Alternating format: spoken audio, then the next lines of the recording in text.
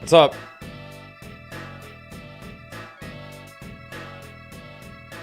My stream key reset, which is the thing that connects me to YouTube, and it kind of freaked me out. In fact, can you all hear me okay? Because I think OBS reset a bunch of my settings and I didn't even realize it. Aw. No, that looks okay.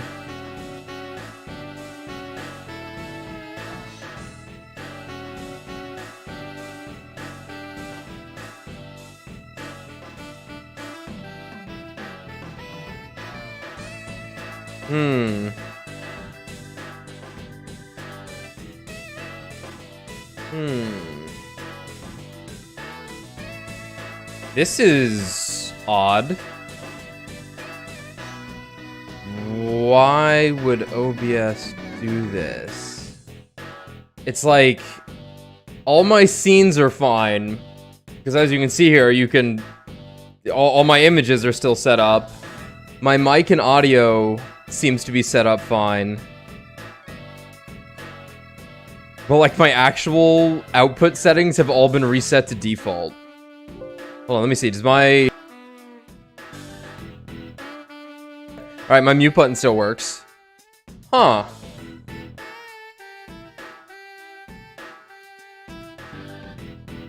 Huh.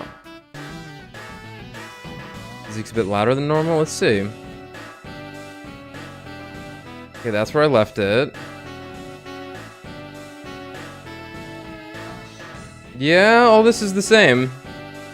All my, like, scene settings and audio is the same, but, I think this is outputting to you guys at 720, which it shouldn't be.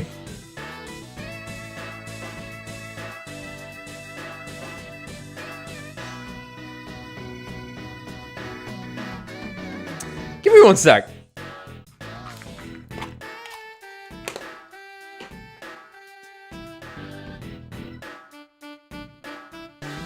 Am I live? Can y'all hear me?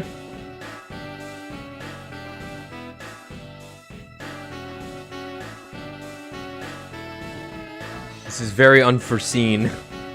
Luckily, it's on a game like this where it doesn't really matter what all my output looks like, but it definitely reset like everything that I tuned, but luckily I remembered it.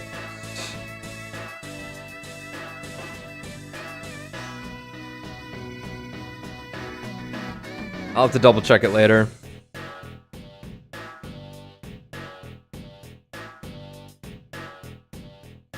I just want to make sure the stream's back on. Anyone there?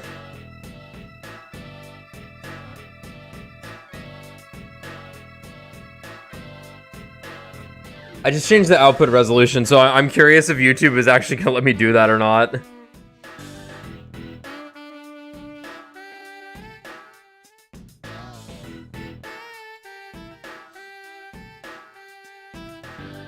Okay. Okay. Whatever, OBS. That's what I get for... I clicked one wrong thing last night. Because I realized that in case something goes wrong with this computer, I have a lot of settings on my scenes for OBS setup, like volume tuning, this layout for Phoenix Wright games, and a whole bunch of other stuff, right? So I was like, well, I'm gonna like, I figured I would save the scenes, and like that's the only thing I did last night, was I made a profile, a scene profile. Not to be confused with me in middle school on MySpace. And I guess that's what threw it off. I don't know. But should be good. It just went to all the defaults. Whatever. Anyway, how's it going? Now that, that's been dealt with.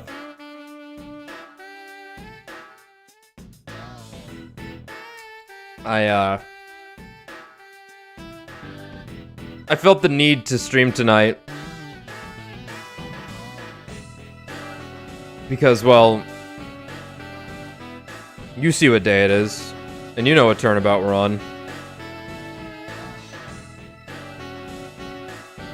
And I can't miss out on low-hanging fruit. What kind of man would I be?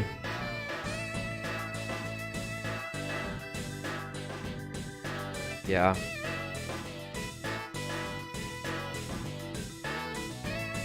Oh yeah, and how great was that Ace Attorney? Were they lying, or weren't they lying? I see so many mixed things about, like, every game in this series past the, really the third game.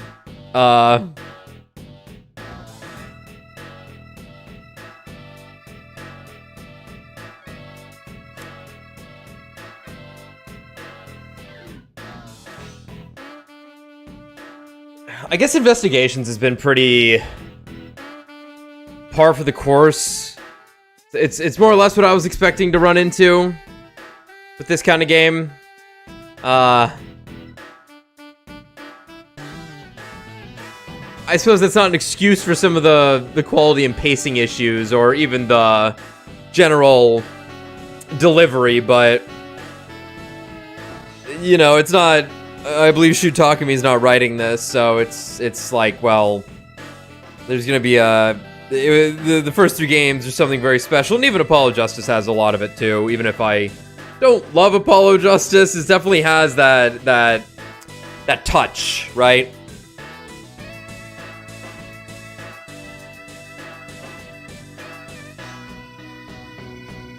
Okay, that's good.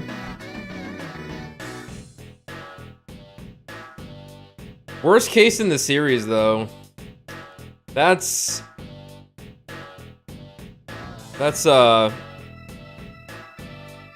quite high praise.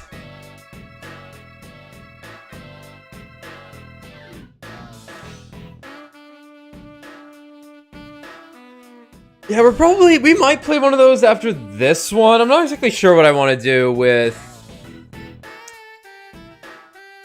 Phoenix Wright from here on. Or the Ace Attorney games from here on, I should say. Because I suppose we could just keep going in chronological order, which I think would mean release order, I should say, not chronological. Chronological release order. I think the next game after this one would actually be the Layton game.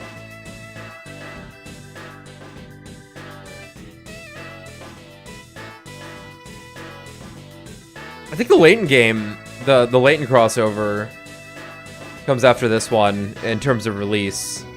And then 5 and then Investigations 2? No, that can't be. Is Investigations 2 a 3DS game? No, it's a DS game, right? So it probably went Investigations, Layton, Investigations 2, Dual Destinies, is that 5? Yeah, because In Spirit of Justice is 6. But then I guess technically the Great Ace Attorney 1 came out before 6? In Japan? It's definitely all over the place. There's not a simple through line. It's all different stuff from here on. Okay. Let's see. What happened last time? We finished up Turnabout Narcolepsy. And woke up from the nightmare. Forgetting everything. As you do. Well, not entirely. We basically figured out that Callisto Yu killed Kei's father 7 years ago, claimed to be Yatagarasu, and then made her escape. Okay. So then we're 7 years in the future now. Or rather, we're in the present, and that was 7 years in the past. And We are inside an embassy that used to be the embassy of Codopia. That then split... Well, Codopia split into the country of Alabast and Babel. Babal, as I've been calling it. So their embassy got split in half. With the wall of Berlin there. Except for the theater that is a neutral zone. Which is ridiculous. And a murder... A fire was set in the embassy of Babal. And a murder occurred there. On this guy.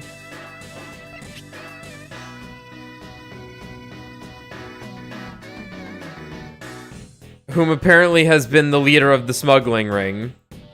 And was the defendant of the KG-8 incident who was acquitted of killing Callisto's sister, Cece. And then Kay was apprehended by Sheena, whom I have this creeping suspicion is going to play a much larger role in this overall case, considering she has been in the background for pretty much all of this until just now. Sheena had apprehended Kay, saying she was the killer. We proved that wrong. Franziska showed up, because why wouldn't she? This is the ambassador of Babel. And Gumshoe's here. Isn't that great? Isn't that great? There he is. What a guy.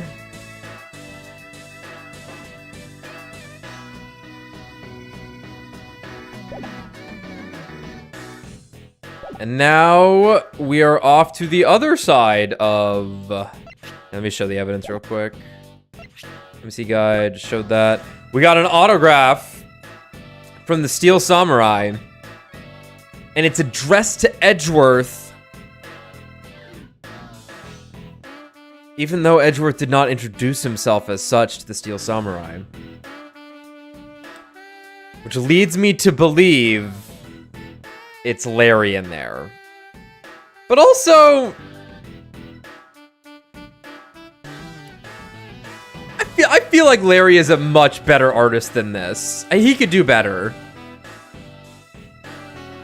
Larry is a savant. Let's be real. That motherfucker made a clock. That's impressive.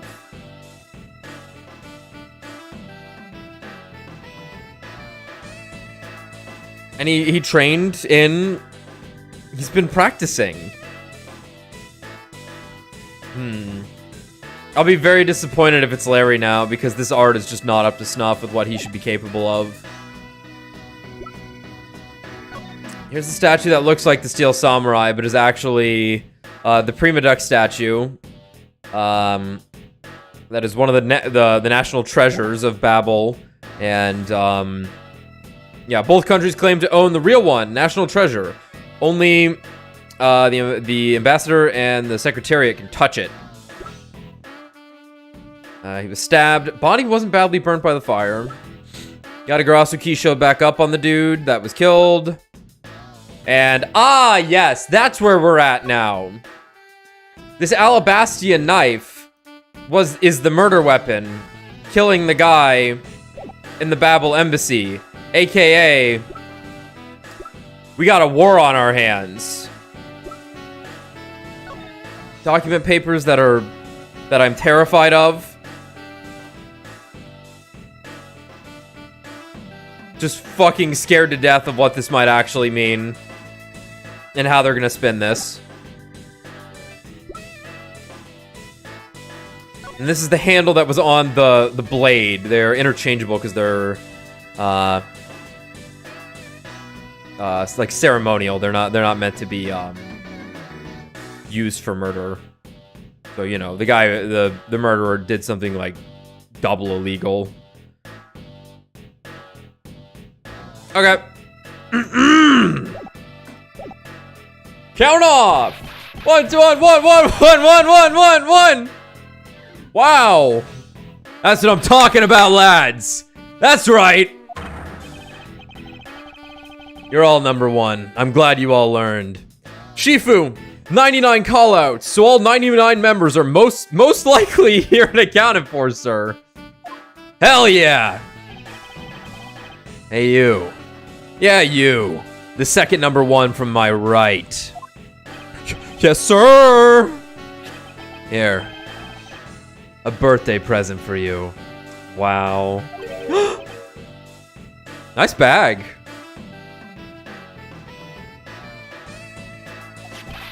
Shifu, I didn't know that you knew all of our birthdays.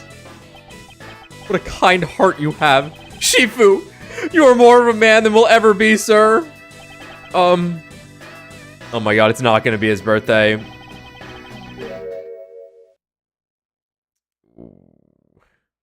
I'm really sorry, but it's not my birthday.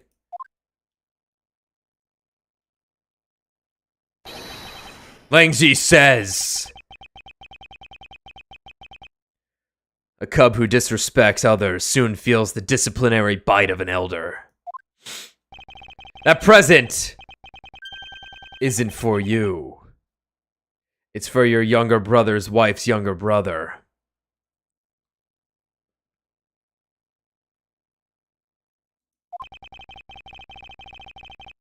Tell him I said hi and happy birthday, won't you?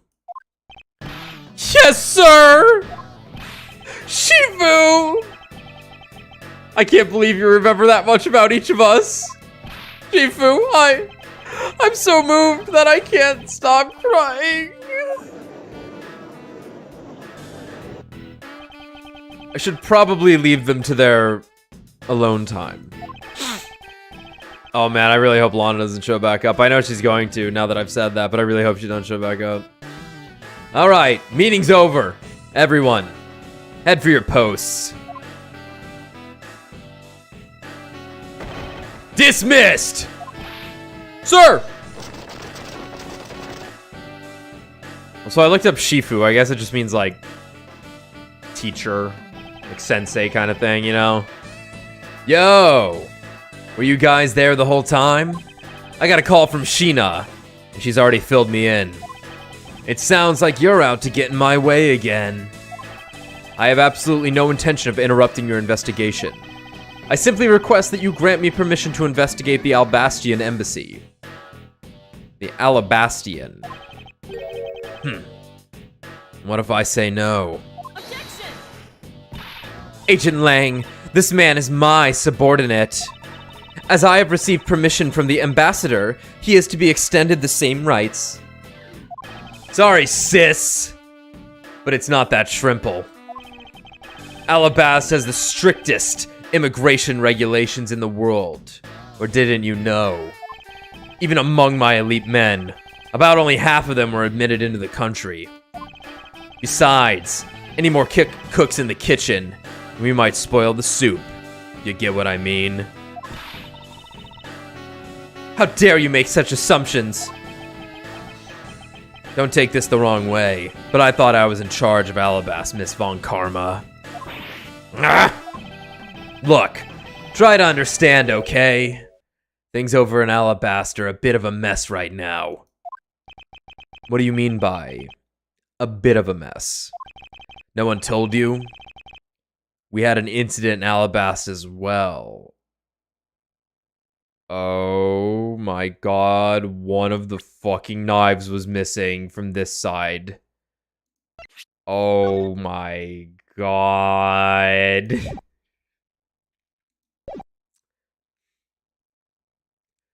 So suddenly the war is like, okay, someone planned this shit, right? This is like, well, obviously someone planned it, but it's like, this is suddenly too complicated. But let's not jump to any conclusions, even though that's totally where this is fucking going. This is what we call a decision based on the investigation, Mr. Prosecutor. Look, Wolfie, just let us in already.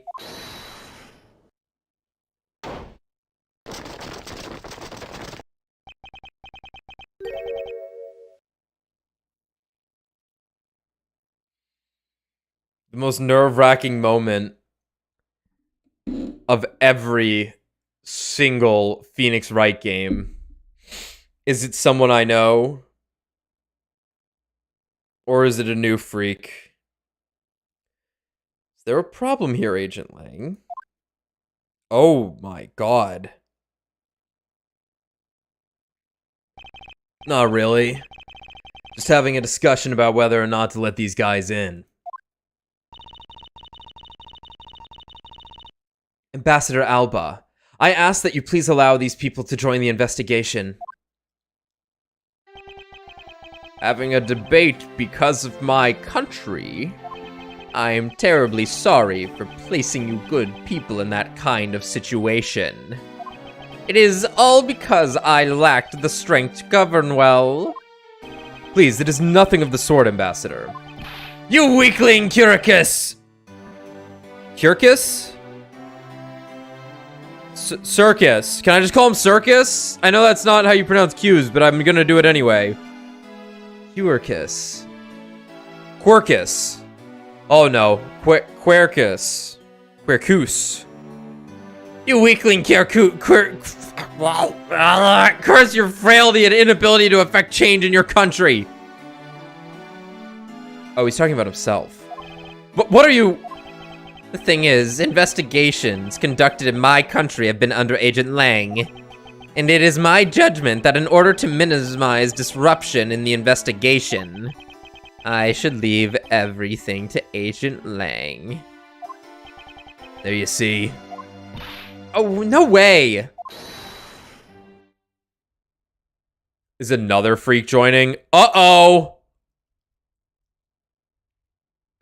Ambassador Alba, I ask you to please reconsider letting them into Alabast. What's that? My very own secretary has been murdered in the Belize embassy. And he was apparently caught up in some very shady dealings completely unbeknownst to me. So I ask you for your cooperation in our investigation. These aren't much, but I hope they can cover your travel expenses to Babal someday. Alright, I get it. Even if you beg Ambassador Alba, I still have to give the final okay anyway. Alright, you hear that, Mr. Edgeworth? We're in. Not so fast, my little crow girl. You're still a witness in the Babal murder. So I'd like you to please stay in the Republic of Babal. Detective Gumshoe, please take good care of Kay for me. Yes, sir. Sounds good to me. The fewer troublemakers, the better. I'll kill you. Hey,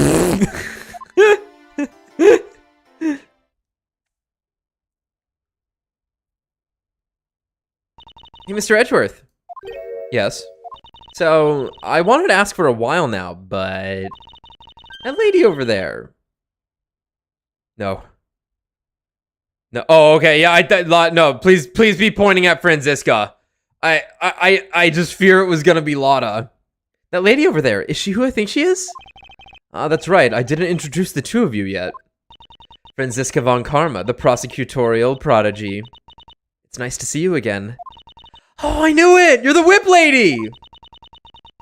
You may address me as Miss von Karma. Let's check these ages one more time. 17. 19.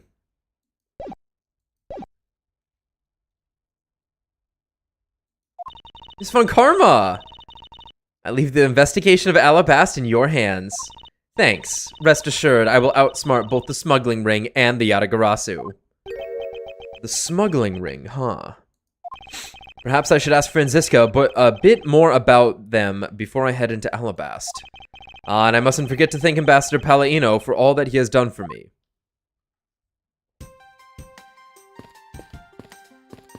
Fear it. Okay.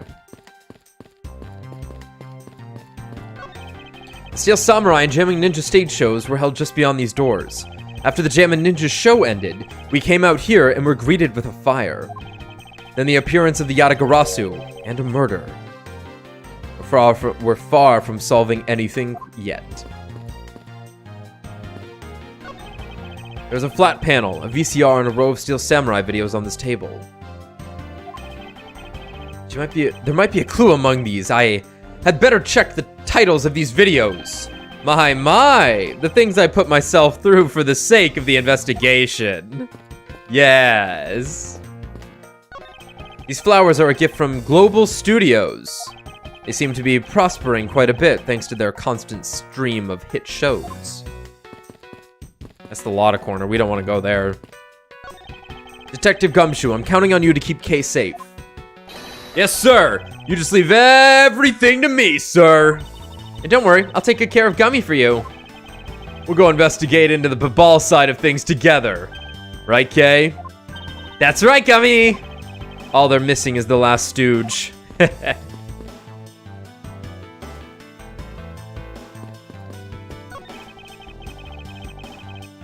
These flowers are a gift from the Gatewater Imperial Hotel. It appears that their business has boomed since they became a Steel Samurai sponsor. There's stacks of pamphlets about the two embassies here. Oh, Mr. Edgeworth, please take as many as you would like.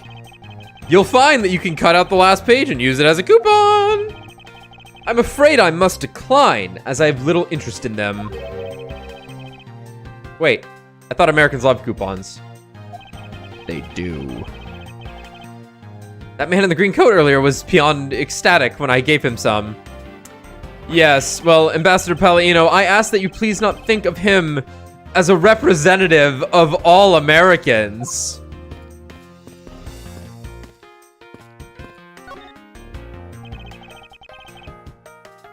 I wish all Americans were like Gumshoe. Ambassador Palladino, I am in your debt. No, it's nothing. Because it's about all I can do for you, I'm afraid. I only ask that you please bring Manny's killer to justice. I will, Ambassador. On my honor. Wow, you're so sensational. You really piqued my curiosity. I know they aren't much, but you know I'm giving them to you wholeheartedly. But know that I'm giving them to you wholeheartedly. More coupons. No, that's quite all right. Oh, well, how about this then? Ink? And what exactly is it?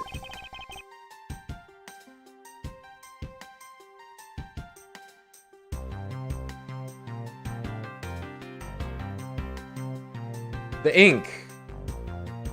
The ink. When did the ink come up? I remember this. I remember the ink being,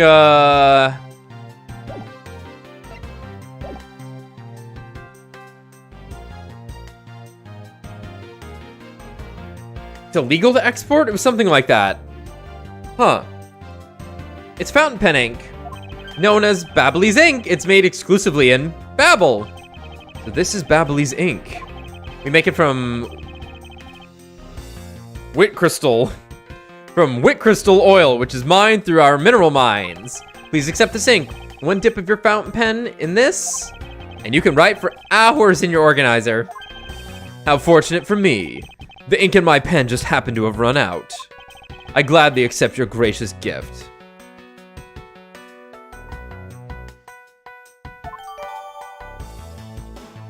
You know, I also have a screenshot of Edgeworth half saying something, like half of a sentence to exploit it, as if he's saying something else, in this exact spot. So I'm wondering if that's coming up. Great, wonderful! I guarantee to you that writing with our ink is an unforgettable experience. And since we don't export it, if you run out, you're always welcome to come and visit our fair nation. Talk about cornering the customer along with the market. Let's taste it, shall we? Oh boy, made up shit. My favorite. You've made so much progress in your investigation in such a short period of time. It's truly amazing. Agent Hicks, whose help I had requested, was cut down before he completed his task. Yes, that's right. I killed him. I mean, he's dead. There is no room for further failure in my perfect investigation. In spite of that, I believe you were able to obtain some insight into the ring, correct? It was nothing. I simply made some deductions based on the smuggling item I was...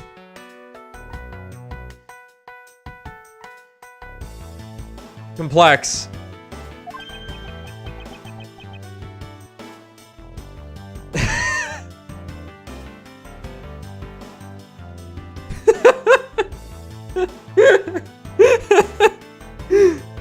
Thank you, Francisco.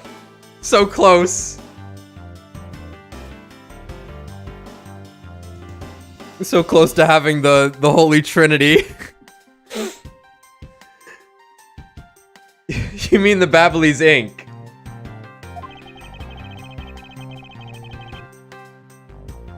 But why are there restrictions on the export of Ablaze ink to begin with?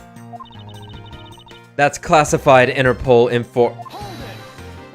Franziska, as your subordinate, I'm a part of your investigation now. Don't you think it would be beneficial if I was as well informed as you? Point taken. Very well, I'll fill you in. Recently, we discovered some very well-made counterfeit bills circulating in Zhangfa. Counterfeit bills. Yes. As you may have deduced, the counterfeits are being made with Babel's special Ablaze ink. And it's virtually impossible to distinguish bills made with Ablaze ink from real ones.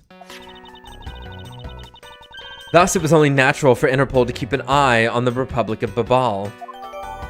Babel. That's where this document comes into play, correct? Correct. Mr. Cochin was smuggling large amounts of Ablaze ink. Furthermore, he was charged with running the embassy's printing equipment. That's all the evidence I need to know that he was the head of the smuggling ring. However, there remains one tiny problem. Let me guess, you still have yet to find the counterfeit bills or the smuggled ink. Yes. And while we're listing things, I might as well add the counterfeit plates to the pile. Since we haven't been able to locate any of these items in the Babelese embassy, we're looking into the Alabastian embassy next. It doesn't matter where they're hidden. Mark my words, I will find them. Oh, thanks. Well, shall we get going?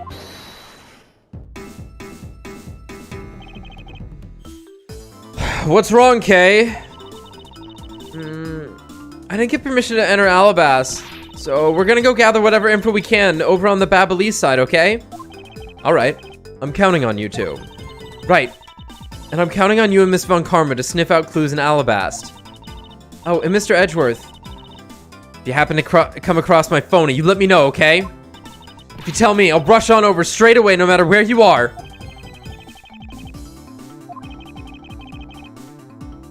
I'll let you know when the time comes.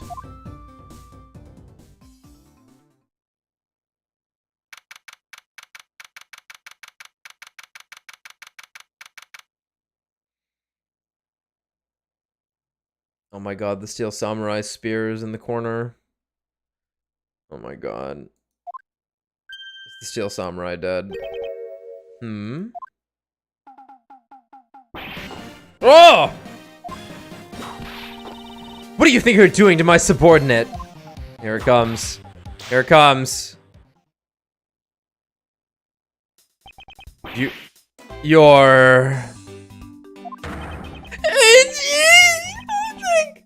I don't think that happens, you're here! I was at a fucking neck spasm doing that! Ow! Oh my god. Edgy! I don't think that happens, you're here! I'm in a really, really big pickle, your lordship! Raven! It appeared! Poof! And then disappeared! Swoosh! And then the Steel Samurai am I sorted? I'm so confused. I don't know what anything means anymore. Who is this fruitcake? Franziska, how could you ever forget Larry? This is your future husband. What? What?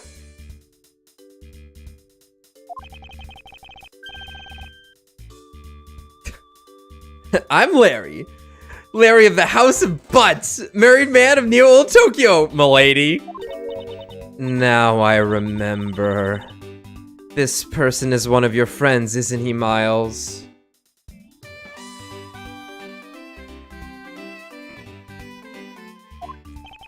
Yes. Frighteningly enough, he is. Hey, what's up with that answer? Your best bud is in a bind and you act like it's no big deal? What sort of bind are we talking about here? What the fuck do you think? The suspect kind! That's all that happens to me! I accidentally became a suspect in a murder! I see, and that is quite the pickle. Not that we're in the least bit surprised. Yes, I pretty much expected this news. From the instant I saw this unlucky face.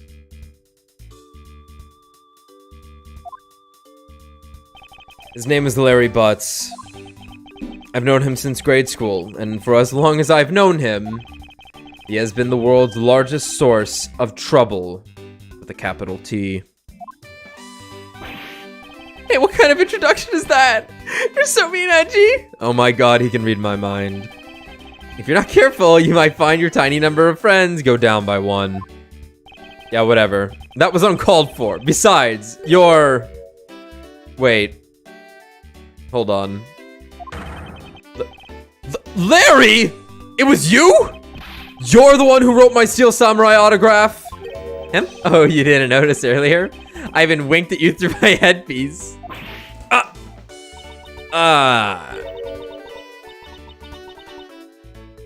What's going on? And why are you beet red? Sorry, but could you not speak to me right now? Oh, sorry, am I interrupting your comical yet melodramatic play? Aha, so this is the incident you mentioned earlier. Mr. Prosecutor, this man, this childhood friend of yours, is our prime suspect. Of what, you ask? Of the murder of a man who had snuck into the embassy. Oh, it just doesn't stop, now does it? Of the murder of a man who had snuck into this embassy, Mask Day Mask 2. Mask Day Mask 2.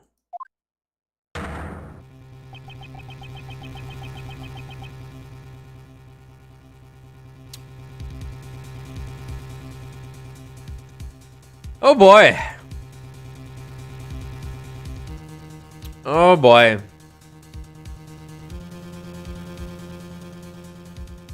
Game should have been called Ace Attorney All-Stars or something. Good lord.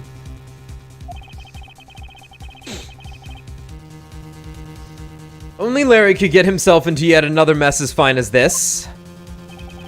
But no matter what the facts seem to say, Larry is not the type to commit murder. Still, it's a rather daunting stroke of misfortune I've struck. I have to prove that Larry Butts is innocent of all wrongdoing. All wrongdoing. Shifu, we've identified the victim. Good work. I'll take that report now.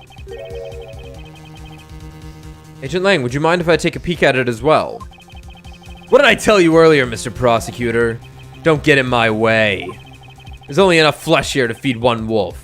And that one is me. So no, you may not take a peek. But Agent Lang... Hey...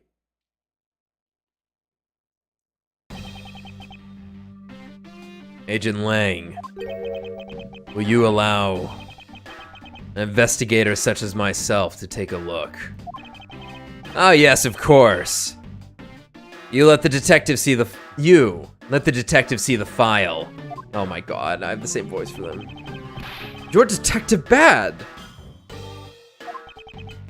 You're... the prosecutor, Mr. Edgeworth, right? How'd you know I took his last name? Fancy meeting you here, Detective. You weren't expecting me? Ever since that day 7 years ago, I've chased after the Yatagarasu non-stop.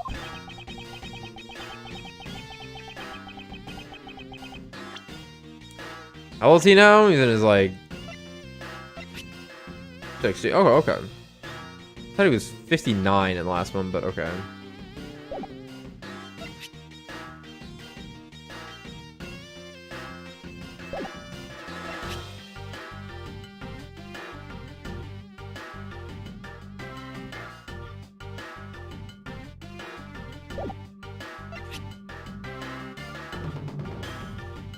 Oh, Lane's got a good portrait shot there.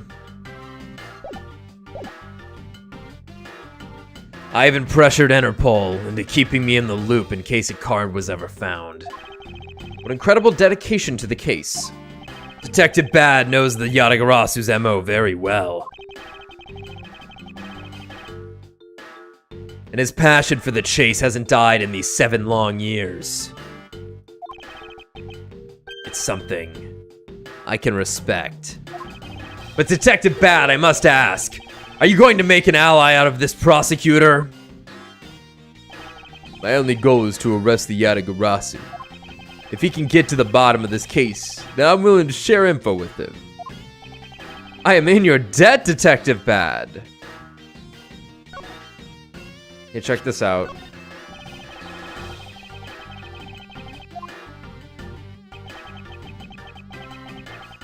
Sorry, but I don't give a fuck about things that aren't related to the Yatagarasu. Heh, it looks like nothing about you has changed in these 7 years, huh? Daughter of Von Karma, you're still just a sapling of a prosecutor, so... Ah! I'll have you know that I've already grown into a stately tree of a prosecutor! Is that right? Is he just toying with Franziska? He seems to be enjoying this quite a bit.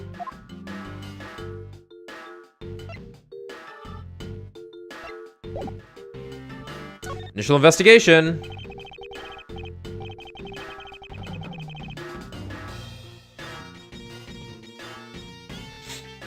About the murder of Damask 2. Would you be willing to fill me in on a few of the details? When the Yatagarasu showed up, Agent Lang and I took ourselves off guard duty.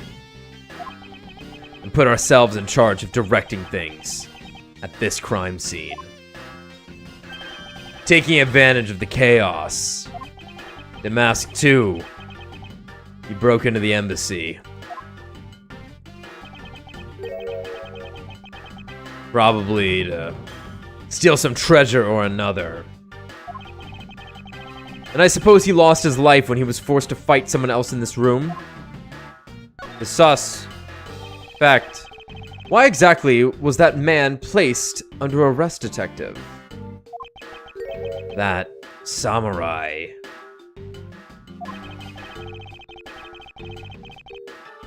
Dude, Meta, my fucking YouTube algorithm is like in shambles.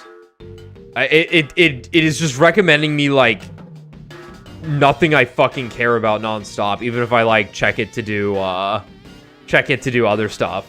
To be like, hey, make sure you're giving me this or something, right? Because you can select that at the top. Yeah, I don't know. There's like a bell you can click on, right? That thing I'm supposed to tell you all to click on every time? Did you click on that?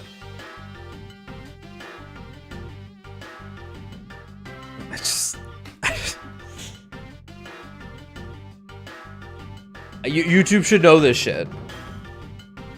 Anyway. He was born looking suspicious, but not for the reasons you suspect, I assure you.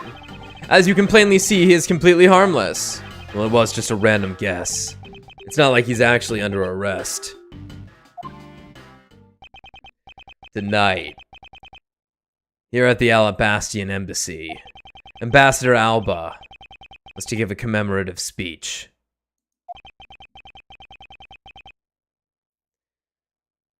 And that's when the Yatagarasu showed up.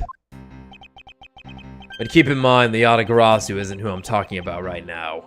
Oh, I've like already lost his voice. Those seats, the guests who had been called to sit in them, were empty. A no-show?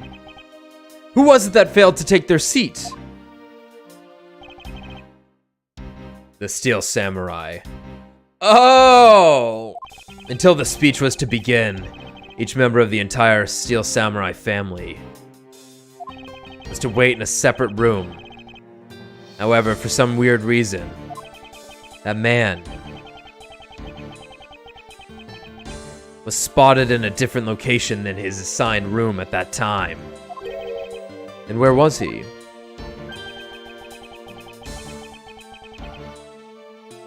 Oh, Larry. He was on the roof, with one of his legs down a chimney. That chimney leads directly into this room. Ah! Larry Butts, you've really outdone yourself this time. What were you thinking? In any case, I believe it's high time for me to start my investigation. I'm sorry, Franziska. Our investigation. Okay, the knives are intact. That's good.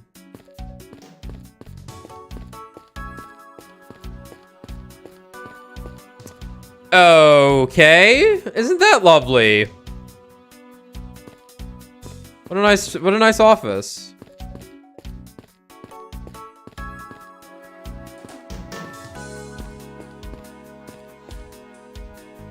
Yeah, I'll probably play some Monster. I'll probably play / stream some Monster Hunter once I'm done with this game, leading up to I'm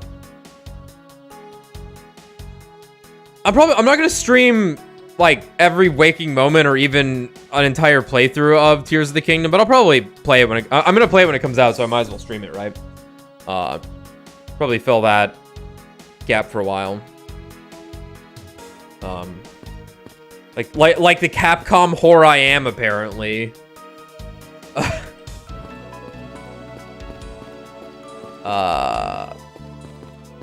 Anyway. There are some weapons on display on this wall. A crossbow, and under that, a set of knives bearing a flower motif.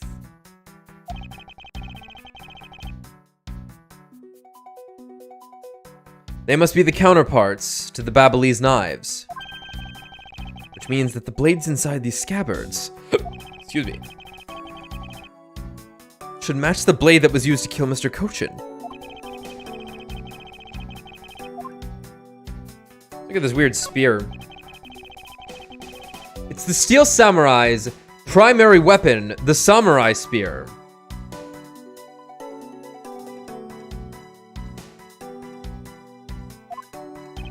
Isn't it awesome? I totally fell for this thing. It's sleek and shiny, just like my heart. It comes at you like whoosh. When you hold it, you just want to live life like BAM! You do well to watch what you say, Larry. Although it is just as Larry says, the spear is quite the symbol of valor. However, speaking of spears, aren't you supposed to use them by thrusting the point straight into your opponent? I'm not entirely convinced the spear is up to the task. What's wrong, Edgy? You're just staring off into the distance.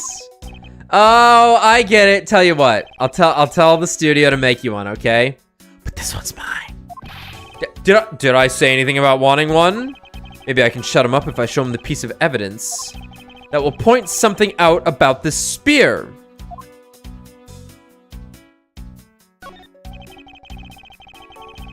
Oops, I meant to open my organizer, my bad.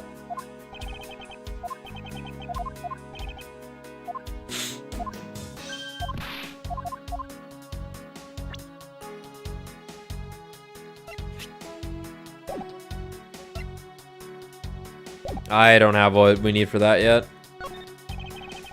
Knives adorned with flowers are on display here. I already clicked on these. I am a genius.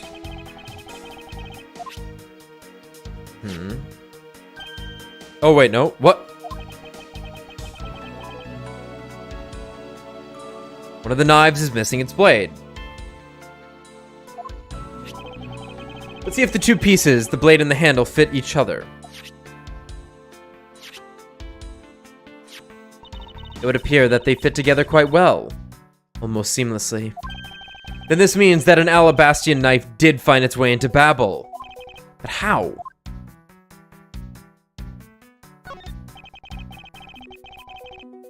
Why is there a weapon on display in a place like this? Heh! I wonder why there are no whips on display here.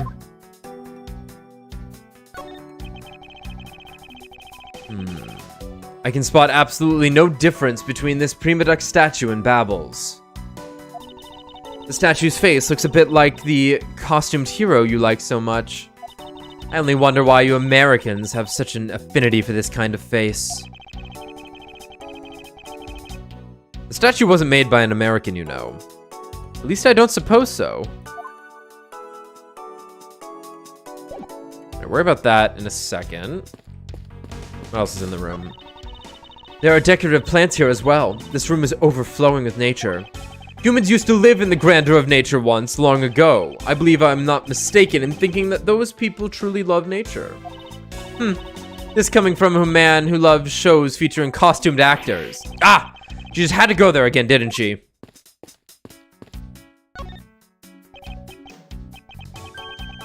There was the exact same statue sitting in the Ablaze office we examined.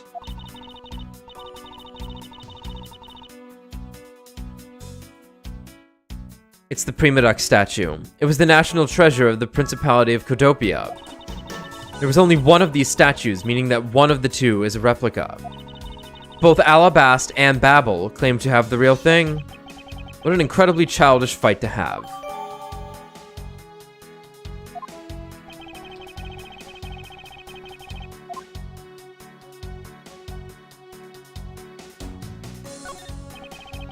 The counterpart to the Babelese butterfly is the Alabastian flower. The butterfly and flower. They're both lovely things. But can we interpret this to mean that the Alabast provides honey to Babel? Franziska, can't you come up with a more meaningful or profound comment? Very well, then let's hear what sort of profound comment you can come up with. Well, flowers cannot survive without the butterflies that spread their pollen. And butterflies cannot live without the nectar that flowers provide. If either one were to disappear from the equation, neither would survive. How was that, Miss Von Karma? Your explanation took so long that I nearly fell asleep. Feel that one. Well, let's continue the investigation. Franziska, why can't you just admit I had something there, god damn it?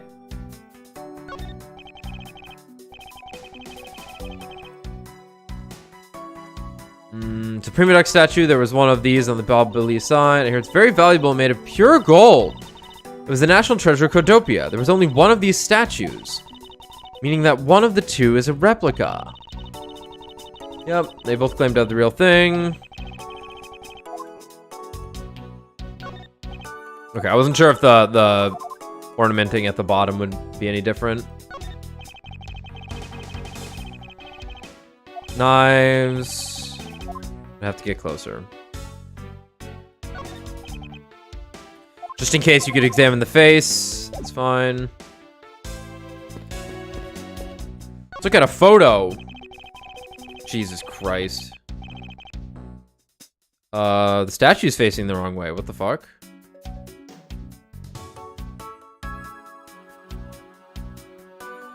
The person shaking hands with the Steel Samurai in this picture is Ambassador Alba. It was taken just before the murder. The Steel Samurai must be very popular. They're even using the national treasure as a backdrop. They already framed this?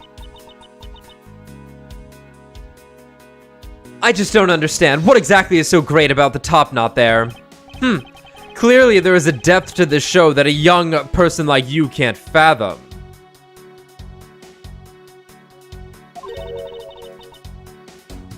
Speaking of young people, aren't young children the target audience of this show of costumed actors?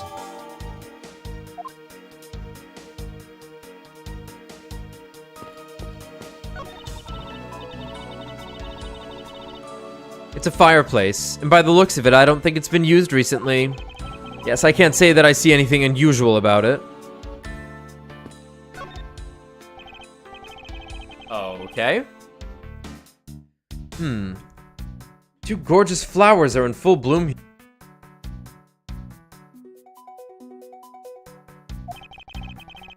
I'm sure flowers as lovely as these must have an equally as lovely name. Miles Edgeworth, are you done staring? I should hardly think passion flowers are all that rare. Passion flowers? It's a rather unusual name.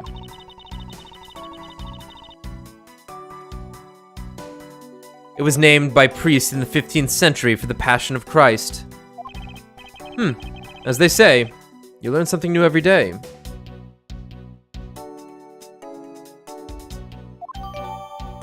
Okay.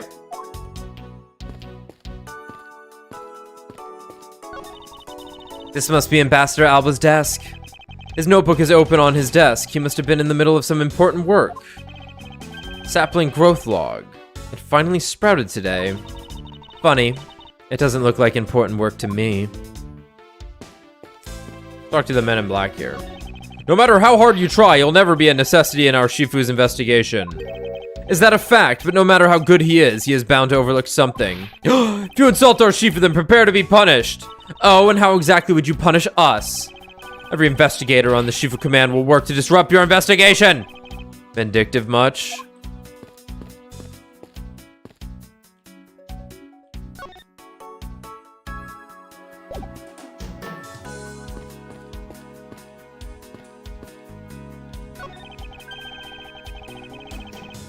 You did some investigating over in the Ablaze embassy too, right?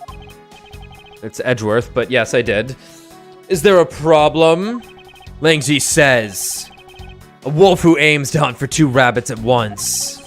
I believe the idiom you require is, he who runs after two hares will catch neither. Heh. A real wolf can catch both. I see. So what you're trying to say, seeing as how I am currently handling two cases. Heh. Suit yourself. But don't say I didn't warn you. The counterpiece to the Ablaze butterfly is the Albastian flower. Oh no, I clicked on it in a different spot.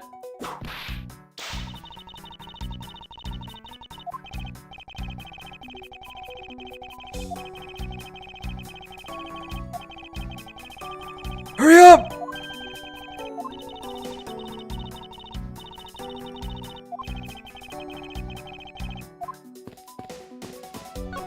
Oh my god, he's dead. So this is the victim. Damask 2. Damask Dose. What is with this gaudy outfit? You don't know about Damask? A few months ago, this thief caused a lot of havoc on the populace. So this thief is separate from the Yatagarasu. I thought they were for a while, because their MO and targets were different. Damask likes high-value trinkets and jewelry, and being gaudy is his signature. Gumshoe was in charge of that investigation, so we'd know more about Master Mask. That's alright. All I'd probably hear are tales of his failure anyway. You haven't changed a bit, I see. In any case, let's get started here, shall we? First things first, thing in hand. What is he holding?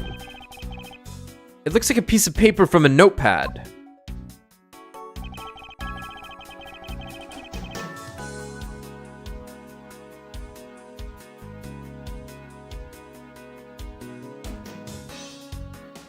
Okay. It would appear that directions on how to reach this room were written by hand. There's something written on the back as well. I'd like you to steal the Prima Duck statue in this room.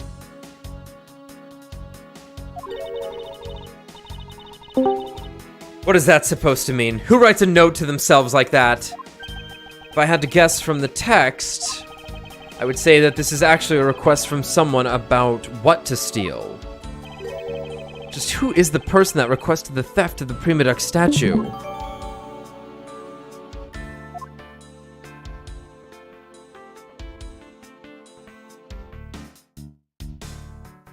Hey, it's that cloth.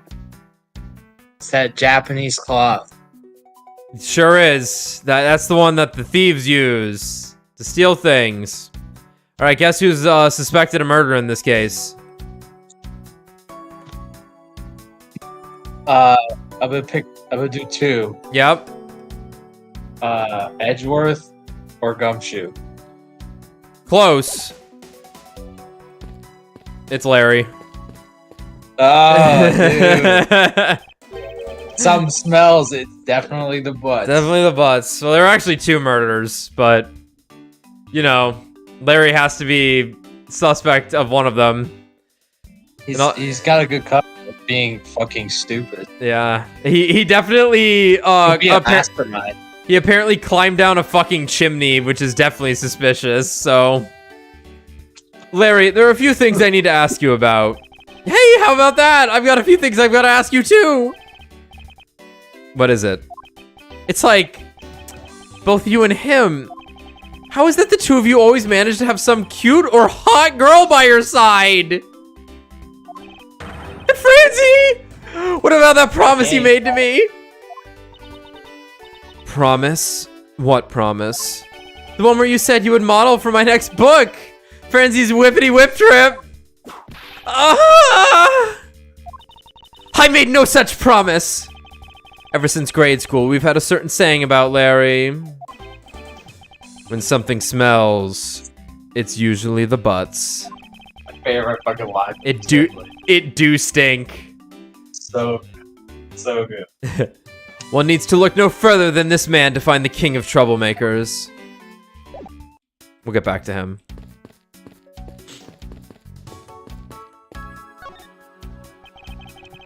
Only one way.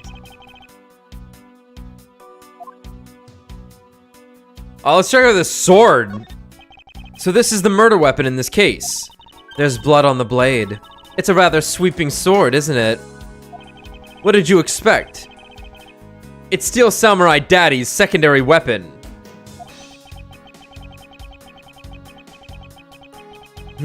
I only call it a secondary because although he uses his sword in most of his battles, it's his trusty samurai spear that he turns to in a real fight.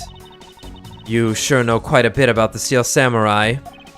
That's only because I saw the stage show earlier. The owner of this sword is the Steel Samurai.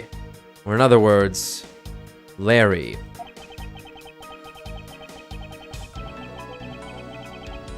I should probably ask him about it, as detrimental as it is to proving him innocent.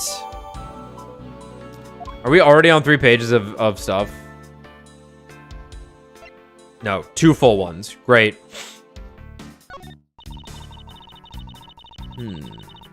I suppose this was the wrapping cloth Damas 2 used to carry his stolen goods. But there's nothing wrapped in it now. I guess he never did manage to get his hands on whatever it was he was going to steal. There was not a single shred of fashion sense in Damask's costume. Well, at least I can appreciate the great effort he must have put into making it. You two don't know. As he walks around looking like that, and he says, there's nothing tasteful here. Yet, he walks around looking the way he does. Chill out, sir. You know what I'm saying? Like, it's the same outfit almost. Like, what? Look! Oh, you're saying Edgeworth walking around? Yeah, okay. Yeah, that's what I'm saying. Yeah, Edgeworth walking around like a clown, too. Like that, and he's like, what? I'm like, what? Oh, you two don't know? You can buy this costume almost anywhere now. It's being sold? Since when? Since around New Year's. The streets are practically flooded with them. Ooh, Ron living good. Turns out Damask is a lot more popular than I thought he'd be. I can't believe that foolish fool would dress in fool's clothing to act foolishly. We got your point about 3 foolishes back, Franziska.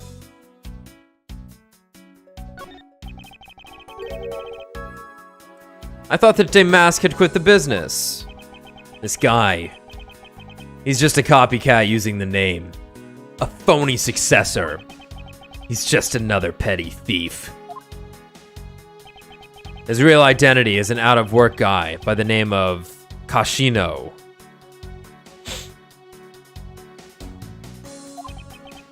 He's 29 and wanted on larceny charges. From his clothes and what he was carrying, we determined that this guy is the real Damask 2.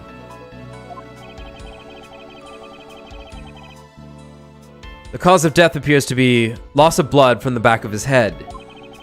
It seems that he was struck with something very hard. In other words, he was bludgeoned to death.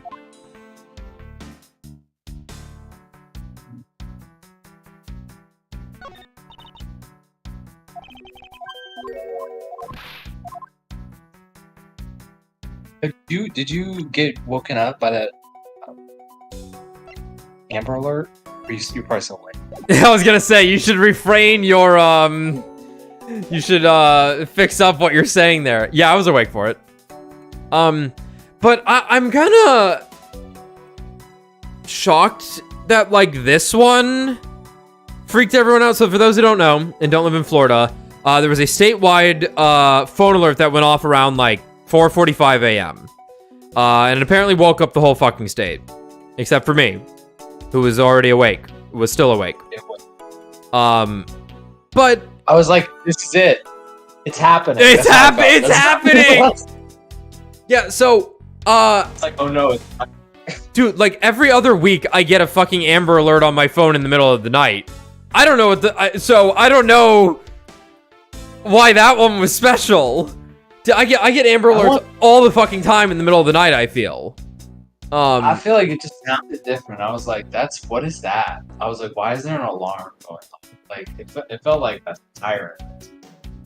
Yeah, it was the same as all the other ones I've heard.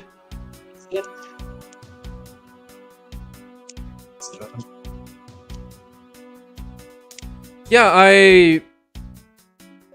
I was like, it was I weird. guess, like, I did when I'm sleeping, and I was just like, nothing in my house makes that noise. It's going. Kind of hard to hear you, by the way. I don't know if you're like far away from your mic. Oh, I'm just not facing. Sorry, I'm like just. Oh, I'm okay. not facing my computer. But, like, There you go. yeah, it just felt like It felt like, I guess, like the placement of it. This is normally, yeah, it's like at night or day. It's like, oh, Amber. A lot of times in the afternoon, yeah. A lot of times in the afternoon, it's like, oh, it's going on car, Snapchat, whatever. And then this one,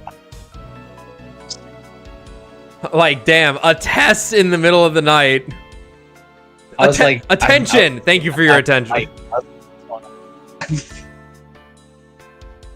It's happening. This is it. Okay, I already checked this area earlier.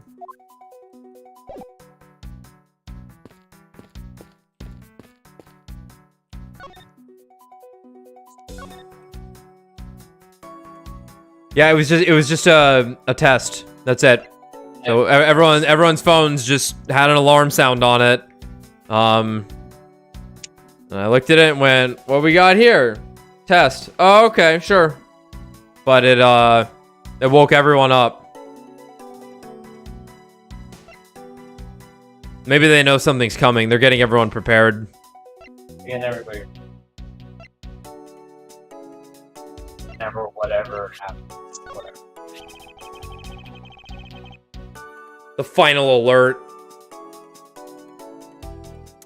Detective Bat. Like, go on. it's not unrealistic. Sorry, it's not unrealistic. Of like that, you see, like recently they did. I don't remember area of Japan, like putting them on like a, fucking like, put your legs between your head between your legs and kiss your ass goodbye because there's missiles in your general direction. Yeah. Like, no, it's crazy. Yeah, I know that's fucking. It's like unfathomable. Like if there was an alert like that, say, hey, some of you are gonna die. It's like, oh, okay. Wait, what? Oh, all right. Unless you become a stalker. Don't even send me. Florian's like, don't even send me the fucking Don't even send me the alert. Just let me sleep. I'm tired. Let me sleep through it. I'll deal with it when I wake up, but just for now. Do like a stalker, but like alligators. What? Like they should base like a stalker style game, like post-nuclear. Oh. In like Florida, like the Everglades or some crazy shit like that. Yeah, I want to say, God, I know people have speculated of like a Fallout game being in Florida at some point, because of that reason. It's like, oh yeah, the giant snakes and alligators and stuff.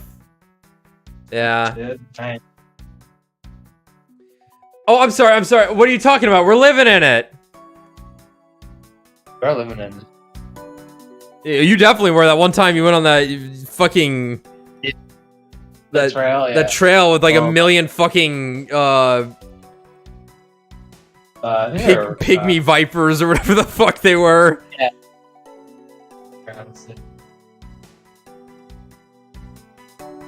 I was wearing Crocs, and the crazy thing, and I told a story recently, and my mom was like, "And he was wearing Crocs."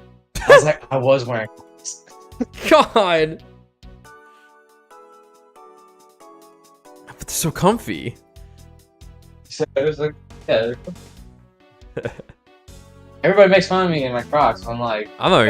I am making fun of your fucking Crocs. I'm comfortable. I admire your ability to be comfortable.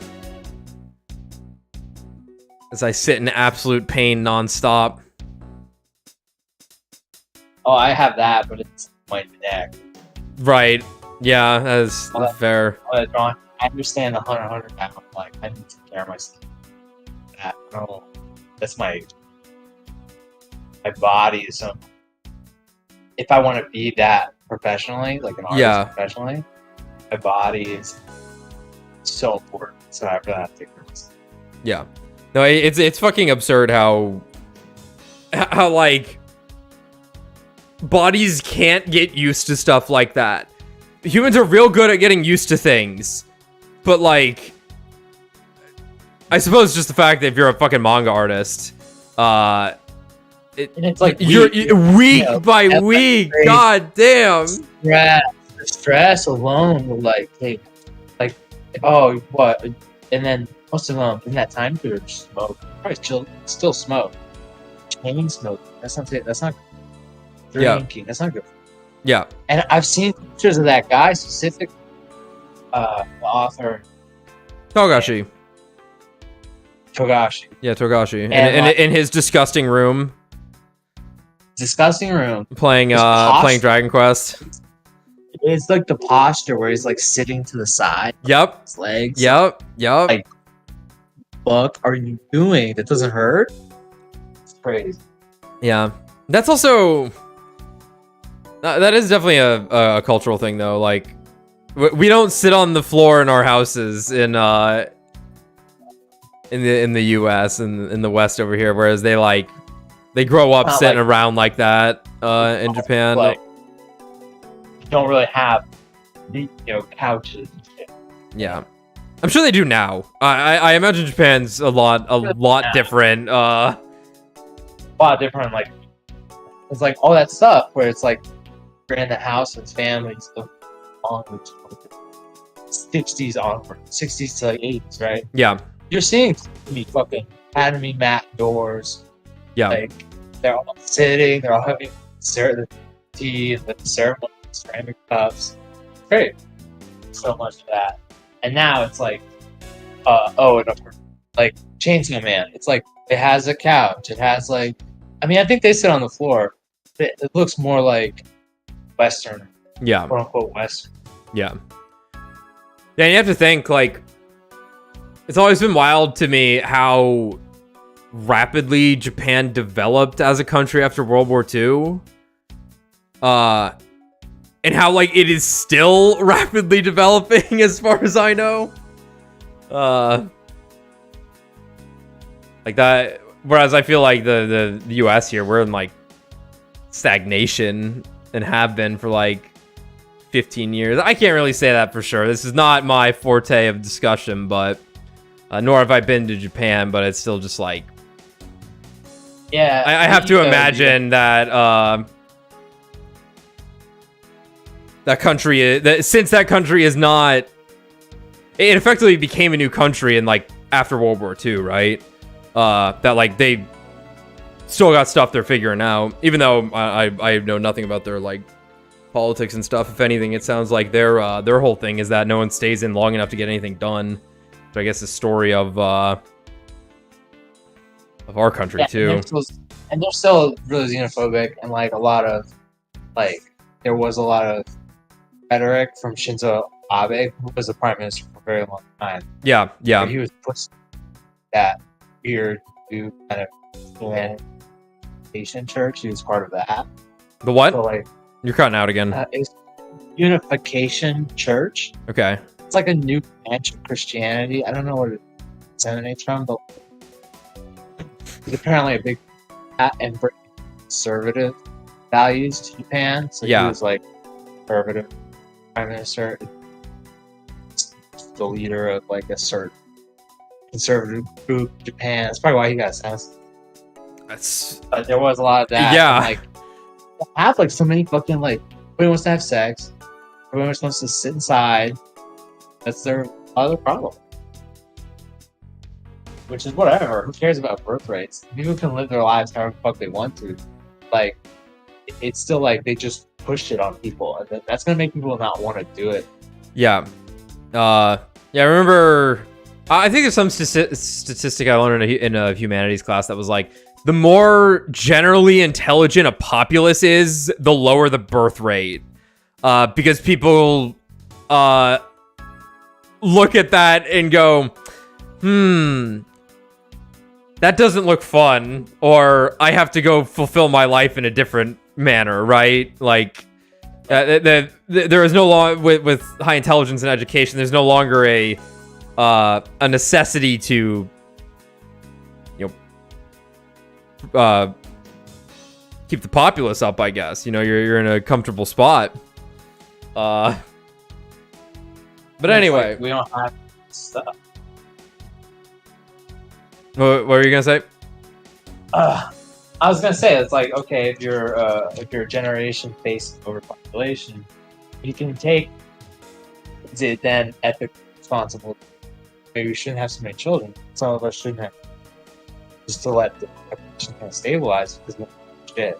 I don't have space. I don't have enough resources for all these people. We're just gonna keep making more self-conscious species. We can be like, oh, stop propagating. And people should be okay with that. Like, if I say I don't want kids, I shouldn't be like, oh, you don't know you're missing out. You say that. And it's like, well, okay. Yeah, I don't want to contribute to more overpopulation. Or if you don't have to justify it, like, ever. I don't think. Yeah, you don't have to justify it. You don't have to justify it. I'm not trying to justify it. It's like I just have legitimately thought of it. Not that I don't want it. If I would be a bad kid or something, bad father or something. It's just like I have to consider everything. I bring this kid into, is that the future I would want into? Yeah, I've definitely seen that, exactly, and I think a lot of people that I've seen are, I don't want to call it selfish because it's just natural, but it's like, I want to have a kid, and it's like that seems like the wrong outlook to me, where it's like, it's not you want to it shouldn't be you want to have one, it's you're gonna want to have one no matter what if you're gonna have one, ideally, but it's more so the lookout of like, how should I put this? I wouldn't want to bring life into a world that would be unfair to them because they're gonna have no say in it. Right? They have no say. It's crazy. Where it's like, yeah, you're welcome for, life is precious and whatnot, but it's just like, I don't know, I'm not making this kid for me. I don't know. I don't think about this very often. I don't think about any of this very often, but thank you all for bearing with us in this tangent for 20 minutes while Ryan's mic barely picks up. It's fine. It's fine. They have to pay more attention now to really pick up what you're saying. Are they part of this discussion? Are they saying anything? Yeah, Gothic said, funnily enough, South Korea's birth rate is lower than Japan's. Yeah, I know they have some facts too. Yeah. See, that's crazy to me, because like South Korea in my mind is just the US, but over there, because they're so westernized. But I don't know. Maybe not. Yeah, I don't know. It's like all I know about South Korea is like and like K-pop. That's it. I don't know, like or like I know I've watched some Kim's Convenience. I believe he's South Korean. So that's South Korean. Yeah, I pretty much only listen to the music. I know there's a lot of dramas people like from there that are pretty good. Yeah, there's a lot of Korean. I've watched a lot of Korean movies, I guess, because I've watched Parasite. I've still not seen Parasite. I've still not seen Parasite. that. I've watched I Saw the Devil, and those are all very good movies. So yeah, I still need to see. I like that one South Korean artist that does a lot of manga. Boichi, I think. Did like Dr. Stone and all that stuff. Oh, is that the artist for that? Is Markiplier? I don't know. Oh, Markiplier is. So someone in the chat said. Markiplier is the god of internet, as far as I know. He's the god of internet. He's the god of all streamers, of YouTubers. I don't even know what he does. I honestly, I don't even know what Markiplier does.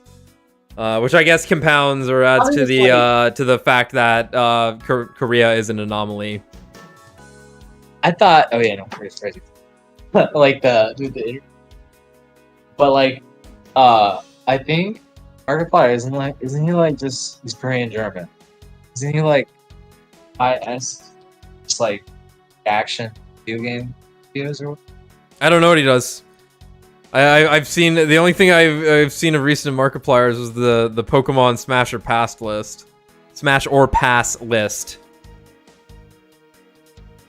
That's video.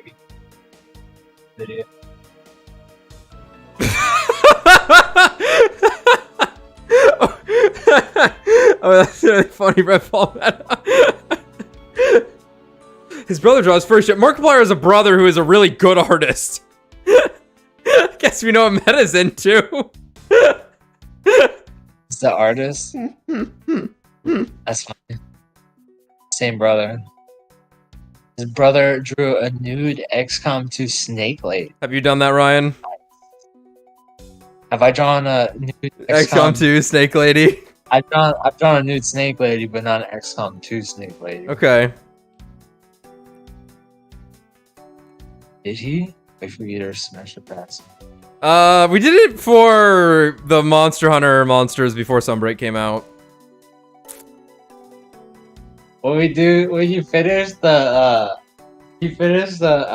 all the Ace Attorney games, you should do like there's like a tier list. Yeah, tier maker. Of all the women. All the women, okay. Ooh. No, there's like a specific picture that's very funny. Okay. If I will gladly do that. I will have a whole stream of talking about every single case. Every single and every fucking every character. I'll do it all. Yeah, do a pansexual. I would love to. I would love to do a tier list of everything about Phoenix Wright. That's for sure. And it's spoilers. It's gonna be Maya in her own tier at the very top, as it should be. Yeah. There's no one better than Maya. She's still my favorite. She always will be, probably.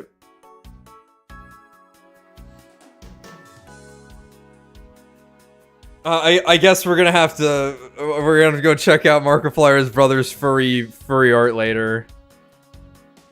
What's the artist's name?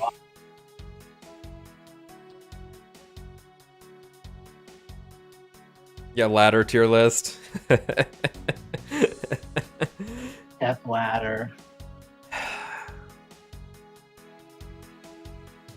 What are we doing on this wall step ladder?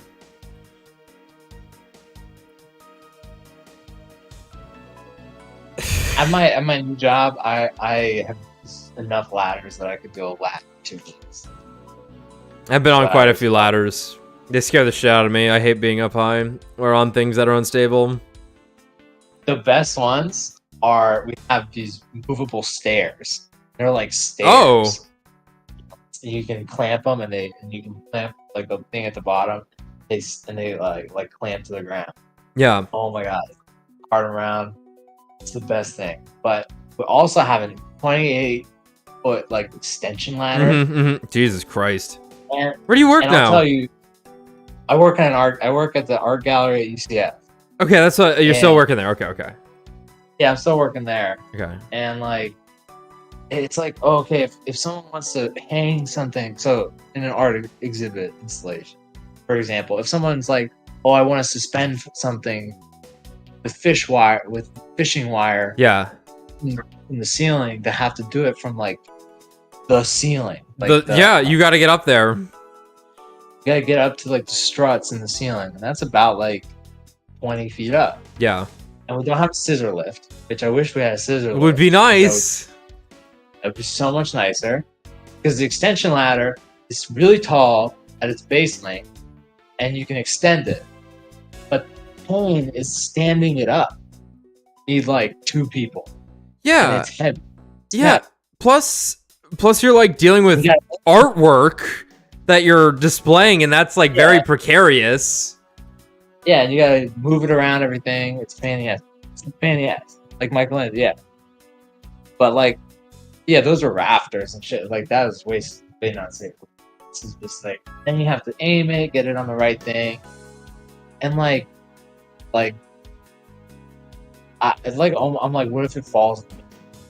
What if it falls into the wall? I was just like paranoid. I'm like, oh my god. It's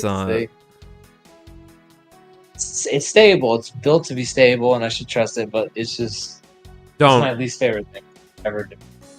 No, my brother got a concussion and almost fucking died from a ladder slipping out from under him while working on a 2-story house. He was on an extension ladder and it just slipped sideways.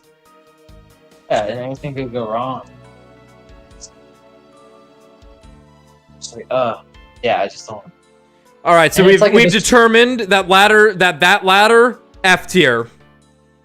F tier. That's a bad ladder. Not doing it. Stairs, step ladders that are like fiberglass suck dick. Give me a step ladder that's made of metal. That's all I want. Like, fiberglass sucks. Scissor lift S tier.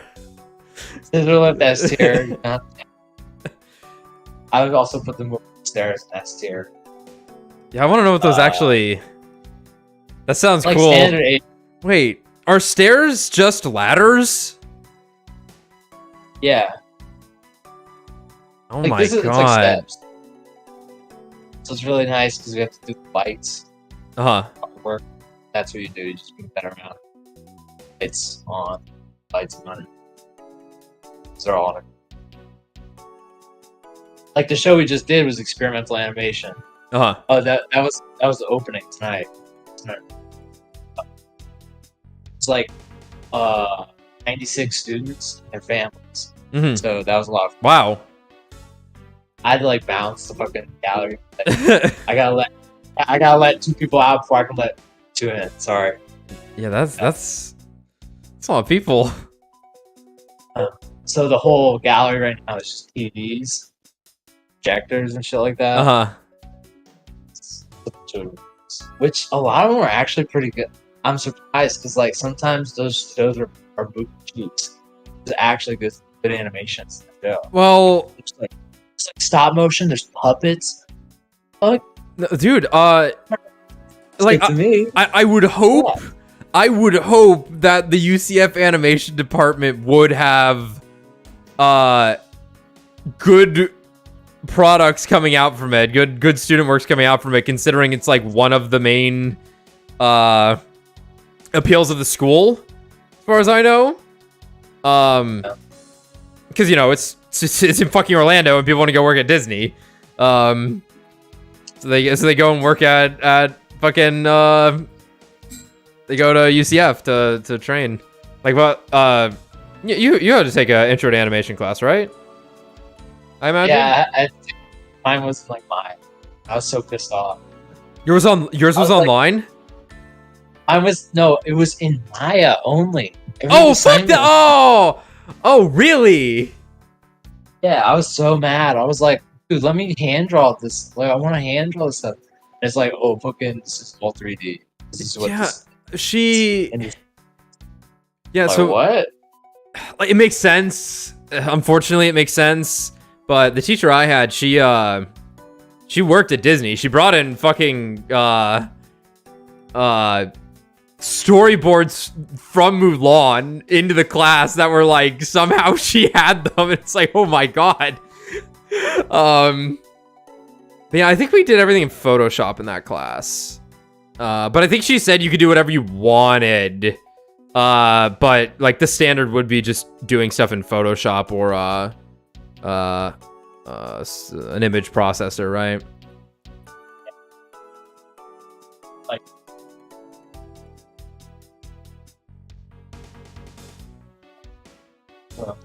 hold on a second. Yeah.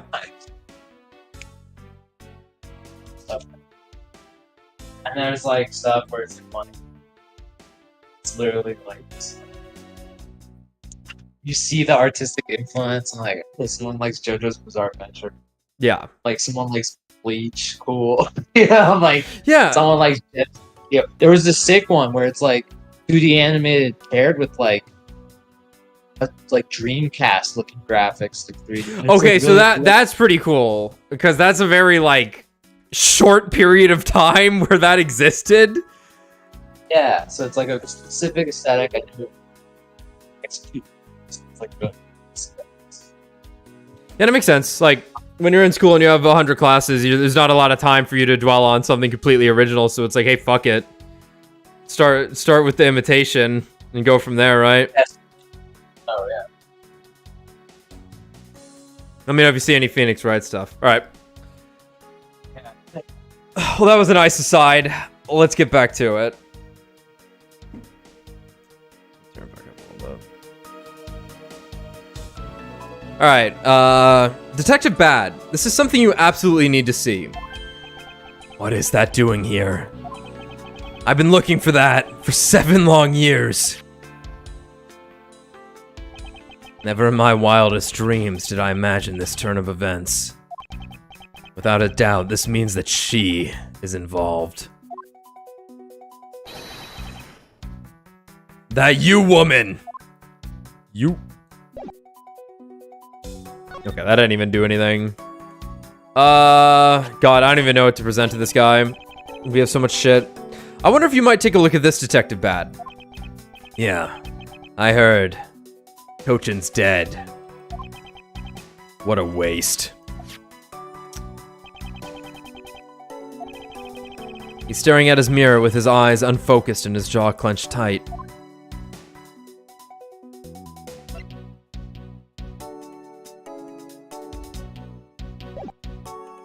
We're good on him for now.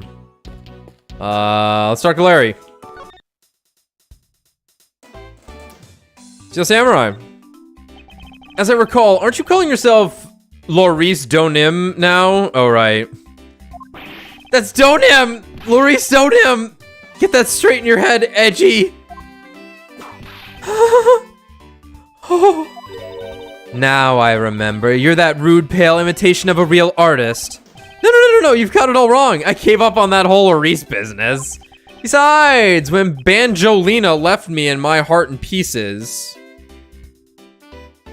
When Banjolina left me and my heart in pieces, that's when Mindy walked into my life. She's been so good to me that I wanted to help her in some way. and I figured I could through the Steel Samurai outfit. Your name blathering makes less and less sense each time we meet. I believe he's saying that he picked up this part-time job as the Steel Samurai so that he may attempt to capture the heart of an actress who plays the Pink Princess. You got it! I knew you'd know what I meant, Edgy. Not really. It's not so much as I understood, but a simple deduction based on your unusual modus operandi, Larry. Time of the murder! Larry, I'd like you to confess right now to everything you did tonight. Confess? Hey, don't tell me you suspect me too! Nonsense! I don't believe you have the mental acuity needed to plan and execute a murder. However, we are talking about you here, so I find it hard to believe that nothing happened. For past experience has taught me that you are always at the center of some insane event. Edgy, how can you be so mean, stabbing me with your words like that? Unfortunately, I don't have the time to search out a key to unlock your heart this time.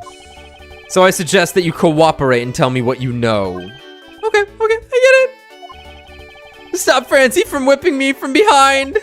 So, I guess you know what I did, right, Edgy? I can't even begin to imagine. However, I imagine that whatever you were up to was probably beyond my imagination. So you will tell me what exactly you did, Larry. Nope, not yet, Edgy. It'll take more than that to loosen my lips. Oh, a lot more. Confess now. Okay, well, I was up on the roof. And why exactly were you up there? Oh, you know, that wintry custom and the legendary hero. Legendary hero. Santa Claus! Santa Claus. I wanted to do that thing that he does, so I climbed up to one of the chimneys. When I got there, there was smoke pouring out of the chimney. You what? And, well, I couldn't go down the chimney with smoke coming up, right? So I give up.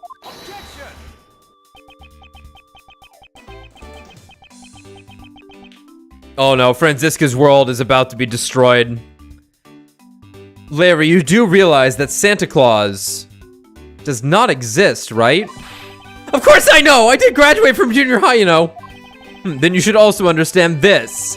If Santa was real, he would be the biggest unlawful trespasser in history. Aw, cried! It is your attempt to imitate Santa that has landed you as a prime suspect in this murder. Peak clownery. Come on, man. What's so wrong with pretending to be Santa? Let's start with the fact that it will be the ideas of March. Let's start with the fact that it will be the Ides of March in a matter of hours. Santa only visits home on December 24th. That's in December, you nitwit. No! Hey, wait a sec. We're not in court. Larry, about the samurai sword that was used as the murder weapon. Oh, that. Well, I shook hands with the ambassador in this room, you know. Yes, apparently you did. And well, I totally forgot about it and left it behind when I left afterwards. You want to talk about shock? I was the most shocked of all when I heard it killed someone. Foolish fool looking especially foolish for foolishly stating such a foolish excuse. You forgot to take something that big with you. Who would believe such a tale? Sorry, Miss Von Karma, but I believe him. Because if anyone could forget something like that, it would be Larry. How do you believe me? I just knew that our friendship is something special. Anyway, even if Larry had simply forgotten the sword and left it behind, that in no way clears his name, which means that I will have to prove his innocence from a different angle. Or devil.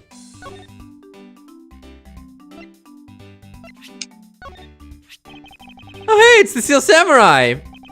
I want you to answer this for me, Larry, and depending on the answer, I may let you live. The Steel Samurai that was up there on that stage. Was that really you? Yep, sure was. Larry! You! Steel Samurai Sushi Slice!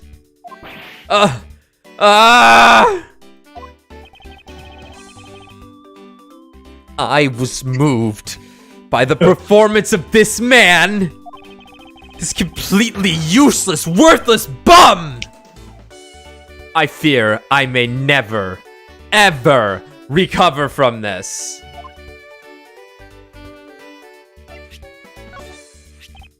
Hey, that's an official Steel Samurai weapon. Huh? What, you want me to do it?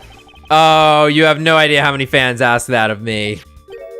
Oh, I gave him kind of like a surfer, like, ditzy cool guy, try hard voice, right? Yeah. What are you prattling on about now? Steel Samurai Sushi Slash! How was that? I bet it sends shivers up your spine. There we go, that's what I'm looking for. Ah! I let myself get caught up being a spectator.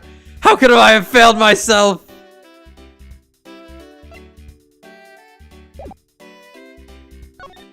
Oh, here we go.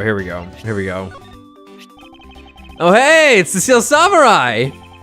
I want you to answer this for me, Larry, and depending... Oh, wait, I already did this.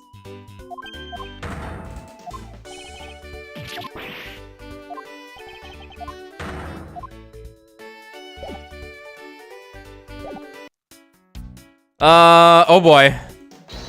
What we got in my facts and logic library? Nothing. Okay. We got any deducing we can do here? Yep.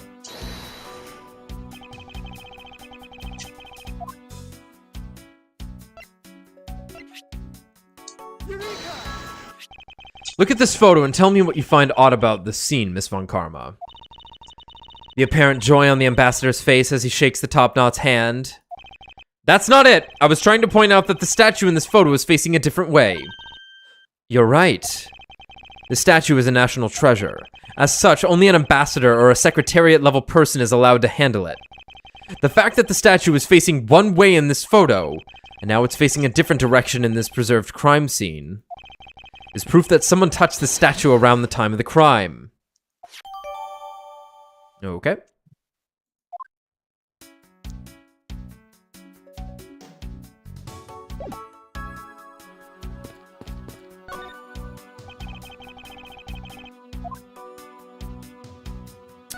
What was this?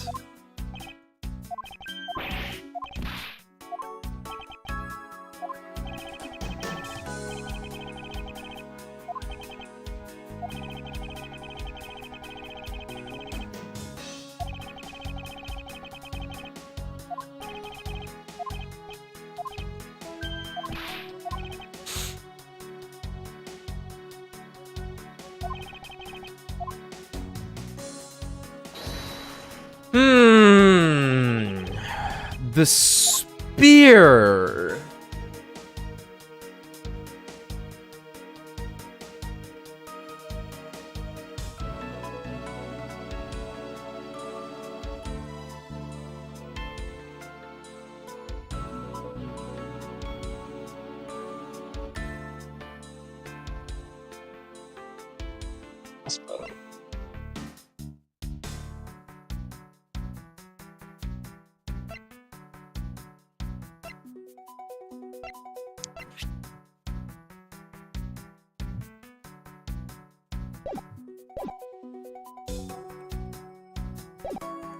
I have no fucking clue with that one.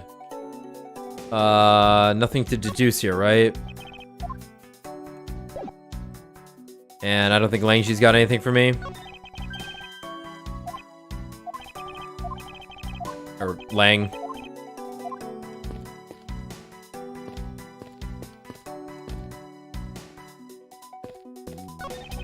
There was a grandfather clock just like this one earlier in the Ablaze embassy.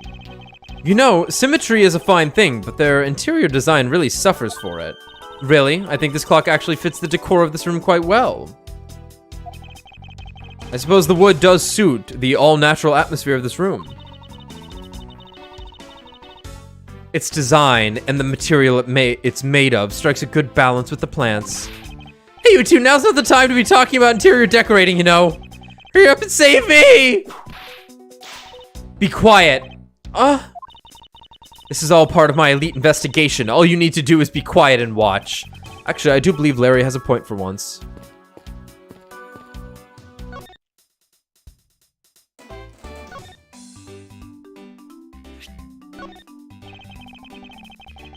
Larry, I might wonder if you know what this is. Nope, not a clue. You didn't even look at it. Nah, that's because the only thing I can see right now is the form of my lovely Franzi. Oh, in that case, allow me to help you sear my form into you for all eternity! Oh! Ah!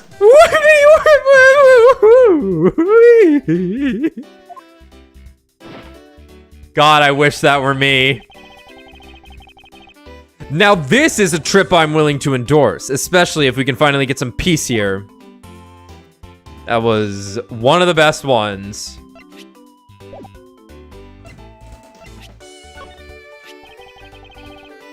Already did this, I think. Yeah.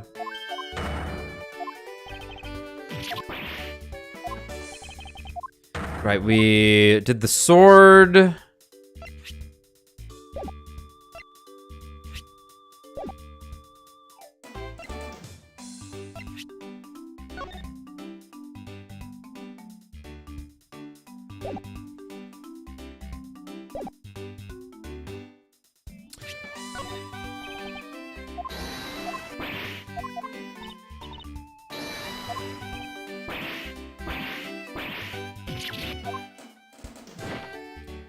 Ooh, I really don't want to spend time.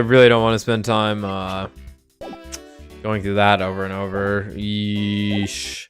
Do I really have what I need for the spear there? I'll try some stuff, but let me see if Bad has anything else for us.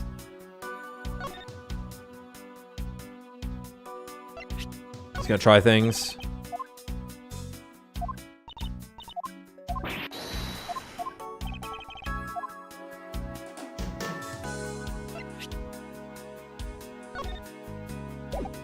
Oh, you might like this. I wonder if you might take a look at this, Detective Bad. Yeah, I heard Kochin's dead. Okay, that's just Kochin's dead. Showed him the Yatagarasu key. Do you care about the ink? Detective Bad, if you could please take a look at this for me. I see. The truth that lies beyond this piece of evidence is not going to be fun. Are you ready to take it on? Of course I am. I don't know how close to the truth you are, but there are only a few things I can say. So listen up, and listen well. Don't ever lose your detective spirit. That would be a good piece of advice if I was a detective. Detective Bad, if you could please take a look at this for me. Same thing.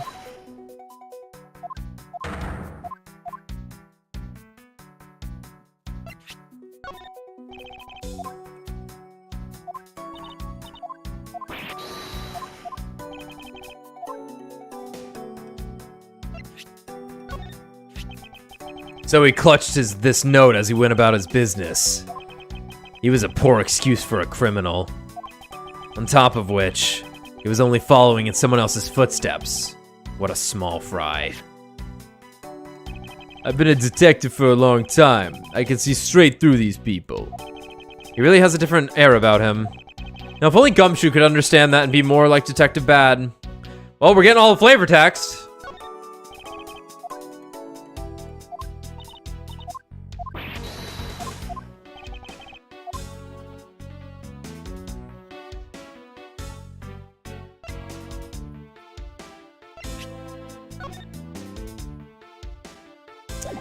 Is it the fucking autograph? To be like, why is your spear broken?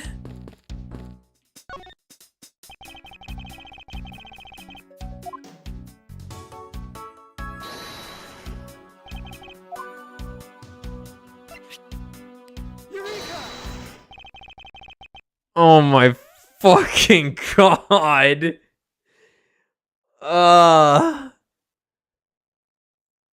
Okay.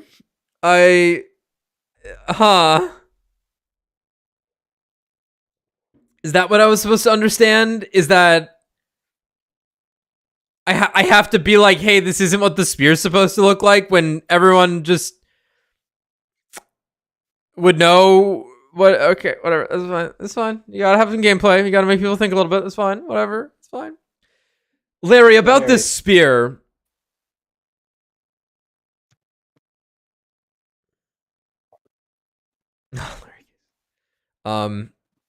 Well, I think I'm in tune with the clownery of this game at this point. Because nothing else makes sense. There's literally nothing else here that makes sense for this except for the fact that there is something with a spear on it. That's it. However, this is pretty fucking stupid. Because you just go, because you don't need to be like, hey, look at this autograph. You go, that's not what the spear looks like. Edgeworth has this information in his brain already. Whatever. Larry, about the spear. Oh, are you feeling it? Bam! I'm really feeling it. Or I guess Shulk would. I guess Shulk now sounds like I'm really feeling it because he's like 100 years old now. You see what he looked like? I'm really feeling it. No, really feeling it. I don't know what he sounds like as an adult. Yeah, the new Xenoblade 3 DLC has adult Shulk in it.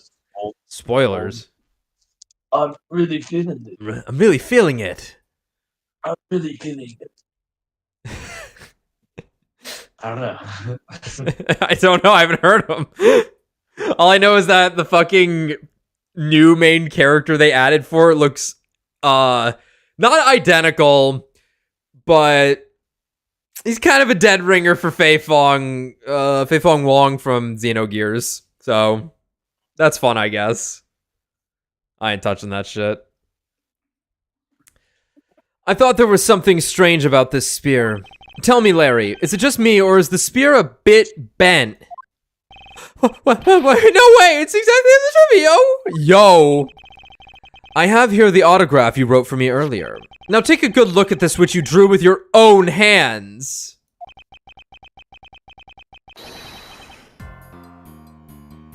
You can see that the spear is clearly of a different shape! This is some fucking clown shit, dude. I also see Larry sounding like Jesse Pinkman from Breaking Bad. I'd have to hear him, but I could believe that.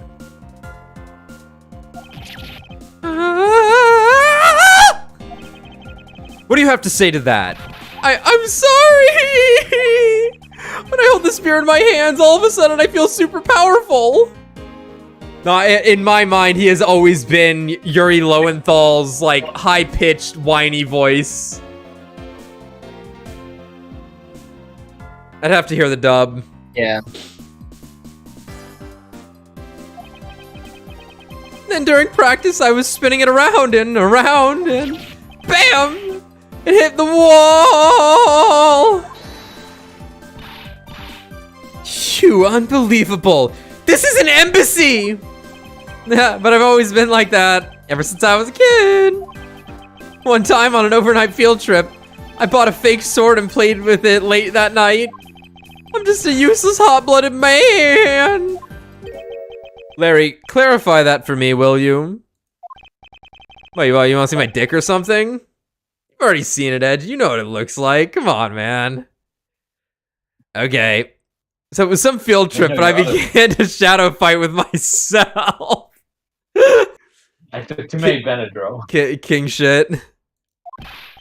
My Adderall mixed with the Benadryl allowed me to fight my demons. Not that. I meant what you said earlier about...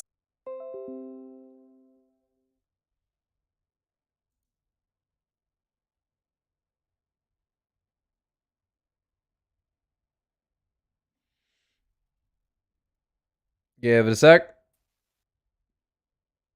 Should be back. I don't know what's with my internet lately, guys. It just disconnects for like 2 seconds, and it's like, all right, you're good to go, buddy. I'm like, okay. You all good? Nope, lost it again.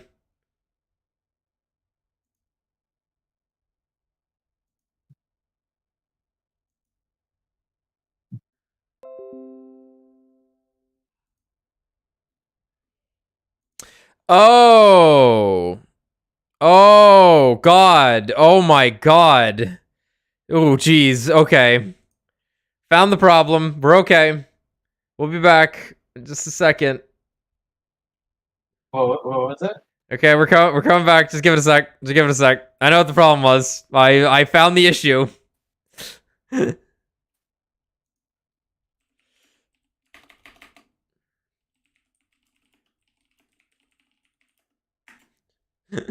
you all hear me? Hello?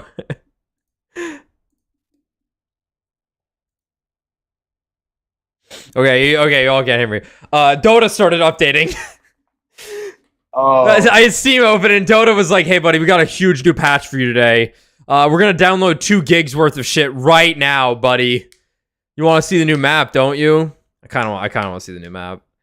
I don't play Dota. I prefer to have more years on my life, so I don't play it, but I like Dota.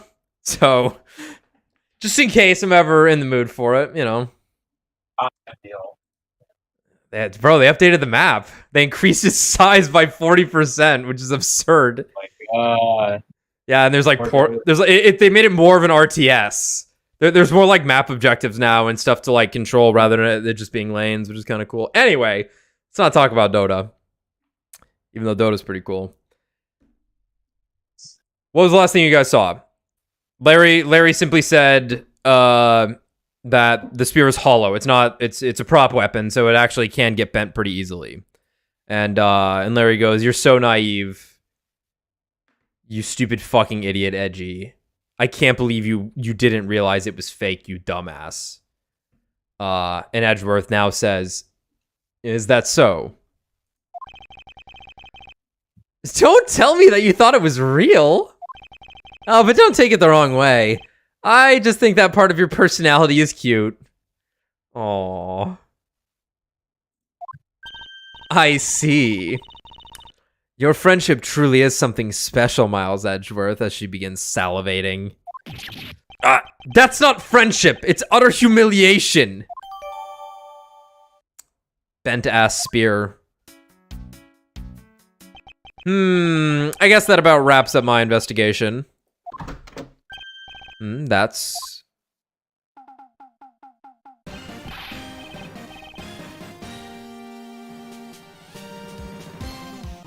I'm so afraid. I'm so afraid. I'm so fucking afraid. Who is this gonna be? I hope it's an original character. I don't think we need more callbacks. Yo, Pink Princess! How are you feeling? Still feeling ill? The princess. Gonna get your autograph. And yet another strange character comes out of the woodwork. And so the Pink Princess also comes to pay the Alabastian Embassy a visit. I believe I may need to speak with her as well. Oh dear. Miss Pink Princess, I have a few questions I'd like to ask you. Alright, come on. Come on. I'm not even... Dude.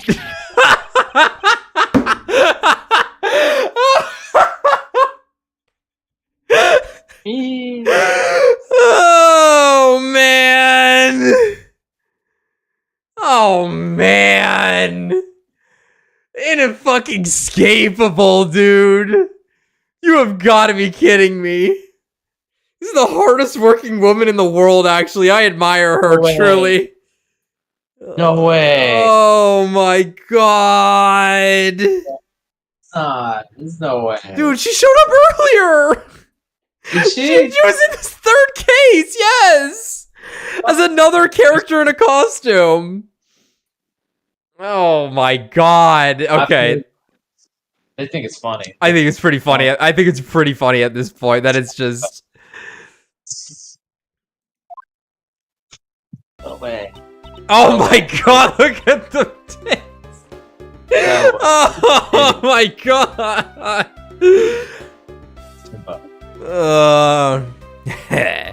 This must be what they call fate.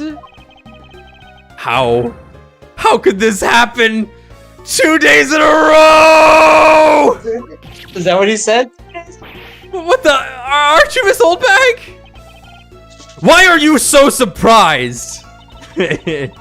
Ah, so you're the one they got to play the Steel Samurai. It's too bad I didn't realize that until now. Oh my god, they work together at the security firm! Yeah. Oh my god.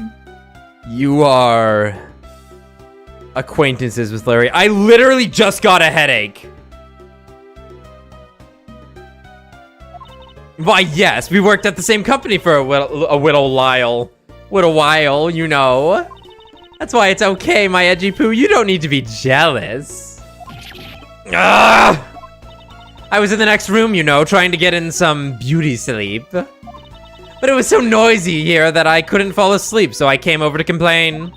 So imagine my shock when I saw my precious edgy poo waiting here for me. I mean, who could have imagined that you would ever come to a show like this?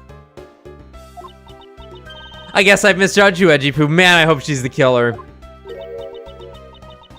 You misjudged him.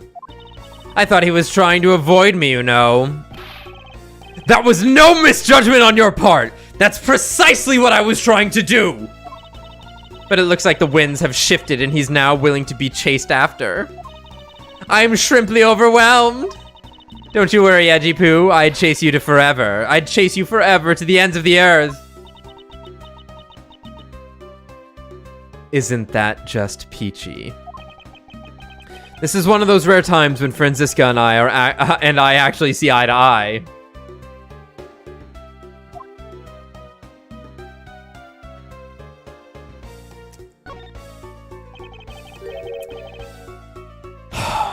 Now then. What are you doing here? I thought you were working at Gatewaterland as the Pink Badger. What are you talking about? That was ages ago! That was yesterday! Look, I worked at Global Studios before a long time ago, right? Well, they called me up this morning, kind of out of the blue, actually. They called you. Apparently, the girl who plays the Pink Princess collapsed from a bad cold. It happened so suddenly, they called me in to be her last-minute replacement. Do they not have enough people on staff at that studio? I really couldn't say no, so here I am playing the role of the heroine. Instead of that Mindy girl, I mean. But the poor girl, I feel bad for her. Because they let me stand in for her, she's going to have a terrible time when she returns. I mean, I'm not...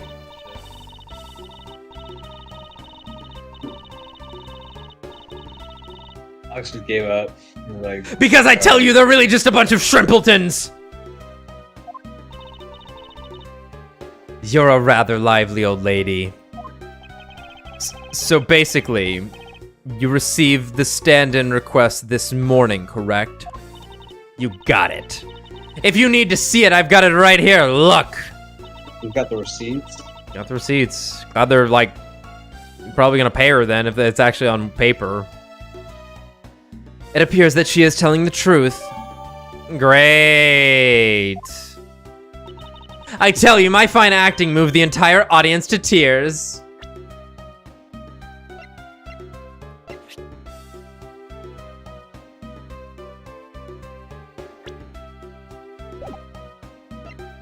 Does he respect her this time? Nope!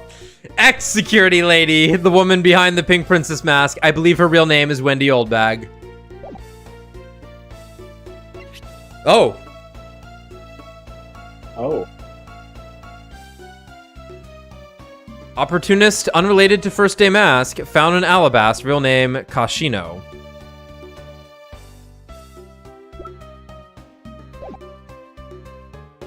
Tyrell bad. Tyrell bad.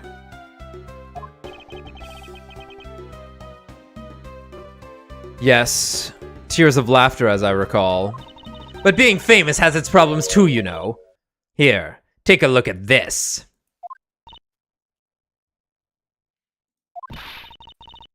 It's a letter from a stalker!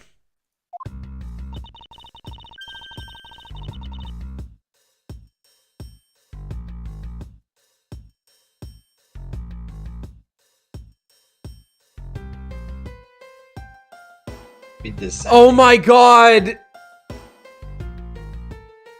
Oh my god, you can kind of read it as Mindy, but she read it as Wendy. Oh my god. Now we're playing Ace Attorney. Now we're cooking. Yeah.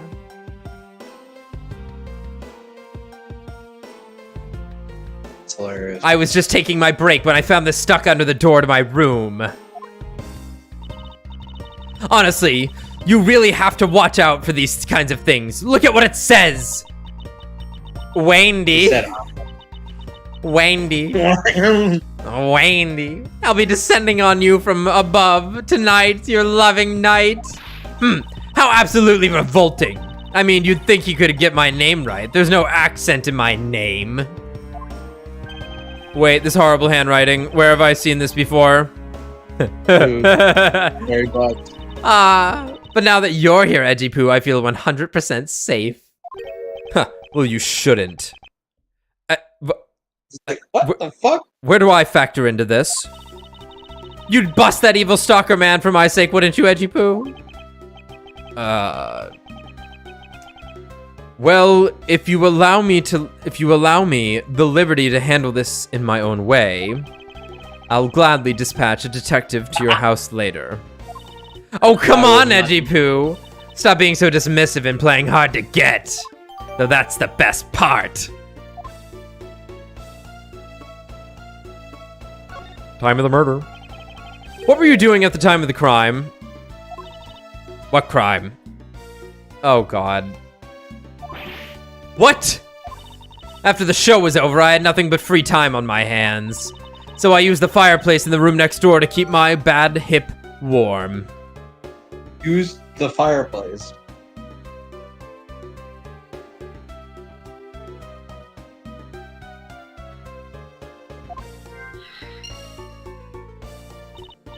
Well, a murder occurred in this room right next to yours.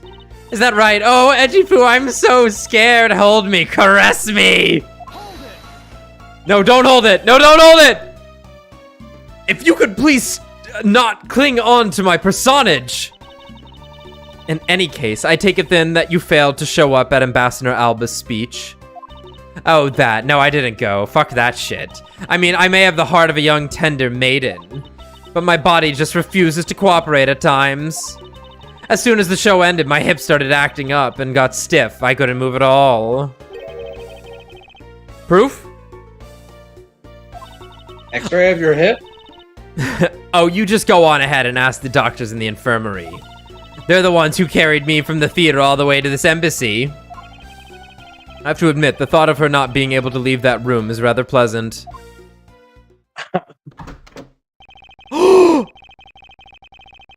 It's Missile!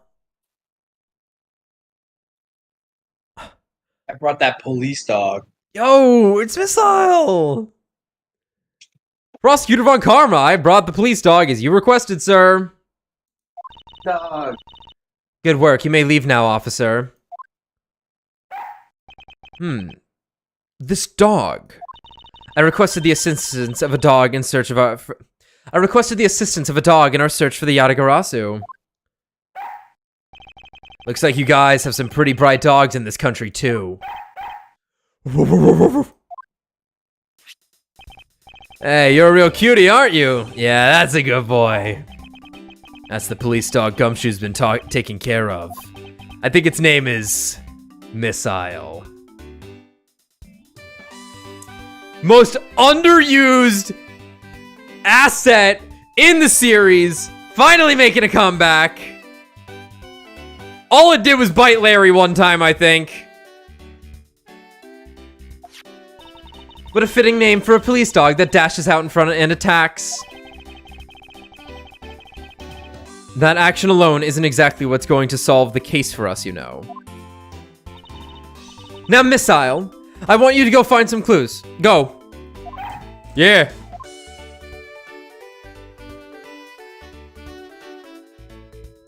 Holy shit, that was fast. Wow. Good dog. You really are quite bright, aren't you? Unlike a certain someone I know. Now then, what do we have here? What? What is this? It looks like a small hot dog, but... Wait, Franziska, isn't that an official samurai dog? No! Bad missile! He ate it. I wonder if it's alright for him to eat that. It's just a meat substance snack featuring the stale samurai. I'm sure he'll be fine. That's quite a bit of information you gathered there in a single quick glance. We should really be focusing on why there was a samurai dog there in the first place. It looks like that snack wasn't all missile found. Oh, and what do we have here? It appears to be a lady's undershirt. I wonder if Ambassador Alba might have an interest in cross-dressing. I somehow doubt that. It doesn't look like the shirt would even fit him. A samurai dog and a lady's undershirt. What are these two items doing in a room like this? Given the circumstances, the lady's undershirt could only belong to one person. I suppose I should get this over with and ask the owner of said undershirt about it.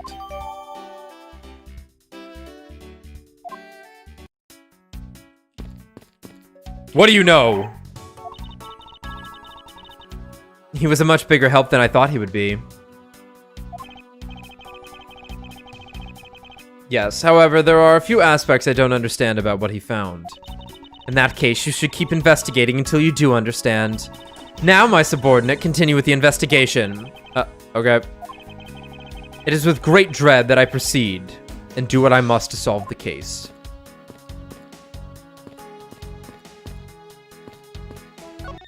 This is yours.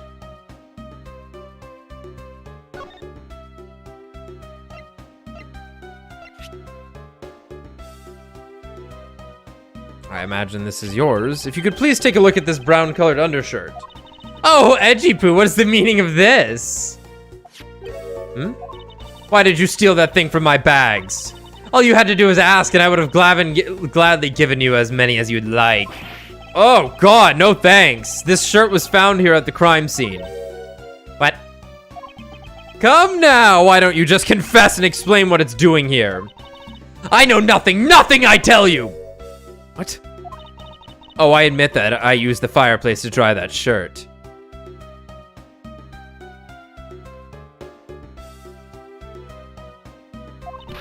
But I can't really help the fact that I had to, you know. Wearing the pink princess costume was like being in a sauna. And on top of that, I get... I really don't want to say this line. I'm not going to say this fucking line. You want me to say it? I'm not going to fucking say it. Alright, I'll fucking say it. And on top of that... You want to say it? Yeah, I will say it. And on top of that, I get fingered as a suspect. You're too cruel, Edgy Poo. The kid named Finger. Have you seen that meme? Yes. I don't. What is it again? It's like I don't know what it is. It's like it's something like it's like the one guy from Breaking Bad, Mike, and it's like today we're gonna finger paint or something like that, and it's like the kid named Paint. Yeah, the kid named Paint. Yeah.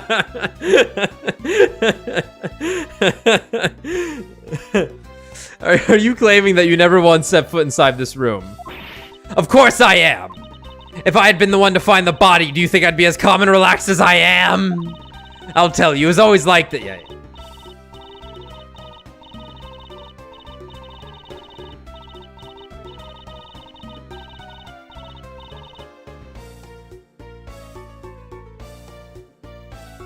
Whatever, lady.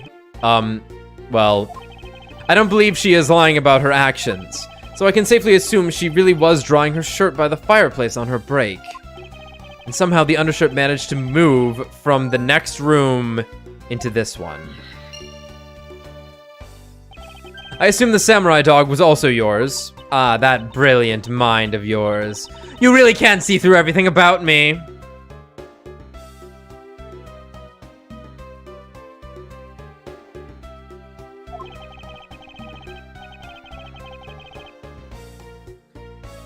And so, the feeling of dread continues, but I suppose I should ask for more details.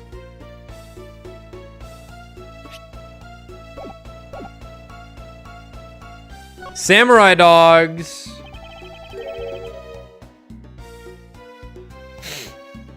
The samurai dog was yours, wasn't it? Oh, of course, I'm forever yours, my edgy wedgy poo. If you could just stick to what I asked you. Edgy, are you and Miss Oldbag? No! You really don't change, do you? When will you learn how to take a joke? Anyway, that samurai dog wasn't mine. Those things are a present from the studio to the embassy. A present? The studio bigwigs basically told us to play delivery boys.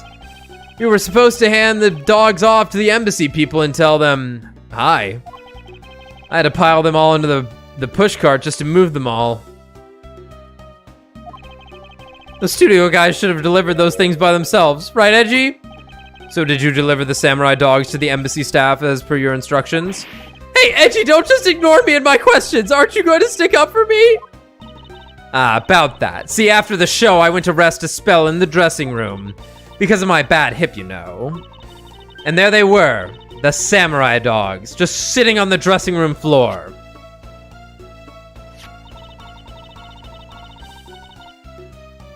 I suppose you had to make preparations for distributing them after the show.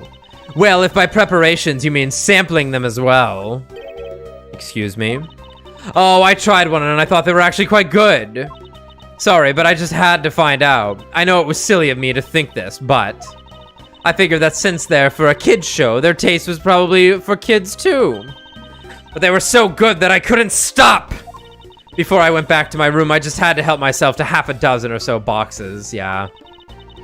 As I sat there by the roaring fire, warming them and eating them, I thought, ah, this is...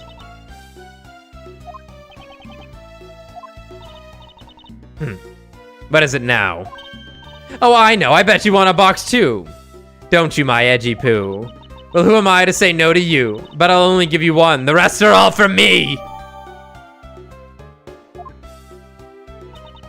Looks like the lesson for today is that when the Steel Samurai and the Pink Princess take off their masks, they transform into a pair of annoying troublemakers.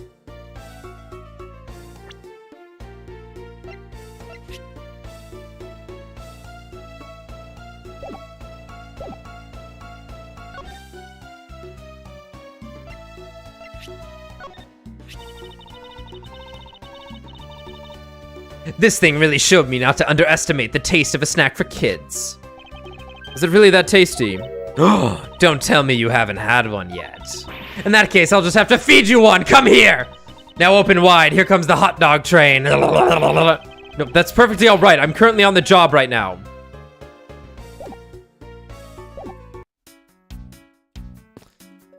Sick facts and logic time.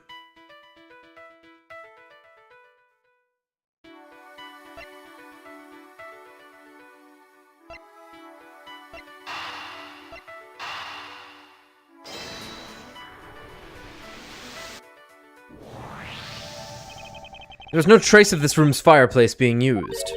And your point is? Smoke was supposedly pouring out of the chimney connected to this fireplace. At least according to Larry, that is a contradiction of facts, is it not? Are you sure he wasn't just disoriented or something up on that roof? There is testimony from an investigator that puts Larry at this particular chimney. So no, I don't think it was a mistaken impression on Larry's part. On the other hand, the fireplace in the next room was being used at the time.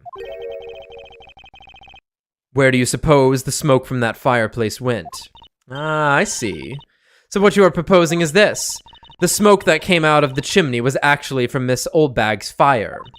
So basically, the fireplaces of neighboring rooms share one chimney.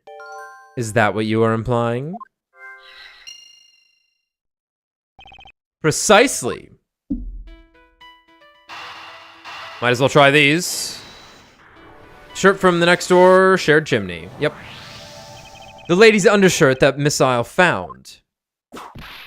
Oh, fuck. What the fuck? Why are you getting all excited over holding a lady's... Sorry. Why are you getting all excited over holding on to a lady's undergarment? Miles Edgeworth, you uncouth sea slug! If you know the owner of said undershirt, then hurry up and return it to her already! You have it all wrong, this is evidence! And the owner of this piece of evidence was in the room next door.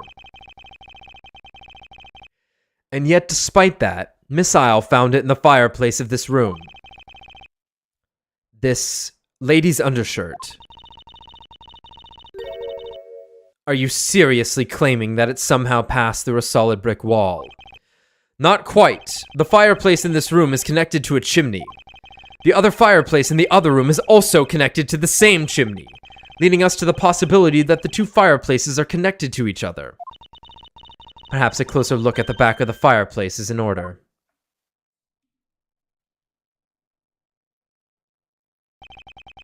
Oh my god. There is an X on the back of the wall. There is an X on the back wall of the fireplace.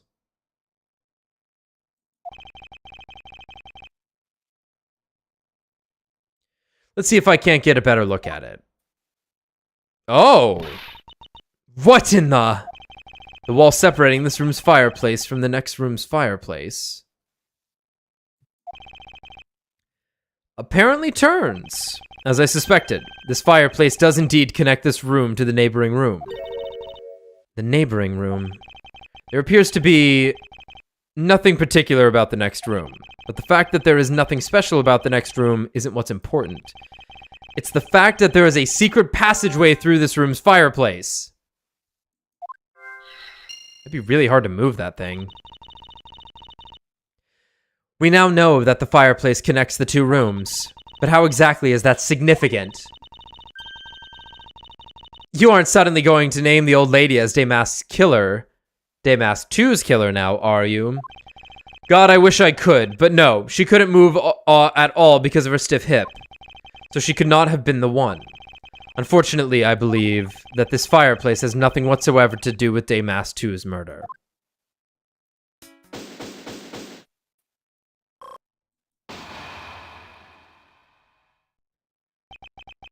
It would appear that the answer has made itself known. You're making quite the confident face there, Mr. Prosecutor. Bring it on! I'm ready to counter any argument you may have. Very well then, if you are prepared. I'll show you exactly where my deductions have led me. Good, I'm counting on you, Edgy! Leave it to me, Larry. My first attack will be to expose your lie for what it really is. What lie? It's about to be the prequel to Your Lie in April since it's March, motherfucker. I know that there is still something you are keeping from the rest of us. What's wrong with you? Why is it you won't believe me no matter what I say, Edgy? Curse you! I should just hurry up and die already if that's how it's gonna be. I'll confess to every murder in the whole world and then kill myself! Jeez. Larry Christ died for our murders. Kill yourself. And throw everything into mass confusion! You made some wonderful friends as a child, I see. Larry, I only have one thing to say to you. Even if you make that face to me, it's no use. A man who's ready to die is strong-willed, you know. Larry, it doesn't matter what sort of harebrained trouble you've caused. I only ask that you do not lie to me. If you cause an innocent person to be judged unfairly because of some insipid lie, I will never forgive you. Although allow me to say that I consider you to be among the innocent in this case. And that I will draw the real killer out. You can trust me on this. All right, this time. This time I'll tell you the whole truth, okay? What happened, what didn't happen, the works. Just what happened will do. Now then, if you would please testify as to what you did up on the roof tonight. Yeah. All right, up on the rooftop. I'm gonna take a quick break. Need water. We need it.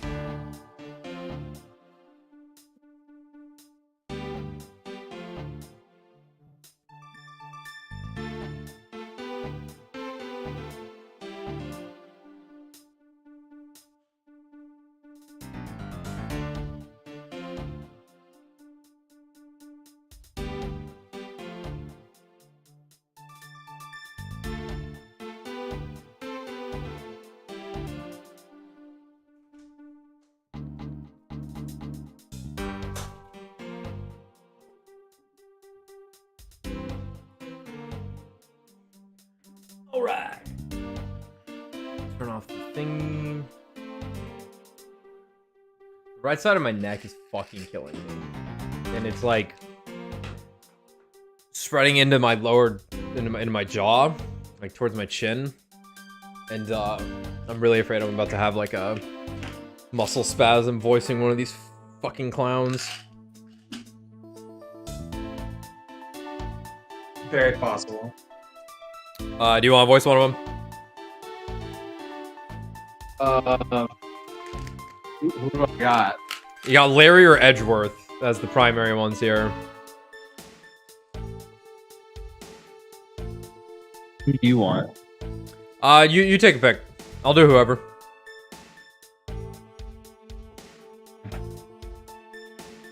Okay, Larry. You want Larry? Yeah, I'll do Larry. I'll Alright. give Larry.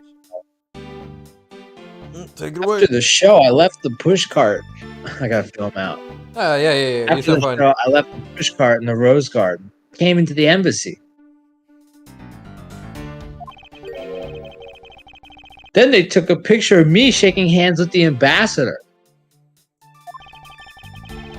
After that, and until my next appearance, I had some free time, so I wandered around.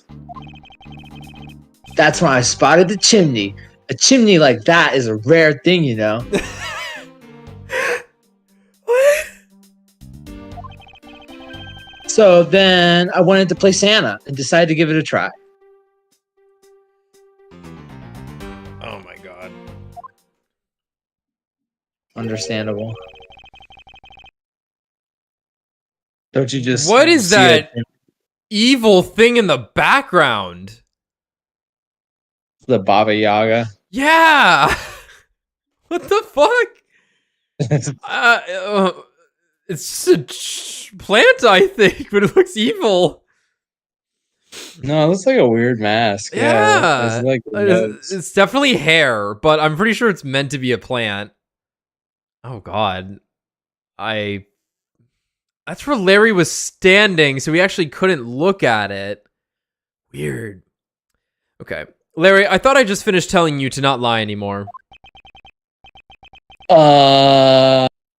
but it's kinda ultra embarrassing. I don't care.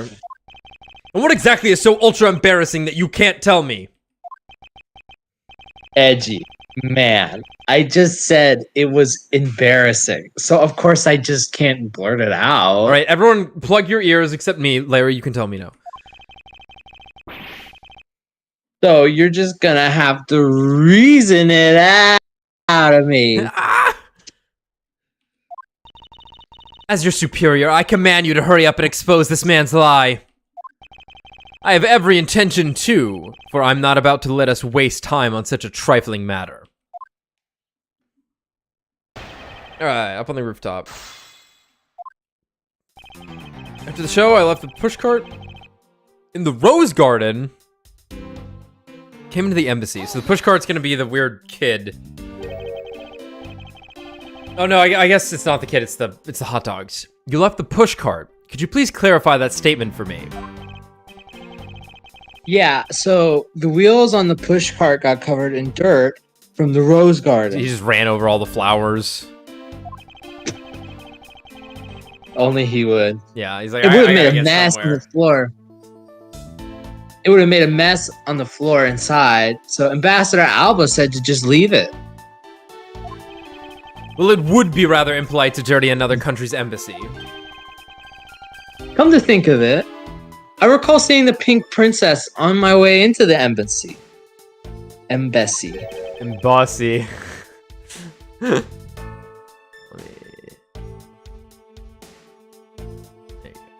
Sorry, hold on, I got one. She's sucking on my United Till I Nations.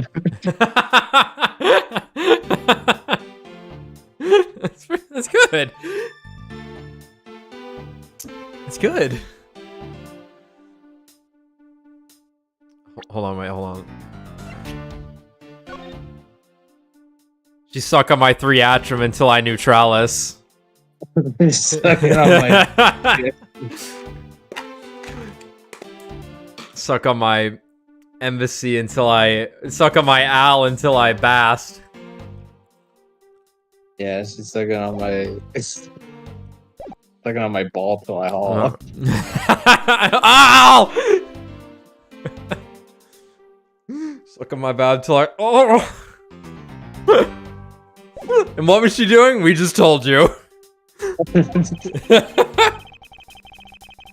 Nothing in particular because she was being carried by some docs on a stretcher.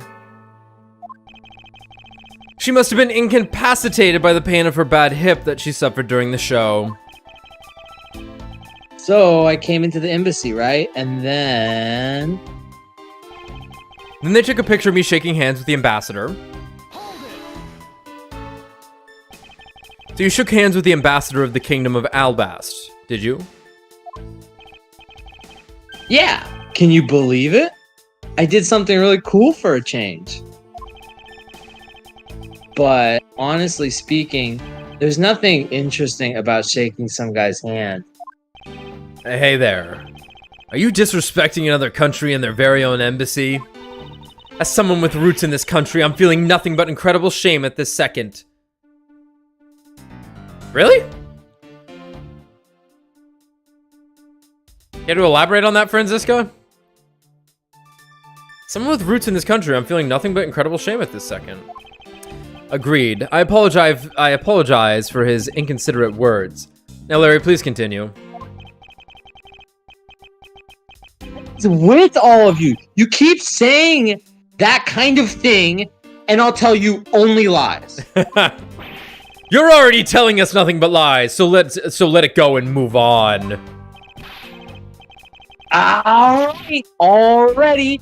You don't need to glare at me like that, edgy.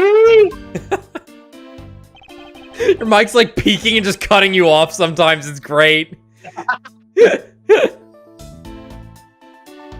Alright, after that... I don't know how I'm supposed to read some of these, so I'm just going. They're definitely weird, yeah. After that, and until the next appearance, I had some free time, so I wandered around. Alright, I want you to listen very carefully. And take this to heart. The whole point of your life is to cause misery and pain to everyone you encounter.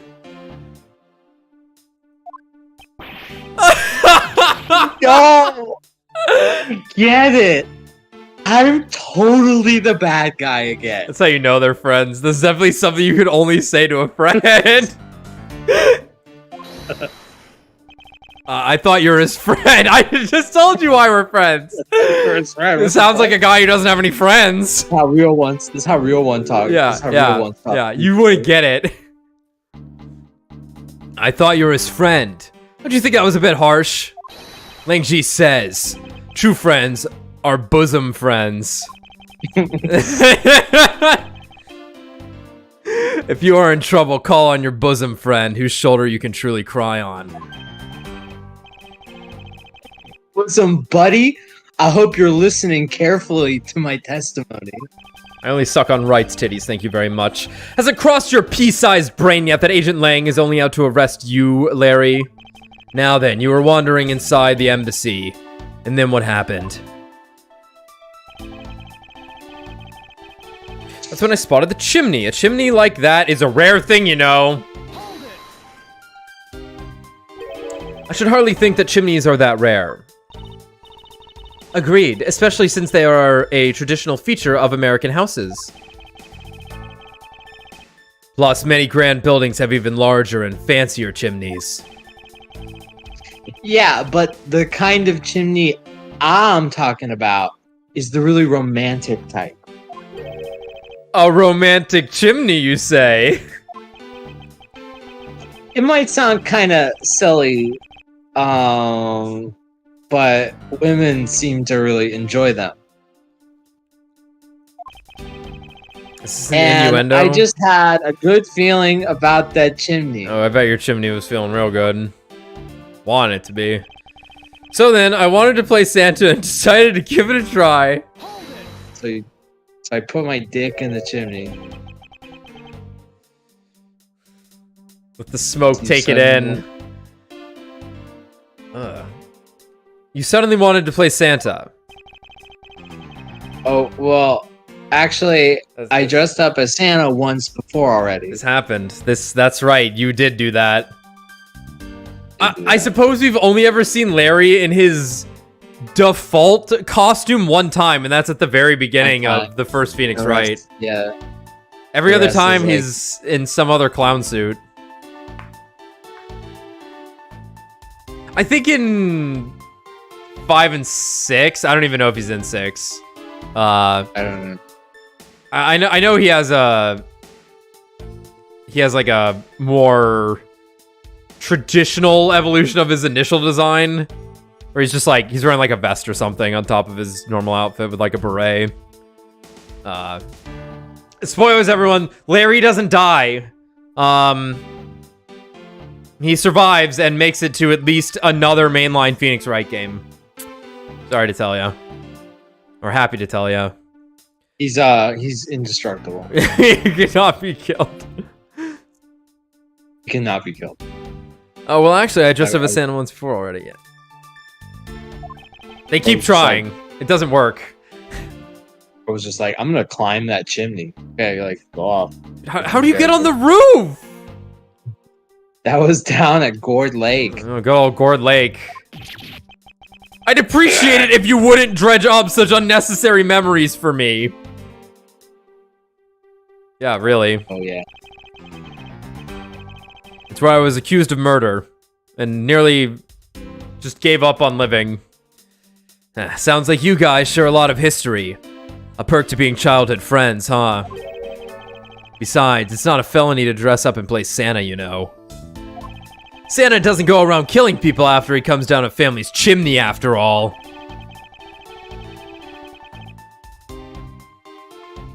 Yes. Actually, is it worth delving into whether or not playing Santa is a big deal? Absolutely. Absolutely. Actually, I believe in the case of this man, playing Santa is actually quite a big deal.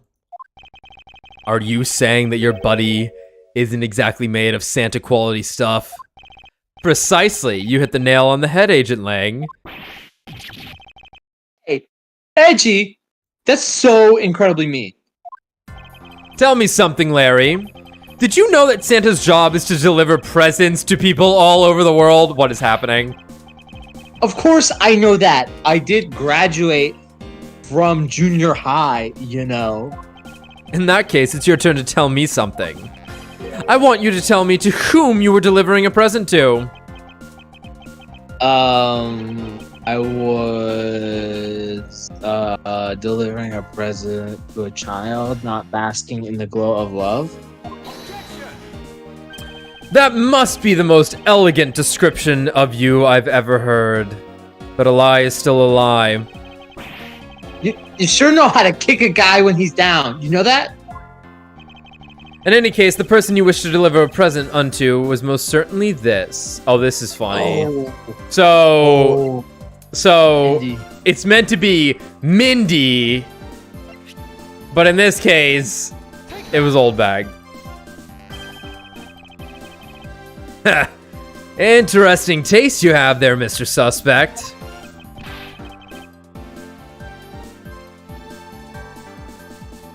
All right, take a sip. Don't spread lies about me. I totally didn't want to see Miss Old Bag so much that I tried to go down a chimney. Ow! Oh.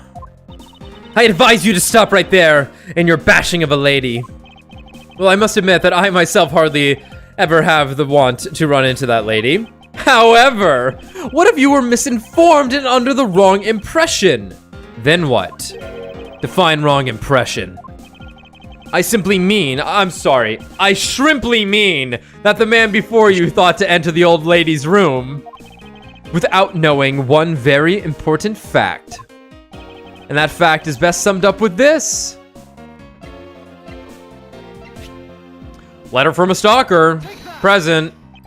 Get it? Get it? Get it? Larry, I'd like for you to take a look at this piece of evidence. No way! Oh, we're not there yet? But It's not really all that important, is it? It's always like this. You acting so high and mighty, and then you bully me. That's why I refuse to look at it. Be quiet and just take a look.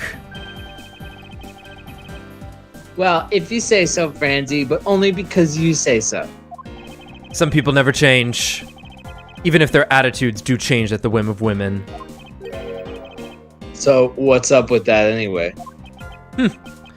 Why, it's proof that you never even knew existed, of course. Oh, is that all? Well, I don't need it right now, so I'll just give it back to you. What? I got you on the ropes now, don't I? Was that piece of evidence unrelated to the question at hand? Damn. No, it definitely was. Larry didn't know one very important fact when he tried to sneak into the old bathroom. Do we have the chimney? Let's see. The fireplace? Dude, the fireplace. Yeah, I think it's the fireplace, but we don't actually have that. Have that? I'm sorry. Okay, right. It's this. This is something the old lady received from her employer for the night. The girl who normally plays the Pink Princess, Mindy, was it again? Right, so it's... We bring this up, and then he goes, no, that can't be true. That's not who I was addressing before, or whatever. And then it's like, no, look at the... Okay. Mindy was it again. It seems that this man is quite taken with that actress. But that's not true, Edgy. She's the one with the hots for me. I just know it. I can feel her sexy beam piercing my heart when she's watching me. Sexy beam, I tell you. Oh. If you filthy, despicable, inconsiderate, fickle, idiot, cowardly apparition of a man. You haven't matured at all since we last met. Hey, Mr. Prosecutor. Yes?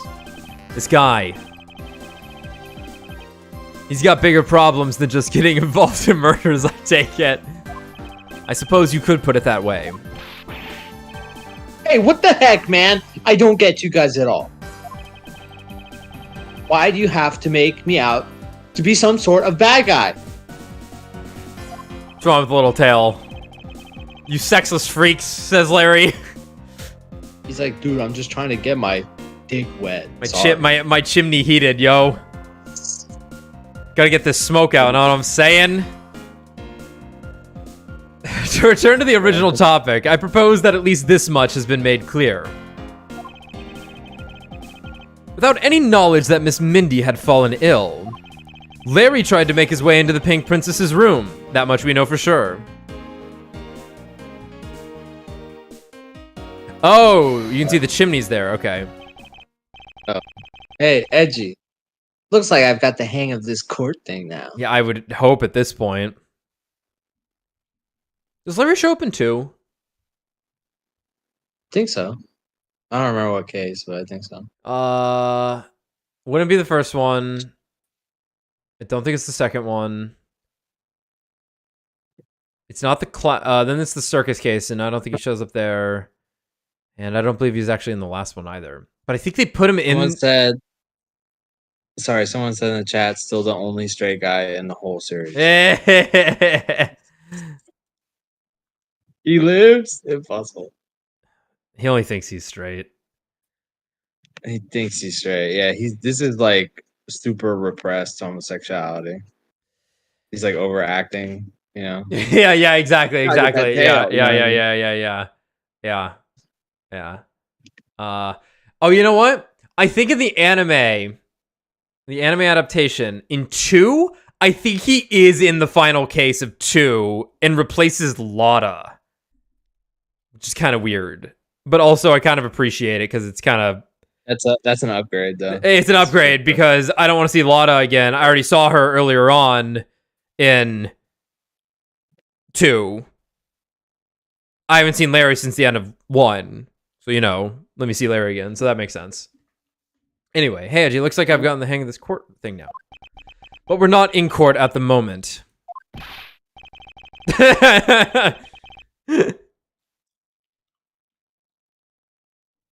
You can still take him if you want. Oh, sorry. Cool. Shut up. I see what's Shut going up. on here. And it looks just like what you do in court. I guess old boy here still has something he'd like to say. Langji says, until the root of the tongue dries, one never knows the whole truth. You shouldn't form conclusions until everything is out in the open, which is why I'll listen. Oh, now suddenly you're Mr. Understanding.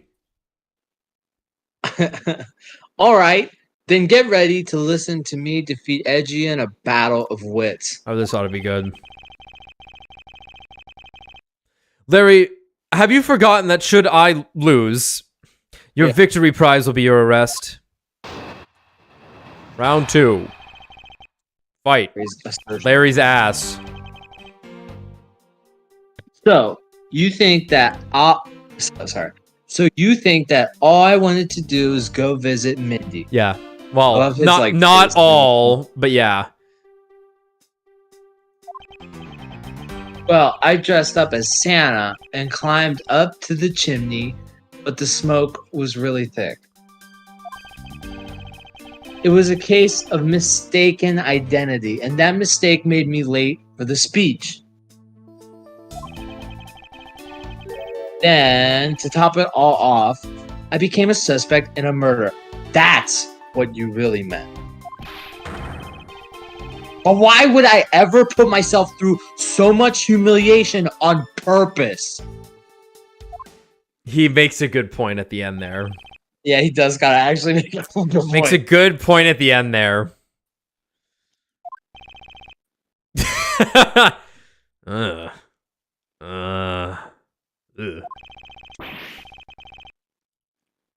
Hey!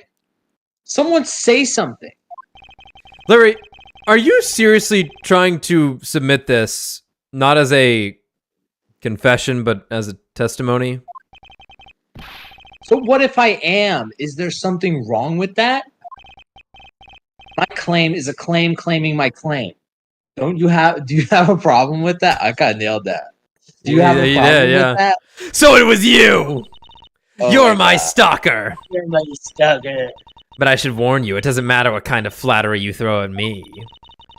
I'm the devoted type of woman who's holy. Yep, edgy to his lime. I can't just drop him and I'm faithful. I can't. Earlier I was tempted by just that tiny bit for a wolf man and something. Whoa.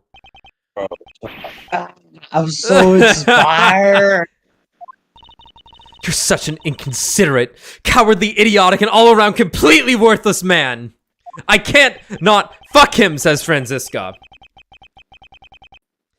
I thought I heard something ominous just now, but perhaps it was just my imagination. I believe there is nothing further for me to prove at this point. What do you mean? Of course you still got something to prove. You still have to show some proof that I was trying to meet up with Mindy. Now it's time. Now it's time. Now it's time. Proof, you say? Remember, Edgy? Everything is evidence in court, right? I'll kill you. You mean evidence is everything in court? He's being such a piece of shit at this. He's being such a piece of shit right now. But I understand your point. Yeah, see? I'm totally a pro at this now. Very well, if you wish to see the evidence, then let me show you the last piece of evidence you'll ever wish to see. He whips out his dick. Gun. He unzips his pants and it's like a hand with a gun coming out. Yeah, for sure. It's Phoenix's hand. It's the gun from like when his dad got shot or what the fuck. Oh god, yeah. Yeesh. Carries the trauma with him at all times. Carries it with him. Stays strapped and traumatized. So you think that all I wanted to do is go... Alright, we're just...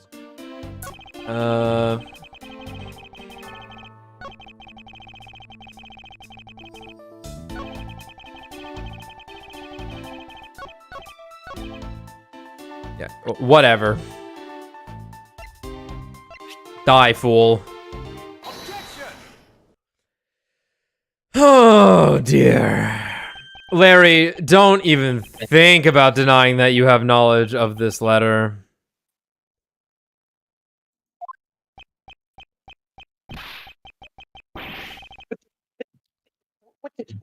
Why are you showing me that thing to me now? Vandy. Wendy. Vandy. I'll be descending on you from above tonight, your loving knight. Well, isn't that just romantic? But you weren't able to descend on her from above, were you, Mr. Loving Knight? Cringe. No idea what you're talking about. I don't remember a thing. You can pretend to be ignorant all you like, but it's written right here. This letter proves that you were not out to meet the old lady, but rather that you were attempting to pay Miss Mindy a visit. Gotta point out the fucking... I'm gonna point it out. We're pointing. You can see here from your dog shit handwriting. Who the fuck writes M's like that? God, you're so fucking stupid. Larry, I suggest you take up penmanship lessons. Okay. That is, if you never wish to experience this level of embarrassment ever again. He's got better handwriting than me, I'll be honest. My handwriting sucks. Even the loving is so bad. Look at that. He did love. Oh, yeah. Yeah. That with the knight, too. Who does their eyes like that? It's that he does his eyes like that. He's so stupid. Like, for real. Like, look at descending and the ease in descending. It's just a fucking eye. That's crazy. I like how tall he writes. It's funny. The tonight, it gets worse. Yeah, the tonight's really bad. Tonight. The date.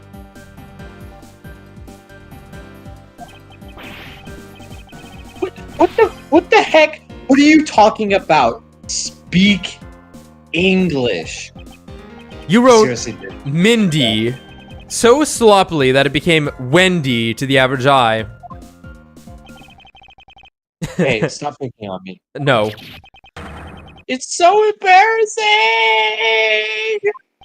There. Isn't that what childhood friends are for? They're the best, aren't they? For punching. But what we'll have to wait. But that will have to wait until we're off of this crime scene. Dude, this fucking guy. He saved me from the scary man. Sure, if you're willing to make amends, starting with your incredibly embarrassing mistake. That wasn't me. Oh my god. Come again? It's a fake. Someone's out to get me, so they made a fake letter. To set me up! Accept your defeat graciously. But you guys are being so mean. Hold it.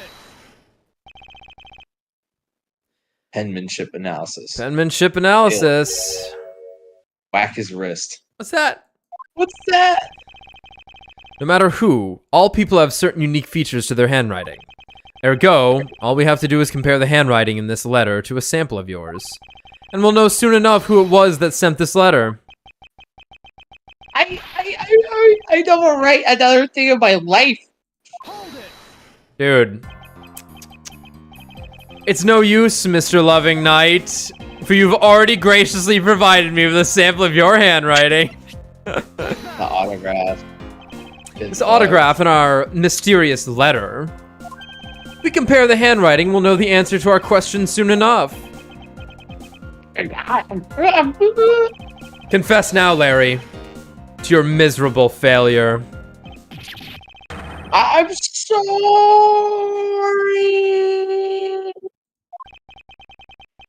I did it. It was me causing trouble again. I admit it. You hit the nail right on the head, actually. So he finally confesses. I saw the pink princess being carried in a stretcher and got worried, alright?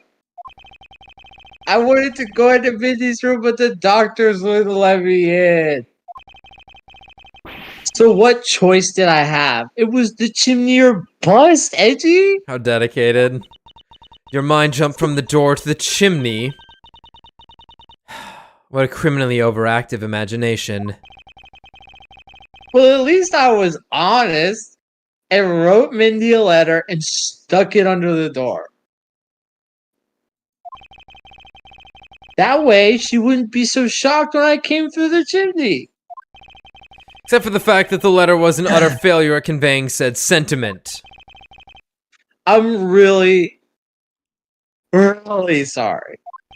Larry, you may be a shameful good-for-nothing blight on the face of humanity. However, I always knew you weren't the killer. I told you to trust me, because at the very least I can attest to that about you. Larry, yeah, just take the initial embarrassment. Edgy, you're... Oh! We've lost a lot of valuable time because of you! Kill him!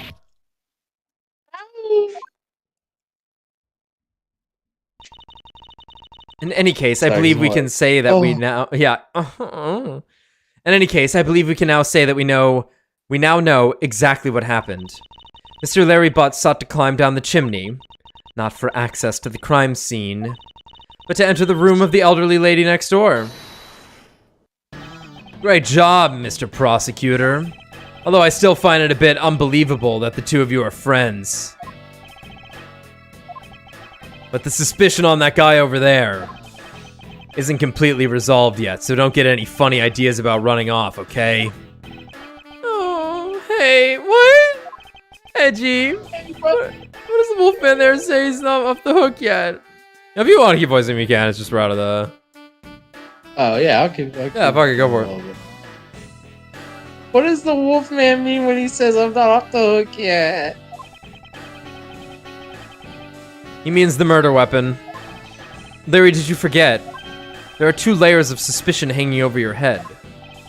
That's exactly what I mean. We can't only rely on the words of the suspect, after all. We may have figured out where he was and what he was doing all night, but the blood-stained samurai sword that was left at the crime scene. As long as there is no satisfactory explanation for that, this wolf will refuse to ease up on his bite. Edgy, that guy, he looks like he's seriously about to take a bite out of me. I'm well aware, and you should be as well, that this upcoming battle will be crucial. Thanks to the cooperation of our lovely bumbler, I've been dealt a very nice hand and a sweet trump card. Looks like we're about to enter the final bout. Now, Mr. Prosecutor, let's see what you've got! I can easily point out the contradiction in the supposed murder weapon, but the real problem for me is figuring out what the real murder weapon is. This will be a high-stakes gamble, but this is one game I can't afford to lose. You want to voice either of these guys? Yeah, I'll be Lang. Okay. Why, Larry? I was the one who found the body of victim Damask 2. Beside him was the samurai sword, glittering red and offered up the scent of blood. Offering up the scent of... Okay. It was supposed to be in the Steel Samurai's dressing room, but I found it here instead. Plus, I found the murder weapon's owner, the suspect, Larry Butts, in here too. Fuck. Isn't it a bit far-fetched to accuse someone simply on the basis of ownership? But this owner wanted to sneak onto the crime scene. I think that's plenty to go on, don't you? Hold it! If you're alluding to his reason for being by the chimney, we've already established that. Hold on there, Mr. Prosecutor. You two are longtime friends, right? Unfortunately. Who's to say you didn't fabricate the evidence to give him an alibi? You're accusing me of fabricating evidence. You think I can believe anything you produce? Forging evidence is all you prosecutors do. This man has some serious issues with prosecutors. Yeah, he does be calling you out on the... Come on, I can't think of something as complicated as that, right, Edgy? True. Larry, I can agree because I know you and your personality well. However, Agent Lang knows nothing about you. Or me, for that matter. I sense his hatred for my entire profession emanating from his entire being. Meaning that the only way I can prove Larry's innocence is to present irrefutable evidence. Why, Larry? Why? Alright. I was the one who found the body of the victim, Damask 2. Hold it. So you were the first to discover the body this time. This time? What's that supposed to mean? You better watch what you say. I only said this time because earlier Kay was the first to discover the body in Babel. And your secretary, Agent Sheena, was ready to accuse her of murder for that. So fast. So you're going to use that excuse to call me suspicious now? Rather sus. Of course not. I was simply pointing out the usual pattern with discoverers of bodies. But in the Babelese case, there was proof that she was holding the weapon, right? Well, in this one, it's a bit different since we know exactly where the weapon is. Beside him was the samurai sword, glittering red and offering up the scent of blood. Hold it. What's that smell? Smells like blood. Excuse me, but glittering red and offering up the scent of blood. Do I have to spell it out for you? I mean the sight and smell of blood, of course. And according to the test, the blood on the sword belongs to the victims. The sword was made to only be used on stage, so it's not sharp. But it's pretty weighty. It's certainly heavy enough to beat someone to death with. Which leads me to suspect that the victim was beaten to death with the sword. Beaten to death, huh? This last statement is too important to just let it slip by.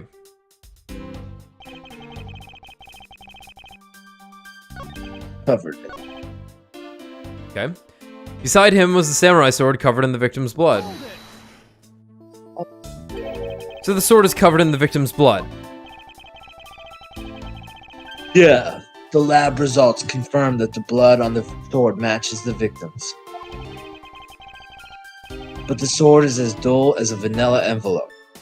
It's just a stage prop after all. The envelope could probably cut you better.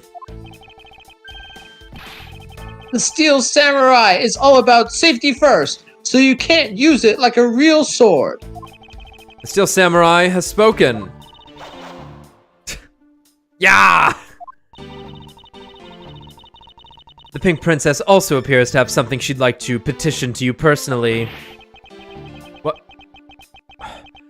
What the Pink Princess would like to say can wait for the day after eternity!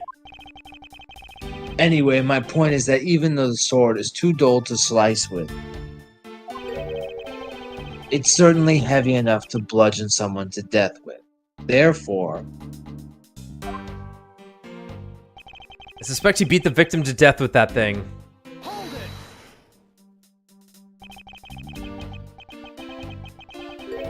it. About the samurai sword, have you received a report from forensics yet?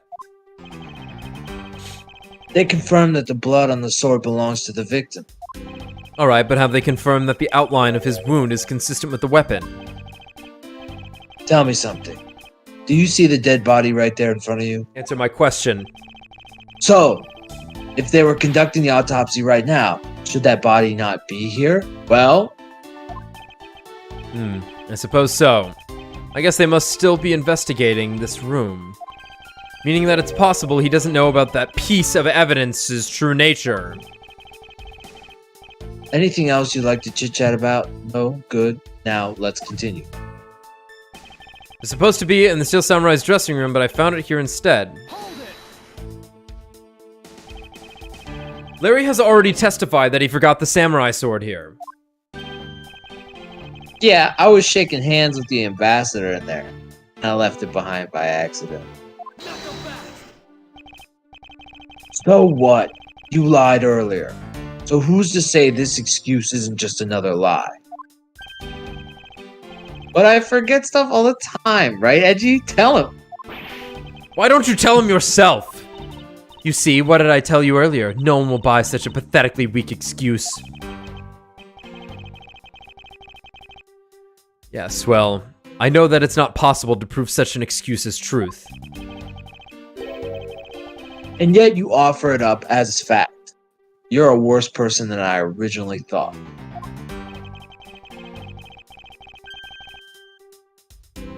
You're free to think what you'd like. However, I know that Larry is not the killer. Agent Lang, please continue with your argument. I'll expose the flaw in it soon enough. Plus, I found the murder weapon's owner, the suspect. Larry Ass is in here too. Hold it. Very ass. But it's like Z's, kind of like how it's butts with a Z. It's yeah, Az's. yeah. Just because he is the Very owner ass. of the weapon. Just because he is the owner of the weapon, therefore he must be the killer, is it? No, climbing all the way up that chimney is plenty suspicious in my book. Fair. Regarding that, I've already drawn the truth out, and the truth is one thing I don't bend. Doesn't matter if it's all. Doesn't matter if it's you or whoever. You prosecutors are all the same. As for me, prosecutors are the one thing I don't trust in. Objection. An agent who doesn't trust prosecutors? What are you playing at? Sorry, sis. But there are only two things I trust: my subordinates and evidence at the crime scene. Agent Lang hates prosecutors. But as long as he trusts evidence that has been left at a crime scene, then there is something I can show him that he can believe in. It's simply not possible that the samurai sword is the real murder weapon. So I should focus on proving that point to Agent Lang first.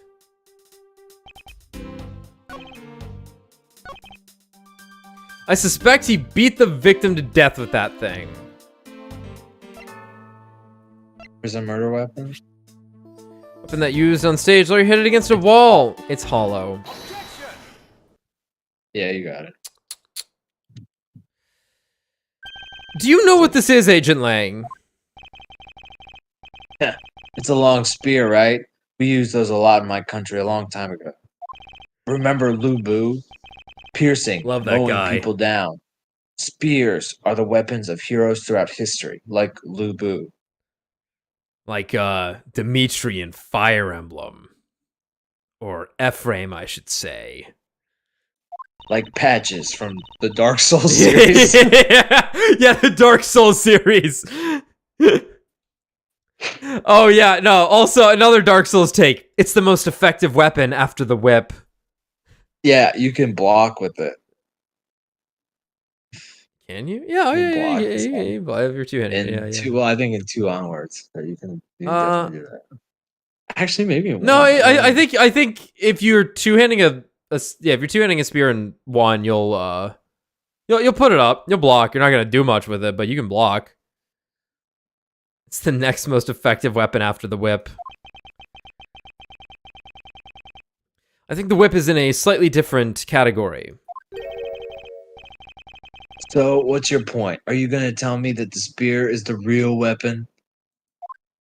Fuck no. I simply want you to take a look at this section here.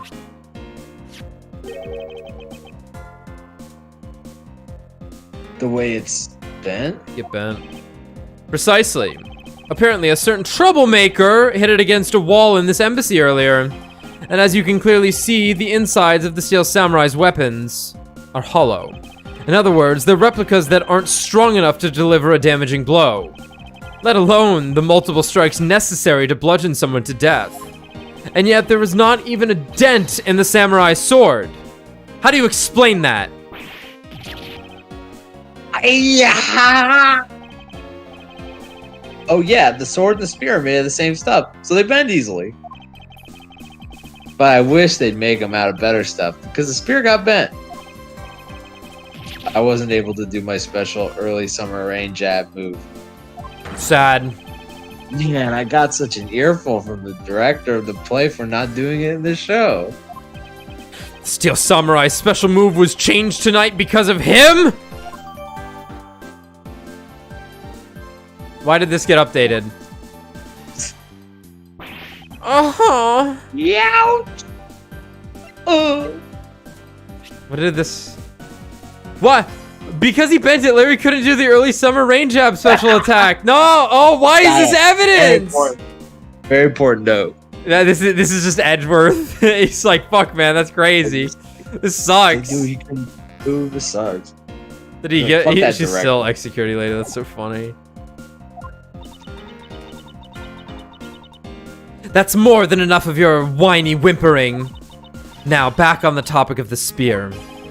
Yes, let's return to the real topic of discussion. This is where the real gamble begins. I don't have a real strategy per se, so all I can do for now is let the chips fall where they may.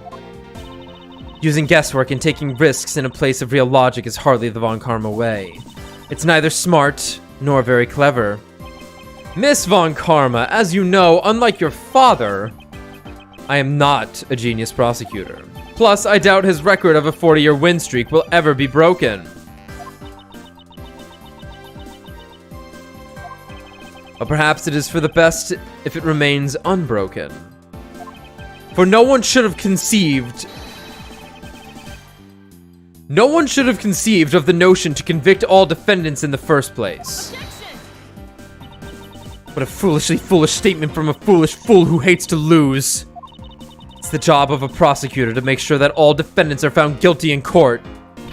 There is nothing more important in this world than a perfect victory. That may be your opinion. However, I don't believe that's all we are. I changed the guy's mind. Yeah, he's appeasing him.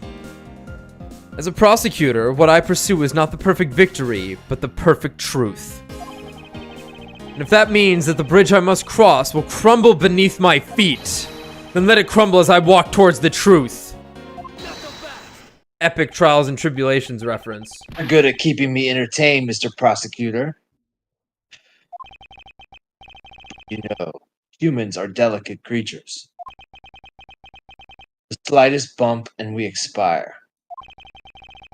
I'd like you to consider, if you will, the possibility that the sword was used in such a way that the attack killed Damask too without bending him. Dude, he's like, all right. No, like, Think fair, about- not happening. He's like, it's like, okay, Yeah, but what if? maybe it still happened. Yeah, What? but like, you know, it's... We live in a clown world. He knows we live in a clown world. Edward's just like, what? Like, prove, all right, but prove me now wrong. So what do you think of my hypothetical scenario? Hollow as the weapon. I think you know what to do here, right? And what you need. Don't say his name!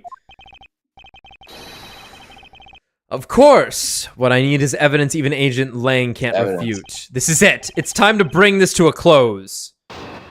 Oh dear. Why Larry, Oh, Larry. part 2. Part infinity. It's possible to use the samurai sword to kill someone. And under these circumstances, it's the only logical conclusion. We searched the embassy, top to bottom, but the victim's blood is only on that weapon.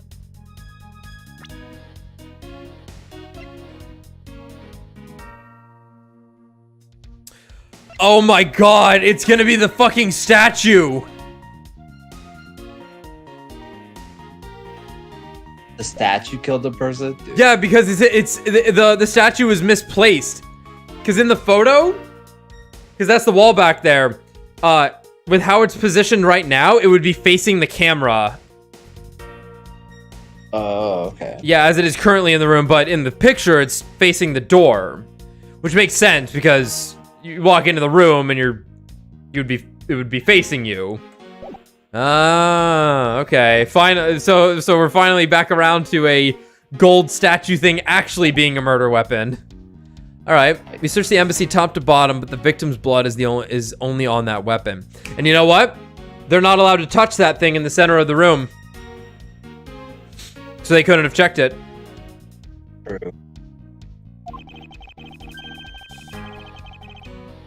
So isn't it only natural that suspicion will fall onto the owner of said weapon? True. It's facts. How long do you intend to cling onto that preposterous theory? As long as I want, because we examined every corner within the walls of this embassy. Wrong. There's no stone we've left unturned. Oh, but there is. And we have managed to come up with only one logical conclusion. No, you haven't. That the only place inside this embassy with the victim's blood on it is... Oh, wait, what the fuck? That the only place I inside think you this had it. embassy with the victim's blood on it is this sword. I think there are some oddly worded sentences every now and then in this game that I've definitely read them and I'm like, wait, what? Is that what it says? English is hard. We all know it. You left no stone unturned. Is that a fact? If you got something to say, then say it. Yeah, then say it in the only way I respect, Mr. Prosecutor. Hardcore. Yes, of course. In that case, allow me to make it all crystal clear for you.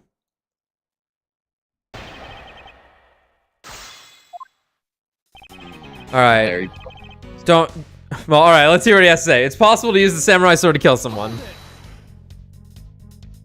May I inquire as to how you are able to make such a claim, Agent Lang? Lang Z says, capable of miracles beyond comprehension, a mysterious creature, man. Rather than man, it's Agent Lang quotes that are getting increasingly incomprehensible. The human body is a mysterious thing, even with a toy-like sword. It's easy to kill a man if you hit just the right spot. Yeah, you could hit me anywhere, I'm out. Which is why I think it's possible to kill this thing without even leaving a dent. Bro, you Z-target me and there's like a million fucking spots you can target. Just VAT. Just like a VAT. It's VATs, but there's like every bone in my body is like a weak point. Gives 0. Yeah. It's like, alright, weak point. 100% chance to hit. Ragdoll. Yeah, he's ragdoll. But we can only be sure one way or another by seeing if the wound matches the sword. Huh, I know that. But as long as it's a possibility, I can proclaim it as much as I'd like. And under these circumstances, it's the only logical conclusion. Wrong. Let's press anyway. But you must know that your conclusion is wrong. Given the circumstances I'm in, the only people I can trust are my subordinates. Because they're a much more trustworthy bunch than you prosecutors will ever be. And you call yourself a professional.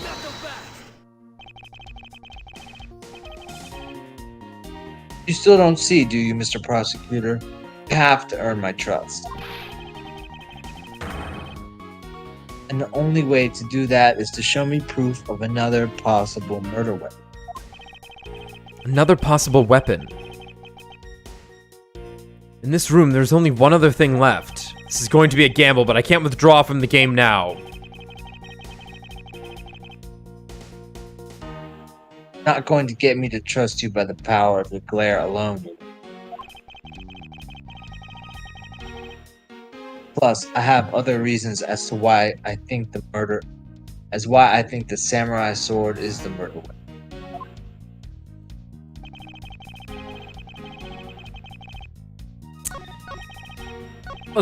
We're probably not getting anything too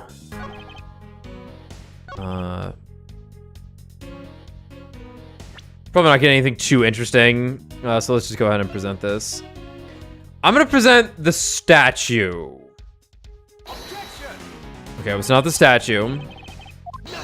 Might not even be this piece of dialogue. I think she says, confidence is like a soul. Words without confidence are but empty shells. That's nice.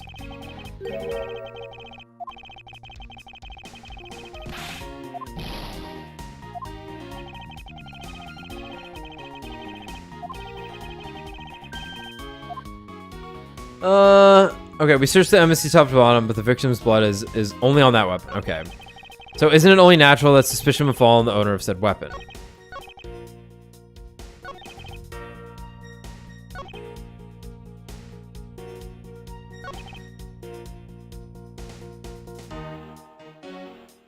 They put Rashid in the fucking go. Yeah, the whole. Well, if you remember, the entire Street Fighter 6 roster was leaked like a day after the game was announced. So all they did today was just say what the next four fighters are going to be in the game, because everyone already knew what they were if they saw the leak. Though Akuma does have a different design now than what was in the leak, and honestly, I like him with the white hair more than the red hair. Yeah, the white hair is nice. He looks cool. I do like Rashid. He's cool. And Ed. The game looks good. Aki looks cool. Though it's weird, they're putting out a demo, not a beta. They're putting out a demo for the single player portion of the game. When? Today, if you on PS4 and PS5. Oh, only on PS4. But I think on the 26th it'll be out. The demo will be out for the rest of the stuff. It was hilarious watching that presentation. It was just on when I woke up, and they were like showing off the story mode where you can like make a character, and you can even bring your created character into the like actual lobby system of the game where you would fight people normally, and you can use your custom characters, right? Yeah. However, I was like, come on, Capcom, you're just showing off a bunch of normal human beings. Everybody's gonna look fucking horrific in the craziest outfits imaginable. No one's just gonna be a fucking white dude or a black dude walking in. No. Or just a lady. It's gonna be like. No, it's gonna be God's most disgusting creation. Because it should be. As it should be. I'm gonna make Edgeworth. Or it's gonna be stuff like that. Flash kicks. You're just gonna do flash kicks with Edgeworth. Yeah, totally. Okay, what are we doing here? Well, fine. Let's do the last press here. Or did we only do 2 presses? Did we do this one? Only place where you can find blows on the samurai sword. Okay, yeah, go on. That's right. Even with Luminol. Which means that there are no other possibilities outside of what I've already outlined. Do I have a problem with Agent Lang's assertion that the samurai sword is the weapon? Raise an objection. Okay, so we just had to press. That's fine. If you believe that there is no other door of possibility left to open, then allow me to force one open for you. Oh, and how do you plan to do that? By showing you what may possibly be the real murder weapon. Not so fast.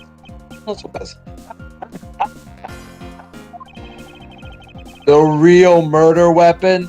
I hate to repeat myself, but my men have already searched every last inch of this embassy, and they've concluded that nothing else could have been used as the weapon. Knowing these facts, do you still want to press forward with your little hypothesis?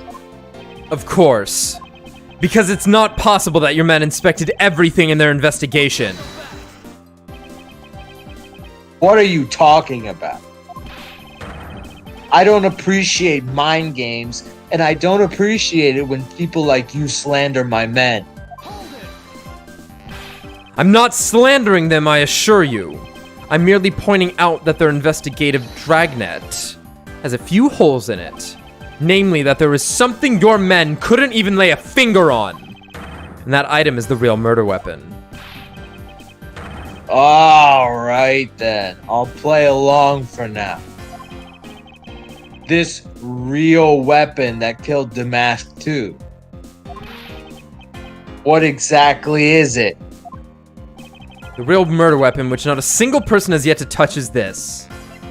I'm calling bullshit. I should not have taken damage for presenting this on the piece that I had to press on to then present it on. Take that. Ooh, game like fucking for a second. The National Treasure of Alabast. You mean the Primadou statue? Primadux. Primadux? I don't know. I do it too. The Primadou. Yes, and as you know, only the ambassador and his secretariat may touch it. Which I believe means that neither you nor your men were able to examine it, correct?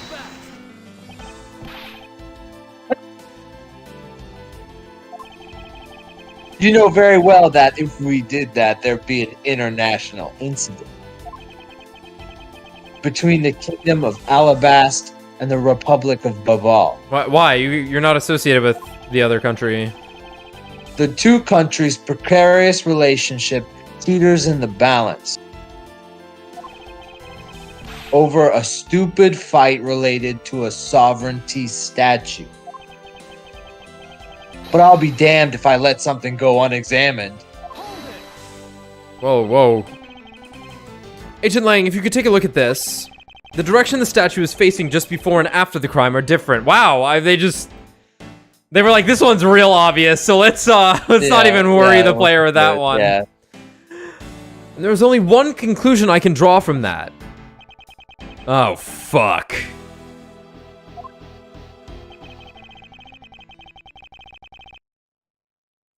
Go look for Ambassador Alba, and get him to give us the okay to examine the statue. Shifu, you can't listen to this infidel's words. He is most definitely trying to trick you. Shifu, please. Let's be rational about this. Langzi says, just go already. Yes, sir. Fuck off. Just fuck off. Just fuck off. Shifu. Yeah. I'm really sorry, sir, but I was unable to convince the ambassador. I was unable to obtain permission for us to examine the Primadux statue. I see. Wait. But then the investigation is at a standstill. Agent Lang, I will go and speak with the ambassador personally. Save your breath. He may act all weak and frail, but that old man's one tough cookie. But I guess you've got to be tough when you're representing a whole country. You know. Agent Lang, what do you want? Let's just hurry up and examine the statue already. What? But Shifu, what about causing an international incident? Quiet! I'll take the fall if I have to later. Agent Lang, the hypothesis is mine. So if someone is to take the responsibility, let it be me. What a man. Responsibility. If we're going to talk in such heavy terms, maybe I should let you. It'd be a real problem for my men if something were to happen to me. Alright then. Less talk and more investigating.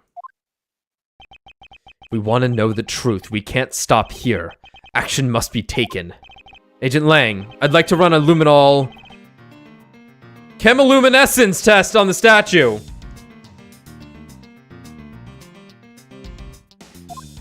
A luminol test. Ah, good thinking. The statue is the murder weapon, then some of the victim's blood should be on it. Okay! Let's get the forensics team in here. Ow! Ah! Hey, looks like you hit the jackpot, Mr. Prosecutor.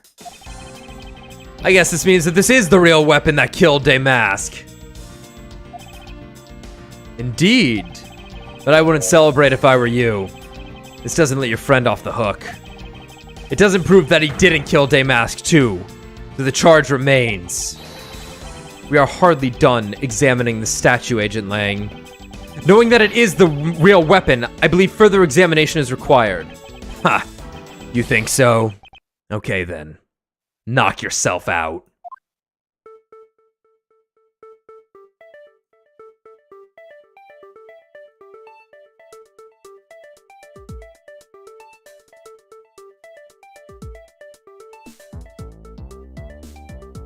How big is this thing? Ooh. Plus hand. That's a whole ass hand! Ugh. And what do we have here? This dirty smudge. It looks like a handprint. What's a definitive bit of evidence like you doing under here? Looks like we've got some fingerprints to analyze. Worst case scenario, these prints belong to Larry. It looks like it's too late for me to do anything about that now. Hey, forensics guy! I want results on these fingerprints ASAP, do you hear me? Okay, yeah, I'm getting it done. I finished licking the statue, sir. I have the analysis results, sir. I love that missile's just here. Good. And... Sir, about the prints we lifted from the bottom of the statue. Well, you know the victim of the murder in the Ablaze embassy. The prints belong to him. To Mr. Manny Cochin, sir. But that's...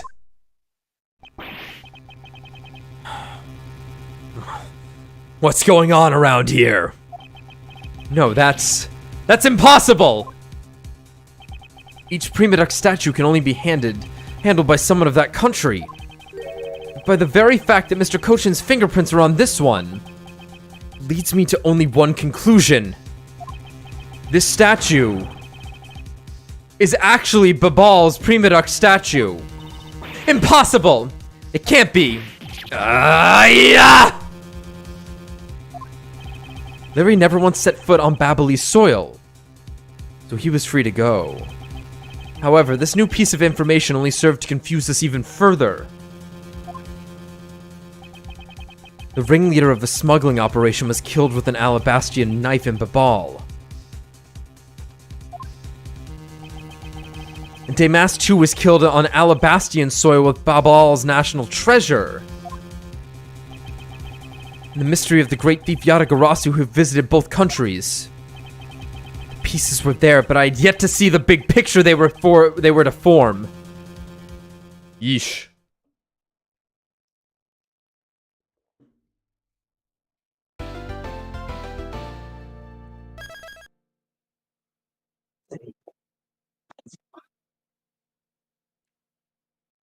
$340. We can go for a little bit. If we find a good stopping place, well, maybe we'll just stop there without hitting the next point. All right, March 14th, open air stage. I've left the Damas 2 investigation to Franziska and returned to Babal. I suppose my first order of business should be to look into Babal's statue. Mr. Edred!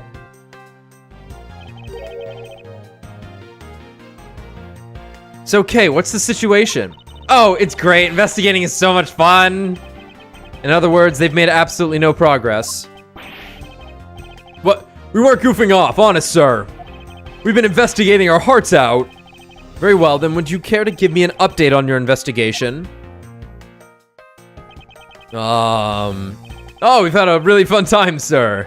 I knew it. Zero progress. In any case, Detective Gumshoe. Yes, sir? You have permission to enter the Alabastian embassy, is that correct? Yep. As a local detective, I'm helping out with As a local detective, I'm helping out with investigations on both sides, sir.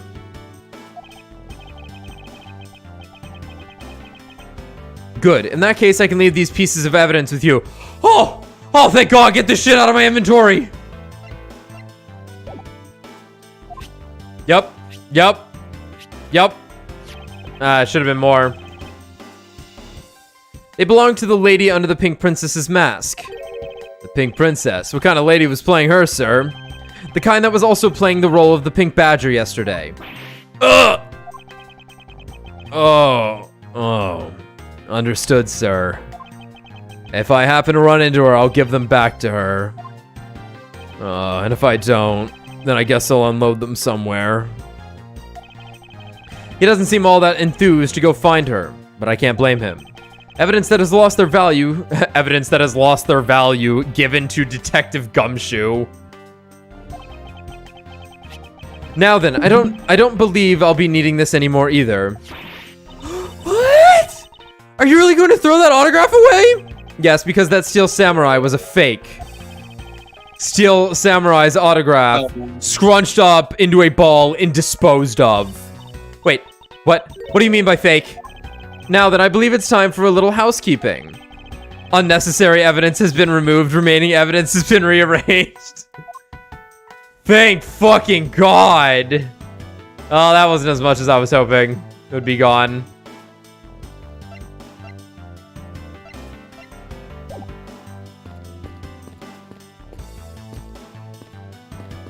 Here we go!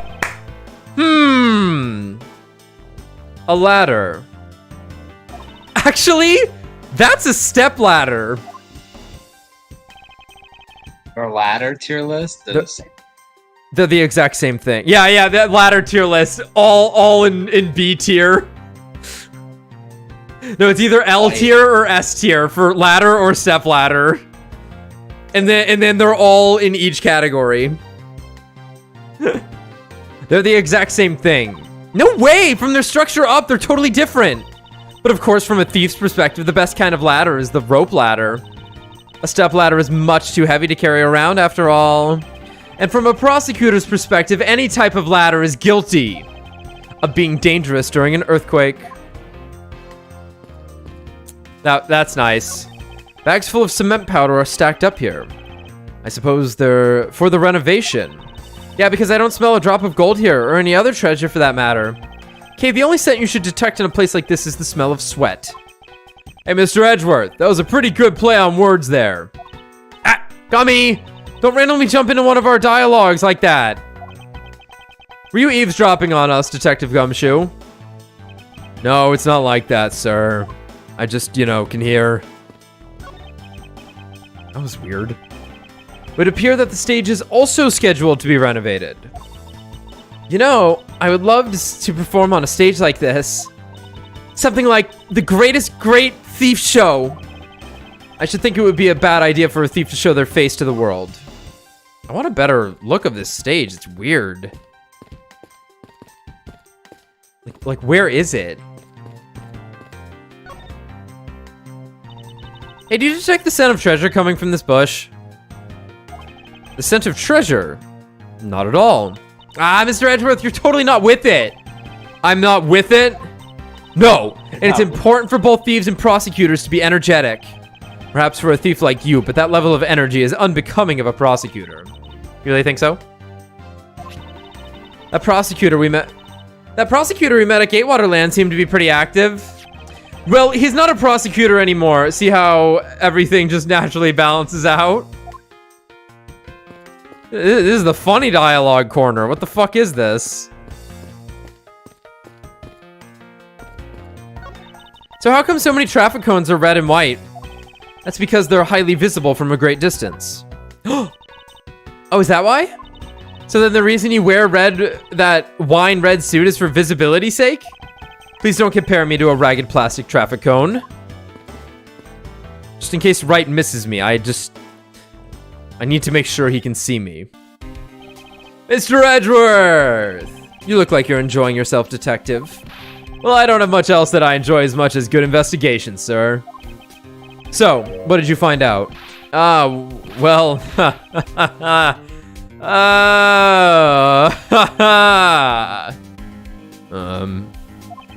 I take it he has found nothing of any particular use. I am presenting all this shit to him. Maybe this. Maybe the hot dogs. Wow, those look really good, sir. Can I have one? Don't you dare line your stomach with the evidence. Come to think of it, the dog Detective Gumshoe takes care of just up and ate a samurai dog earlier as well. Poor little dog. Slowly coming to resemble his handler. Alright, that's all I wanted. Investigation update. Hey, Mr. Edgeworth, I got something really interesting from Ambassador Palliano. Oh, and what is this something interesting? This, sir.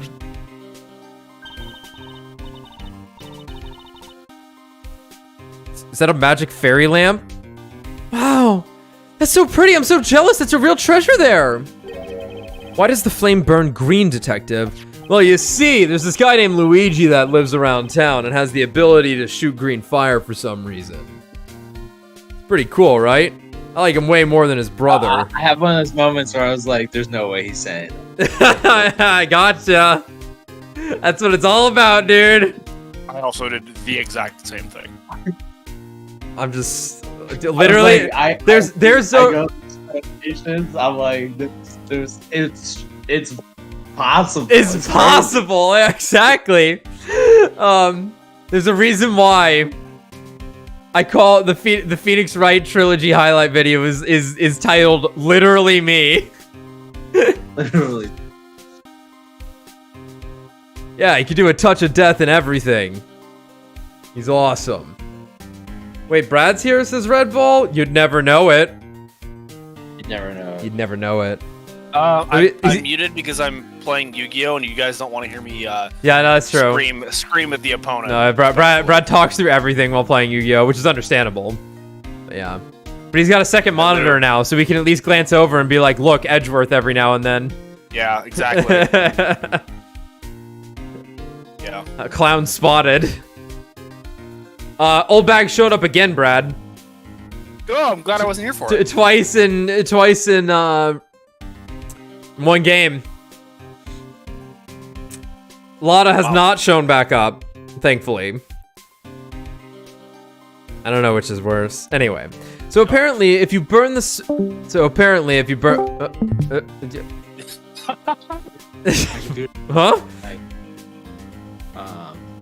As I tried to pull it in. Oh. So apparently, if you burn the special wit crystal oil that they only make in Babal, it burns this green color, sir. Interesting. So it's a special property of the oil. I suppose this is a ploy to force people to visit Babel, should the oil run out. Hey, Gummy! What about these silhouettes? God, I am still in love with this face on Kay. It's so fucking funny. Gonna cry? Piss your pants? You little shit. They stuck some cutouts on the outside of the lantern so it'd project the images. Oh? Silhouettes, huh? They are rather pretty, aren't they? Wait, what am I doing? I was supposed to be asking for an update on the investigation. Hey, what's wrong, sir? There's something I want you to investigate for me. Do you think you can do that much? You got it, sir. Hey, that's not fair. Why is Gummy getting to do all the fun stuff? Well, that's because I'm Mr. Edgeworth's partner. I can't believe you took advantage of the confusion and stole my role as assistant. I expect the two of you to get along and work together like professionals on this. Silhouette lantern. May I look at it? No. Yeah, I see it. No. Aurora Borealis. Right. Entirely localized to your kitchen. In that lantern. In this embassy. Oh, see it? No. Yes, here you go, over here. Oh, so you're back now, are you, Mr. Edgeworth? You must be tired. Here, with these, you can eat whatever you'd like. Are they more of these fucking coupons? Discount tickets for our cafeteria. They open tomorrow at 10 in the morning. I appreciate the concern. However, these coupons do nothing for me right now. Open air stage. This open air stage, what function does it serve exactly? Well, normally we use it for a variety of events. It's all to attract that extra bit of attention to Babel. I heard that tonight over in the Alabastian Rose Garden, Ambassador Alba was trying to give a speech. And you know what? Manny told me I really should give a speech too. Mr. Cochin told you that. Yes, he did. Which is why I thought I should give a speech of my own. And unfortunately, I wasn't able to. Because of the fire the Yatagarasu started. Exactly. The Prima Duck statue. Ambassador Palladino, I'd like to ask you a little more about the Prima Duck statues. Oh, I see. Well, let me ask you this. Did you know that Alabast and Babal used to be one country called Codopia? Yes, I know that much about your history. Well, the Prima Duck statue belonged to the founders of Codopia. At least that's how the story goes. It was bequeathed under the king of Codopia as a symbol of the country's wealth. That was meant as a symbol of sovereignty. And the right to rule, I take it. Yes, that's right, which is why both countries are so adamant about their claim. We hold the real statue, therefore we hold the right to rule, is the reasoning. It's pretty petty when you think about it, though, I suppose. But if Alabast and Babal were to be re-established nations, relations, shouldn't that put an end to the squabbling over the statue? I have no reason to believe so. The Prima Duck statue is even more important now as a key to diplomacy. I wonder if Ambassador Palladino knows about what has happened to the very important key to diplomacy. Perhaps I should try showing him this key and see what he has to say about it. Manny Cochin. Ambassador Palladino, there's just one thing I'd like to ask you about. Yes! Oh, don't worry. You can ask me more than just one thing. How about 2 or 3? In exchange, I expect you'll be coming to Babel, yes? Thank you, but just the one thing is all I require. Manny Cochin, I'd like to ask you about this man who was your secretary. Sure, I'll tell you what you want to know. Thank you for your cooperation, Ambassador. He was, well, if I had to put it in one word, he was an able man. If there was ever anything I needed as an ambassador, he was able to get it for me. To think that a man like that had a hand in a smuggling ring right under my nose, going completely unnoticed. Actually, I suppose because he was an able man, I was unable to detect his dirty dealings. It sounds like Mr. Cochin had a very sharp mind. Recently, Manny had been really busy since I became the Babelese representative at the Country Unification Council. Ah, yes, the Country Unification Council, the cuck.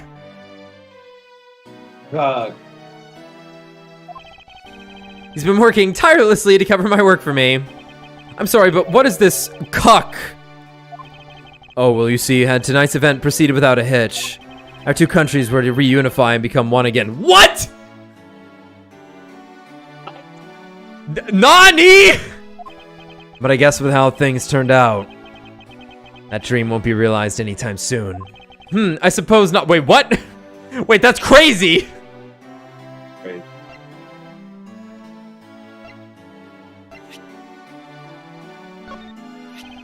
Ambassador Palladino, if you could please take a look at this for me. The Prima Duck statue sitting in Alabast right now actually belongs to Babel. So it would appear. I received a call from Miss Von Karma about this earlier. Then you will understand why I wish to inspect Babel's Prima Duck statue immediately. Because the statue currently in your country's possession. Yes, well, I have already inspected it myself. And it is definitely Alabast statue. I know because... Oh, it's the real statue. And you're saying that Babel was a replica. Babel's was a replica. I'm embarrassed to say it's true, even though I knew that someday it would be exposed. I received my orders from the leader of Babel. And I was to negotiate with Ambassador Alba at this event. I was to negotiate with him and fix the results of the evaluation tonight. Fix the results? As in, like set it up, or like spiritually fix it up, you know? To say that we could not determine which statue was the real one. Oh, okay. Why are you telling me this? Because you're the heir of Babel. Okay. Well, because you already figured it out. Our statue is just a hollow gold shell. Even if Babel were to lose face, the reunification of the country is what's important. I'm right in thinking that, aren't I? I'm not making a mistake, right? If you don't know yourself, then I won't pretend to know either. I never thought that being betrayed by my own secretary, the real symbol of wealth, would be given to me. Isn't it simply ironic? Jeez. Hey, where are you going? Are you headed back to Alabast? Yes, but before I do, I suppose I should give you a summary of what's happened.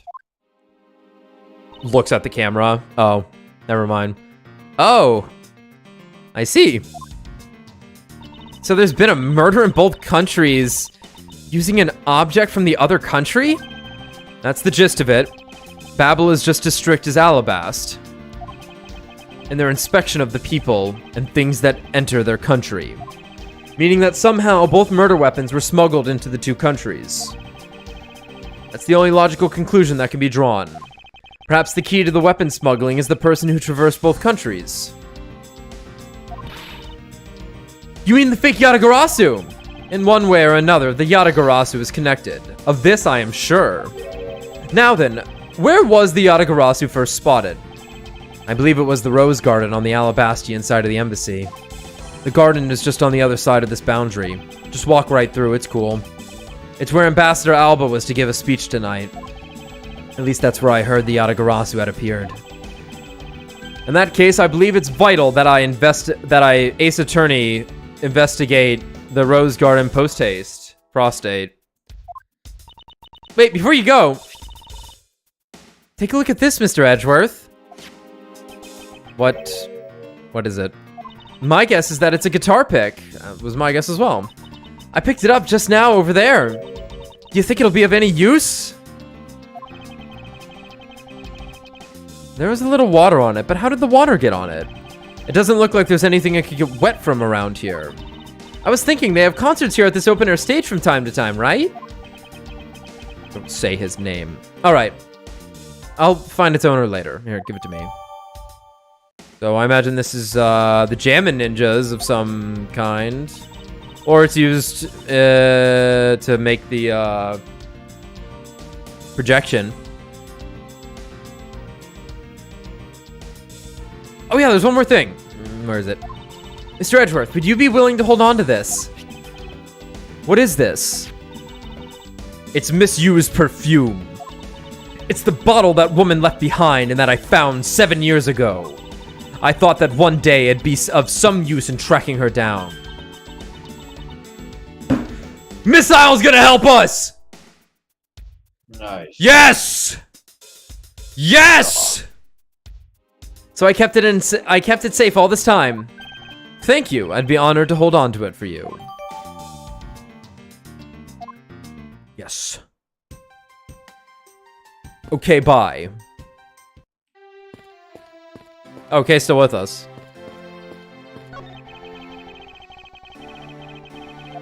It's been quite a number of hours now since we saw that. Mr. Edgeworth, have I ever told you that you talk like an old... How do you pronounce this word? Fogey? Fogey? An old fogey. Fogey. Foggy. Could be foggy, I don't know. I was merely reminiscing. Is that such a crime? I think I'll be returning to the investigation in Alabast now, but... I know. I'll go back to Babel and do some more investigating there. I guess I could have looked around more. Whoops.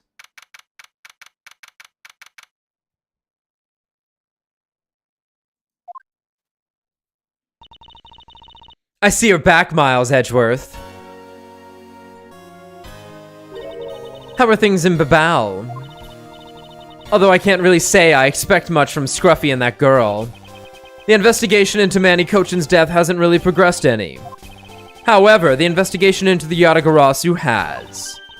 Ah, yes, the Yatagarasu. Even now, I find it hard to believe. Oops. A person who can freely traverse between the two countries at will? Preposterous. Well, that's what I came here to investigate. I heard that this is where witnesses claim to have... I heard that this is where witnesses claim to have seen the Yatagarasu. That's correct. Ambassador Alba was to give a speech tonight here in Alabast. And that's when the Yatagarasu appeared. The shadow of the mysterious thief appeared, and just as suddenly it vanished. After that, there was the fire at the Ablaze embassy that the Yatagarasu started. I vow that not a single feather from the Yatagarasu shall escape my diligence. Find that shit. Laying here? Yep. Bro, I thought this was Marge Simpson, winding up that punch. Yeah, it does kind of look. I thought that's what it was.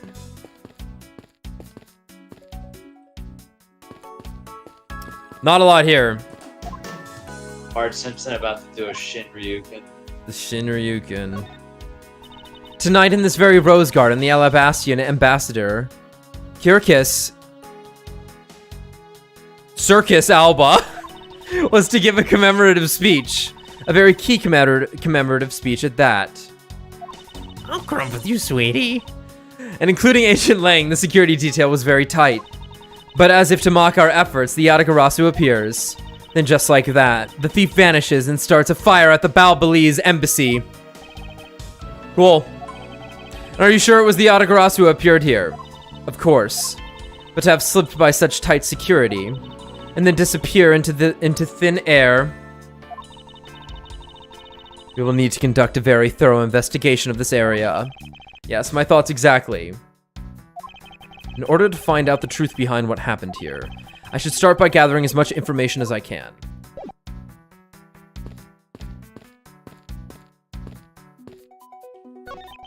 Is it possible that the Yatagarasu hid in these bushes? Of course not! They're rose bushes! You've been spending so much time with Scruffy and that girl, they're rubbing off on you. But it's alright. I'll wake you out of your stupor. Oh. Now the next time you feel like sleep talking, remember that I'll whip you for real. All I tried to do was offer up a possibility, and this is what I get. There is an overturned spotlight here. When the Yatagarasu appeared, the audience that was waiting for the speech to start panicked. I suppose that's when someone must have knocked it over. I'm having a tough time visualizing the mass confusion that took place here. There's nowhere to fucking stand. I thought to use my whip to capture the Yatagarasu. However, there were people in my way, and I was unable to land even a single lash. I suppose this means that some other poor saps were hit instead. What the fuck is this? A statue of a woman. Ew. I wonder if the lady is pouring water.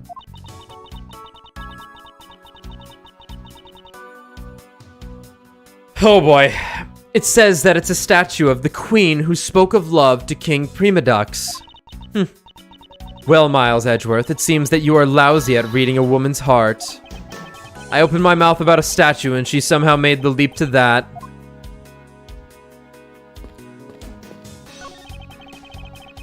There are roses scattered on the surface of the water, creating a pleasant fragrance. It's not just for aesthetics. This pool's water is also used in putting out fires. I see. Oh, that's what was happening? The pool stopped filling itself automatically.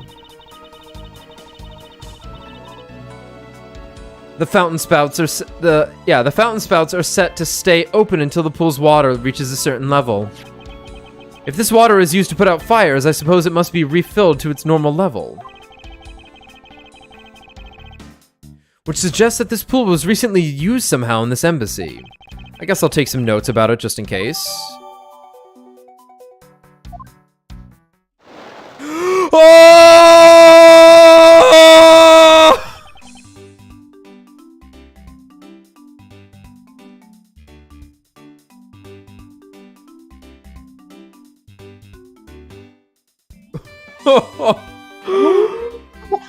No! Ah! How dare you surprise me like that? I'm sorry. Oh hey, Edgy, thanks for what you did back there. Your gratitude alone is enough. More importantly, Larry, this pool is not for your personal enjoyment. I know that. You really think that I'm the type to just jump into a pool and swim around for fun? Yes! Alright, then did you by chance fall into the pool? Huh, nice guess. But no dice. What did you? So you know my son, right, Edgy? Your son. I guess I kind of lost sight of him when I shook hands with the ambassador. And I'm pretty sure he was around here when I last saw. Ah! Wow, she like hit the text. No. No, you know, it's You imbecile! How can you be so flippant at a time like this? What are you going to do if your son fell into the pool? And how old is this child of yours anyway? Huh? Oh, how old is he again? Larry, this is the first I've heard of a son. Who exactly is the mother? The mother? Oh, that chick, the pink princess. The pink princess. Miss Von Karma. I was a bit confused by this man's words for a bit there. However, I believe what he is looking for is the doll of the Iron Infant. Yep, because I'm the Steel Samurai through and through. Heart and soul. And the Iron Infant is my cute little son. You have given a whole new meaning to the phrase, an astounding fool.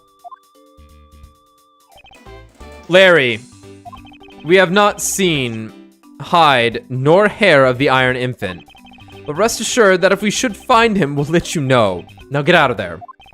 Sounds good. In that case, I'll go search over there. Hey, wait, no. Well, it's not as if he'll get very far swimming around in that pool.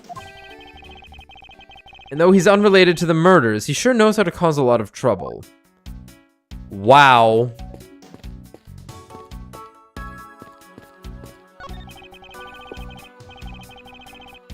There are some beautiful roses here. They appear to be well maintained.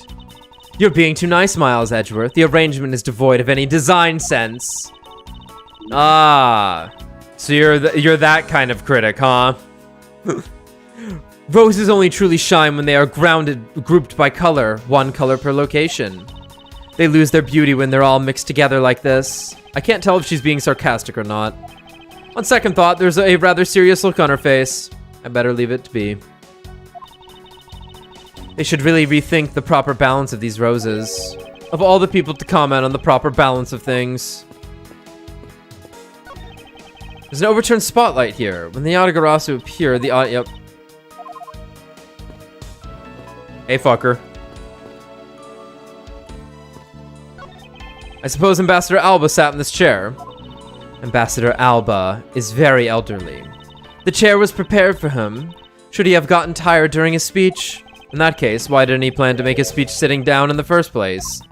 The ambassador is also quite prideful, that's why. He sounds like my old principal from grade school, who'd speak at assemblies. So this is where Ambassador Alba was going to give his speech. The stage was set up so nicely. However, where was the audience supposed to sit? Perhaps they were supposed to sit around the edge of the pool? That's such poor planning if there was no place other than a spot or two by the pool. They really should have made a seating arrangement like how the gallery is set up in court. Indeed, you can sense that consideration for the viewers was taken with those. So in the end, the speaker and his audience were to stand the whole time, huh? Yes, although I suspect the audience would have liked to sit down after a while. Oh, we didn't inspect this statue, did we? The statue bears a resemblance to the Primadux statue. The plaque says, King Primadux in the battlefield. In order to save the queen, King Primadux put his life on the line and went to war. So Primadux was actually a person of royal blood.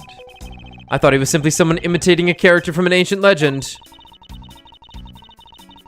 Well, what surprises me is that a real person who looked... Okay, yeah. Well, what surprises me is that a real person who looked like the Steel Samurai existed. I suppose there's that too.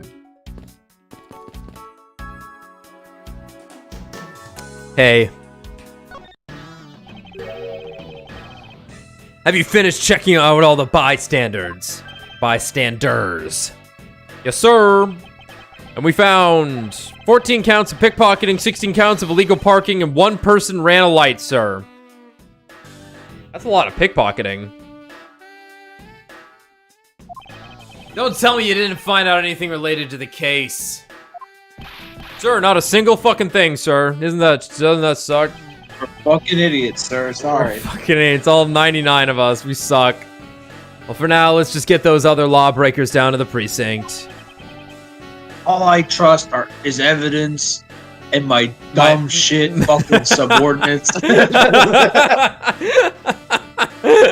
God, I love them. I tuck them all in every night. I kiss them on the fucking A forehead. little kiss on the forehead. Tell me, Mr. Prosecutor, do you do that for anyone? No, I didn't think so. Well, if it isn't Mr. Prosecutor, I would just like to thank you for your ass earlier. Make no mistake, it's not like I was trying to help you with what I did. After I left, did you receive word from Ambassador Alba? We're to wrap up our bodyguard assignment at the end of today. Oddly enough, we received word from HQ to return home on an urgent matter.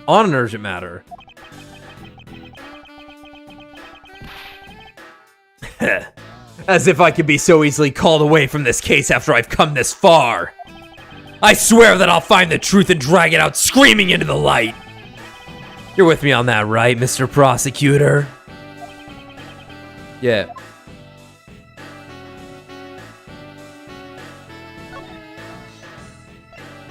Yeah, check this out. Agent Lang, I'd like to ask you your opinion on this piece of evidence. Are you joking? You're asking for my opinion? Our mutual goal is to search for the truth, in which case, wouldn't cooperation be best? Langji says, only cooperate with those you can trust.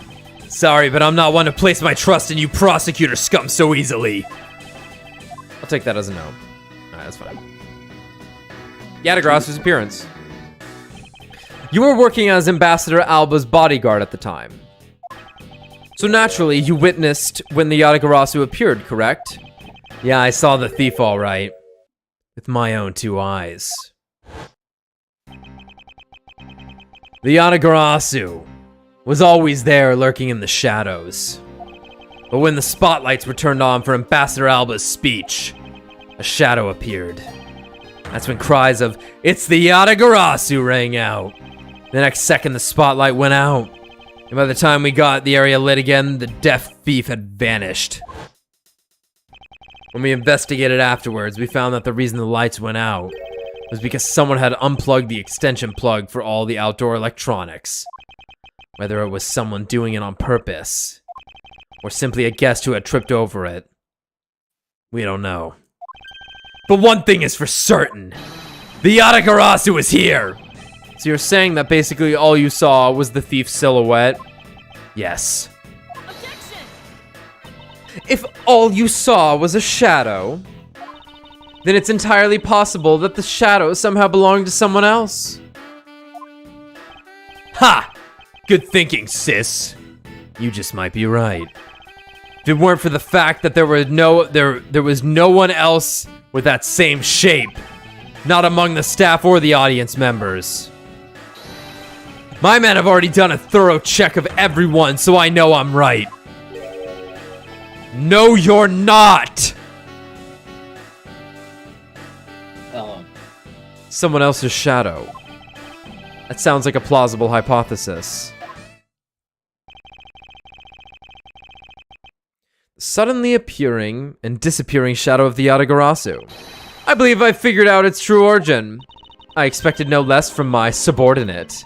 Now let's hear what you know on the subject. What really cast the shadow of the Yatagarasu?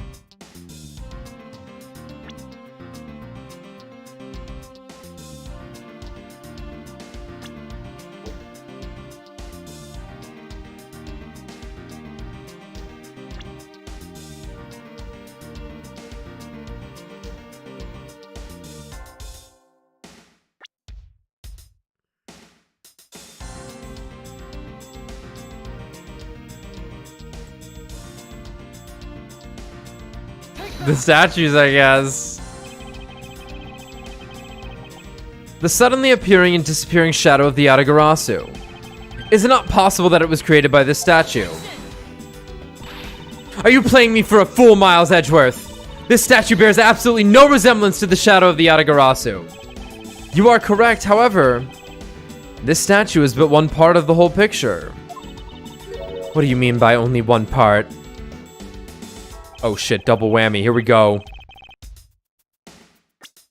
The other statue! Wow. It's another statue. The Yatagarasu shadow is made from the shadows of these two statues. Made? What do you mean by that? Right now, the spotlights are all over the place. This is because they were moved when the guests were in a panic state.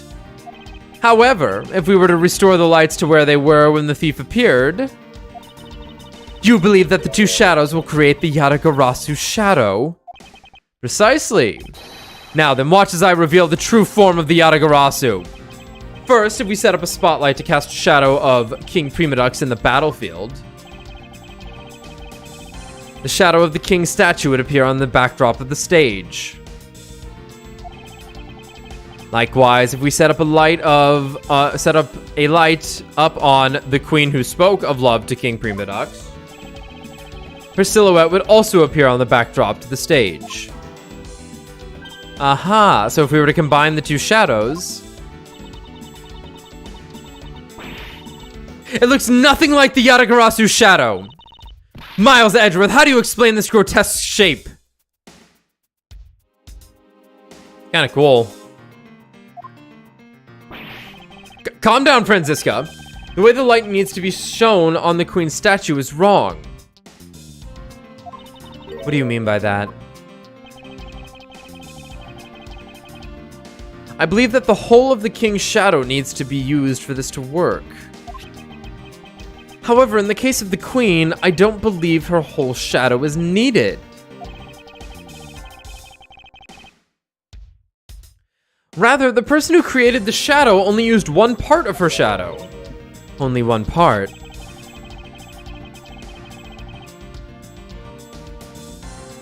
Yes, and that one part alone is enough to fill in the rest of the Yatagarasu's shadow. Why didn't you say that in the first place? You're right, I apologize. Ah, interesting, her hand. Oh, that's cool. Think back to what is missing in our shadow. 5 long, thin areas, correct? Now what does that remind you of? Ah, that's right. It can only be the shadow of the queen's left hand. Franziska, can we please adjust the spotlight's position so that it only shines on the queen's left hand? Alright, let's give it a try and see what we get.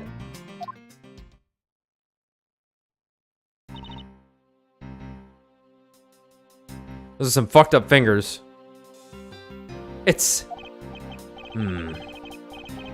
Yeah, this is exactly like the shadow I saw. The culprit must have changed the spotlight's positioning beforehand, and then pulled the plug after people saw what the culprit wanted them to see.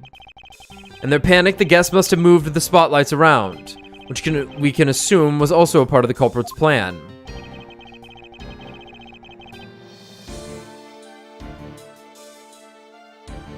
Ugh. By the time the lights came back on, the Yatagarasu's shadow had vanished, which means that the shadow was a construct from the very beginning. So you see, the Yatagarasu never did visit Alabast tonight. The only country that thief visited was Babel, although it can be assumed that the Yatagarasu had an accomplice in Alabast. An accomplice? But who? I haven't figured that out yet, but I assume it was the person who set up the shadow show.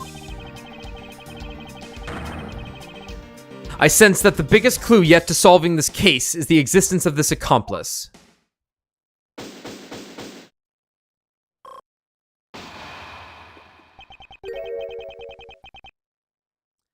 How's the investigation going? Detective Bad, have you come to join us in the investigating the Yatagarasu? I've left the murder in Agent Lang's charge.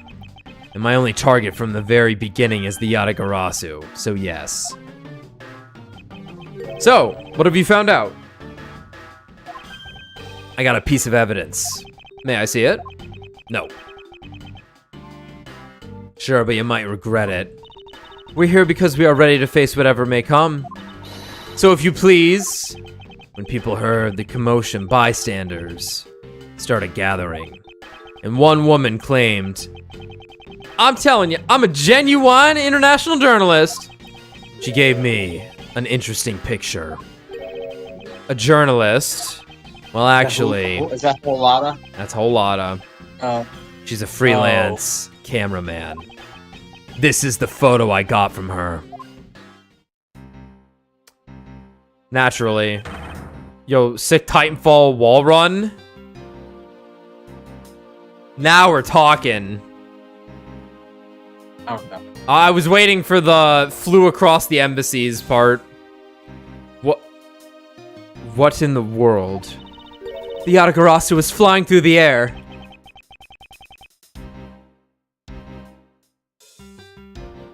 The times, they are a-changin'. It's not just man, but evidence. Even they lie to us now. When was this photo taken? Apparently right after the fires on the 4th and 5th floor. On the 4th and 5th floors were put out. Right after the fires on the 4th and 5th floors were put out.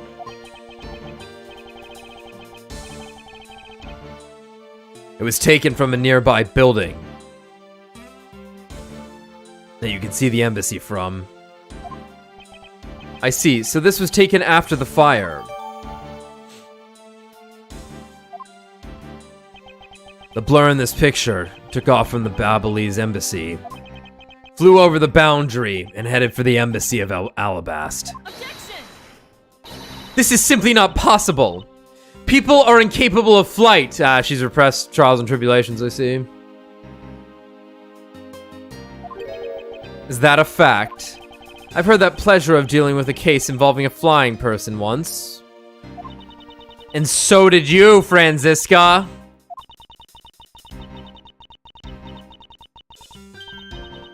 Actually, I've come to think of it. I've come across a case like that as well. Two, actually. Yeah, I guess the circus case involved a dude flying. Maybe it has happened more often than we think. Am I up to the task of solving the mystery behind this photograph? Well, the Yatagarasu took off from the Ablaze embassy, so I should start from there. Franziska, I need to return to the Babel investigation for a bit. Alright.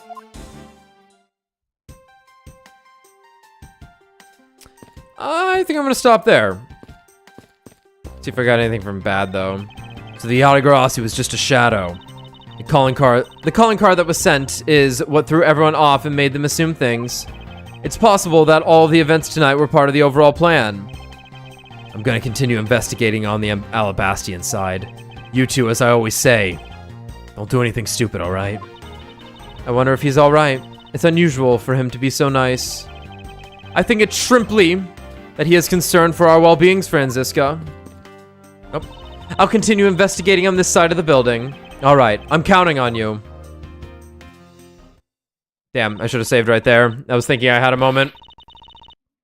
That's okay. Welcome back, Mr. Edgeworth. Now, come on. Let's get back to our investigation. Yes, let's. Okay, we just kind of have free movement across the two. All right, cool. Now I'm going to save right here. Oh, yeah.